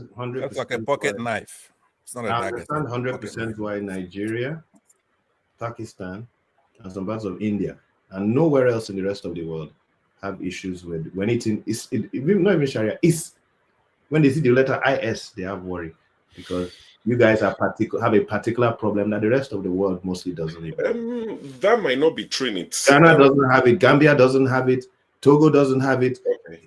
Most of the world doesn't have this. So for me, phobia for Islam. For me, and for a lot of people, I know why you're worried, and I see it. Go ahead. I think for me, I can speak for myself and a lot of people from the Southwest. We don't have Islamic problem. Like I told you, in the Southwest, as you're familiar with, we are 50-50. I don't think you would enter any household in the Southwest and you won't find Muslims and Christians. Right. You've seen it in the North, you've seen it, and you guys have a phobia. I understand it. Because of the way it's been presented. So let me tell you some of the things they've said. I mean, look at Noor Ribadu's daughters when they got married. Their dress were revealing, and it was celebrated. Somebody else will do that in the North, and it will be an issue, and they will be hounded. I understand. So these are the things. So you can understand. It's so Sharia to Nigeria. We saw it through the lens of the North, the way it is practiced. See, if Sharia came in, and it was total opposite of what is obtainable in our customary courts, and we think, oh, look at Ganduje, they've chopped his arm off, his arms off. We'll be like, oh, that might not be so bad though, but it is mirroring what we currently have, where you have to use as another tool of oppression. Exactly. Is there fairness and justice in the way it's carried out in the southern part of Nigeria today? Right, but what he's saying is we are just adding another justice as another additional tool of oppression again. Yeah, so because so for me, one of my justice, my sister's married to a Muslim, another one. I've got nieces and nephews. I've got nieces and nephews who are Muslims, and I saw a video of a young lady in Kwara who was beaten because she went to a party, and I'm thinking, imagine that was my niece. I am going to town. I can guarantee them that. I don't even care if the parents agree. I, as the uncle, I'm taking some laws into my hand and I'm taking some people out, whichever way you want to interpret that. So those are some of the worries we have. You see people go to Ileke and they beat them mercilessly, and you're thinking, what's the need for that? You can be nice, you can be gentle. So this is the worry we have. It's not Islam for me, at least. It's not Islam. They're not going to school. There are a lot of things you don't like. Can I come in for just 1 minute? For just 1 minute, it is very important that Sure, continue. Dr. Perry, lastly, you might know this, you might not know. I'm not Sharia expert. What is the punishment? Because I think this is the greatest of all sins in Islam. What is the punishment in Sharia for blasphemy? Now, blasphemy against God or the prophet, peace be unto him. Yeah, there is no blasphemy. You see, the word blasphemy is not against a man because the prophet is not God. So everywhere you have seen that is a miscarriage of justice.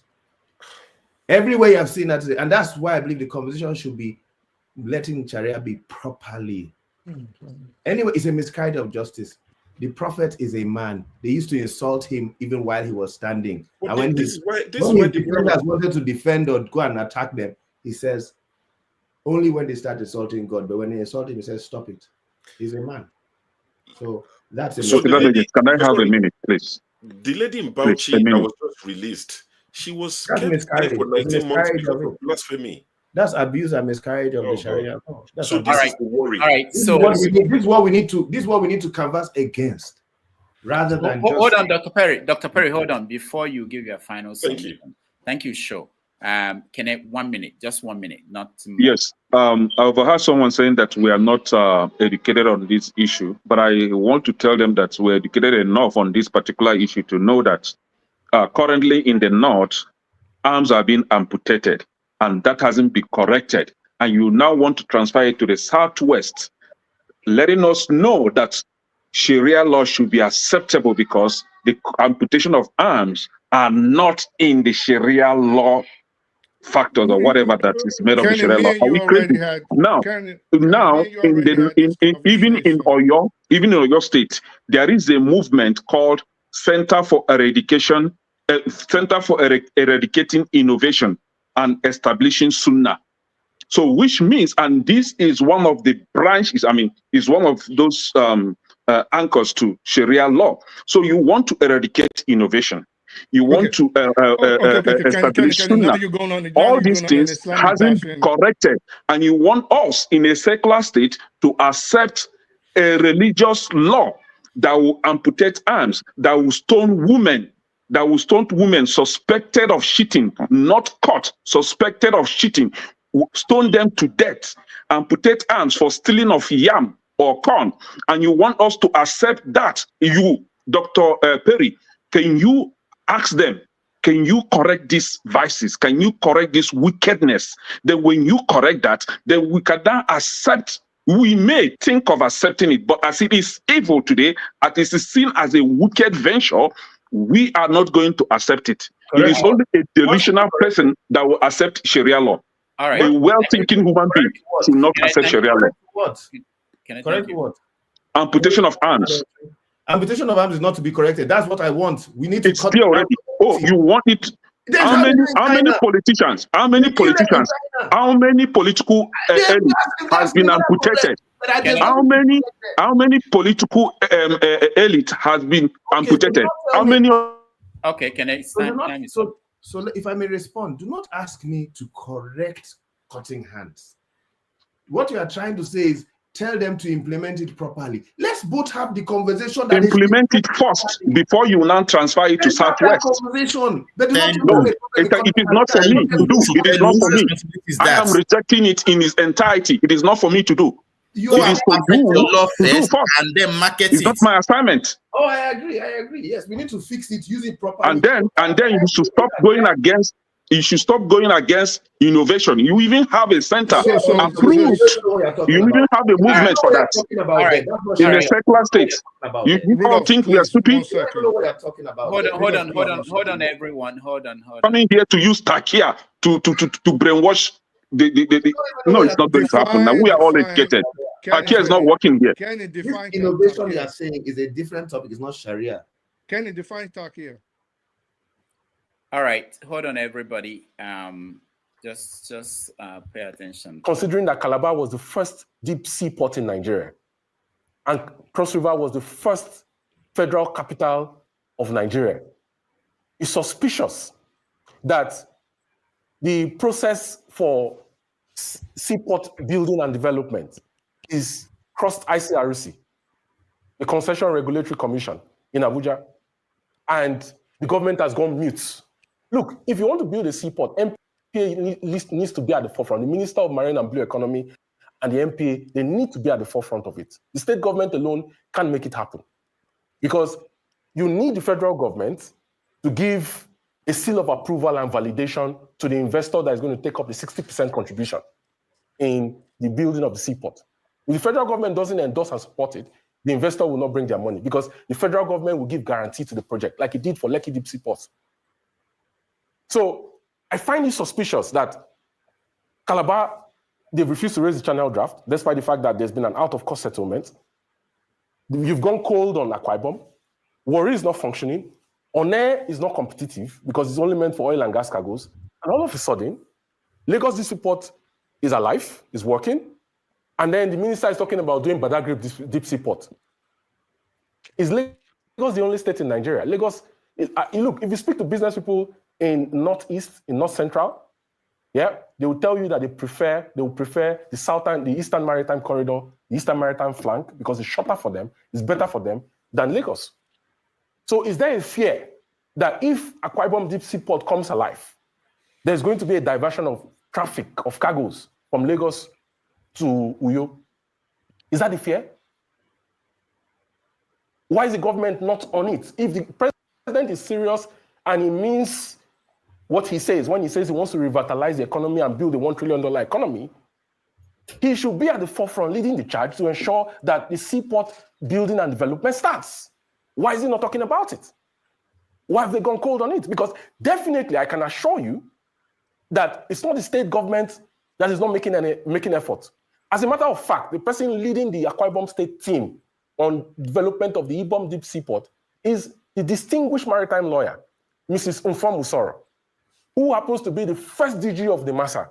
Obasanjo appointed her as the first DG of the MASA in 2006. She's a distinguished maritime lawyer that has over 30 years of experience. So why is the government cold on Ibom Deep Seaport? And it's talking about Badagry. When Lagos... All right. That is Kevin Emmanuel. He will be our guest on Saturday. And he has a lot to say about the economy of Nigeria. He's an economist. You don't want to miss this. Very, very one of the best brains we have now, and who can analyze these things beyond what we read in the newspapers. And he knows what's going on. So if you can join us, we will appreciate that on Saturday. All right, let's give Dr. Perry the chance to give us the final thoughts. Rudolph, I had asked for 30 seconds in the private session. Is that okay? Just 30 seconds. I won't exceed it. All right, go ahead. Thank you, sir. Dr. Perry, my statement I want to make concerns the way you are positioned in answering our questions, right? Here in the United States, we have it with gun lobbyists, people who want the Second Amendment for everybody to carry automatic weapons. They say guns don't kill people, people do. When you're caught red-handed with Sharia producing violence, violating human rights, you say, oh, it's not Islam, it's not Sharia, it's just people doing it the wrong way, right? So that, to me, is not proper. I want you, and I think you're going to leave here with the same dignity we have for you, respect. You're a scholar, a doctor, an author. So, but this, you can't do this again. You have to help us build a progressive society that is secular. That's just I want to thank you for coming and indulging us. We'll still have the respect for you, but try to not make us look stupid. A lot of us here, some of us are more educated than doctors here on this platform. Some of us come from all kinds of angles. There is no hierarchy. A guest doesn't mean the rest of us are low. I fight with him all the time over that. Thank you very much. All right. Thank you. Dr. Perry. Okay. Thank you, everybody. I just want to state certain things very, very clearly. First of all, I've had a problem throughout today with people not understanding that the only thing that certain people are asking for is the right for them and their people to apply Sharia laws, their God's laws, as their customary laws. It doesn't affect anybody else. Secondly, I do not believe that because people have abused Sharia law, as all other instruments have been abused, that we should now accuse the law of what it is not guilty of. Pansat, I refuse to be intimidated by your statement. The law, you can tell me what you have a problem with the law. The law says if you steal, cut the hand. I agree, if you steal, cut the hand. I believe that the reason why we have crime in America and crime in Nigeria and both societies are deteriorating is because we are not cutting the hand of thieves. These punishments, capital punishments, I believe it. So I have a different type of law for Sharia law than a lot of other people. Are deterrents. When you know that the punishment for stealing is your hand being amputated, you will have less robbery in that country. That country is rotten to the bone. So I believe the whole of Nigeria actually needs Sharia law. Because once the governors, the president start thinking about it, they'll think twice. It's rotten to the bone. The Western legal system that we use is a rotten, useless system that only creates more criminality. And I believe the solution to that problem is the divine solution. And that same divine solution is found in the Kemet system of my forefathers. It is found in the Bible. If your hand makes you steal, if your eye makes you pluck it off, cut it off. It's found in the Bible, it's found in Kemetic laws, and it's found in the Quran. These are the divine laws. Finally, I would like to express something to Rahman, that Rahman always, throughout today, he has always been saying to me the absolute wrong thing about, he has proffered no solution. He keeps on saying that we need to go back. He said our culture. When he said our culture in his last statement, I said, we don't have our culture. I believe it's ignorant. There is a culture in Delta. There is a culture. Which of the culture? But do you know that Islam is Arabic culture? No. Our culture that he said, a blanket statement, there is no our culture. They eat people in the south, in some area they eat people. In some area they give people their wife. In some area they walk naked in Jos or Adamawa. Which our culture? So there's no our culture. So the task that he's saying that we need to come down and review. If you review and make laws, it will take 100 years. You cannot make uniform laws. We are following Western law. We need to follow godly law. Which God are you referring to, please? Bring Which God? I don't believe in any God. So which God are you referring to? I'm in Nigeria. I don't believe in God. So why do you want? I'm answering you that every law you use is from Bible and Quran, and I've challenged everybody to tell me any customary or Western or any other law that's not from God that stops sodomy and stops bestiality and stops incest. I challenge and dare any of you to bring any source of law other than from scriptures that we know that says these things are wrong, that the animals do. The animals sleep with their mothers, they sleep. This is intelligent. I challenge, I leave it with all of you as homework. Bring it's not true. Evidence it's not true, sir. sodomy, it's not true. Bestiality. I challenge you. Other than from a scriptural root against sodomy, bestiality, and incest. I leave that as homework for all of you, other than religion. Is Nigeria a secular state? Dr. Issa Brimah. That's my challenge. That's my take-home assignment. Any of you, bring a source other than scriptural against these things. All right, thank you so much. At this point, we have to thank our guests, Dr. Perry, Issa Brimah, and Rahman Oladigbolu for joining us. This is what we hope to do in the new year that we're going in, which is to bring people who have expertise on topics and not just for us to just talk about what we think. We're looking for lawyers who will help us understand the law, because in every discussion we end up having legal issues. So thank you all for watching and for being. Can we have a debate now? You could go. I want to have a debate with Dr. Brimah. No. The guests are leaving. We will arrange these debates and we'll put that on the table for you to accept. You have never accepted any. But thank you, Dr. Perry. Thank you so much for being here. Rahman, thank you so much for joining us. Happy New Year, everybody. Happy New Year. So nice to meet you, Dr. Perry. Nice to meet you, Rahman, again. Happy New Year, guys. Thank you, everybody. So there's another broadcast that is coming up. That is Happy New Year, guys. End of year review. I think Forefathers, you're doing it. Is it you? I think that was electricity that put that one up. I've not put mine up yet. Okay, all right. So you can set up. So for does he know? Yeah. Does he know that they put it up? I don't know. Somebody will put up something. Somebody will do something. Because So, it's going to start in another 90 minutes. No, did you put that one up, the end of year review? It wasn't me, but I just okay, it's got let me thank the people that supported us. Kulata, Tope, hold on, let me see.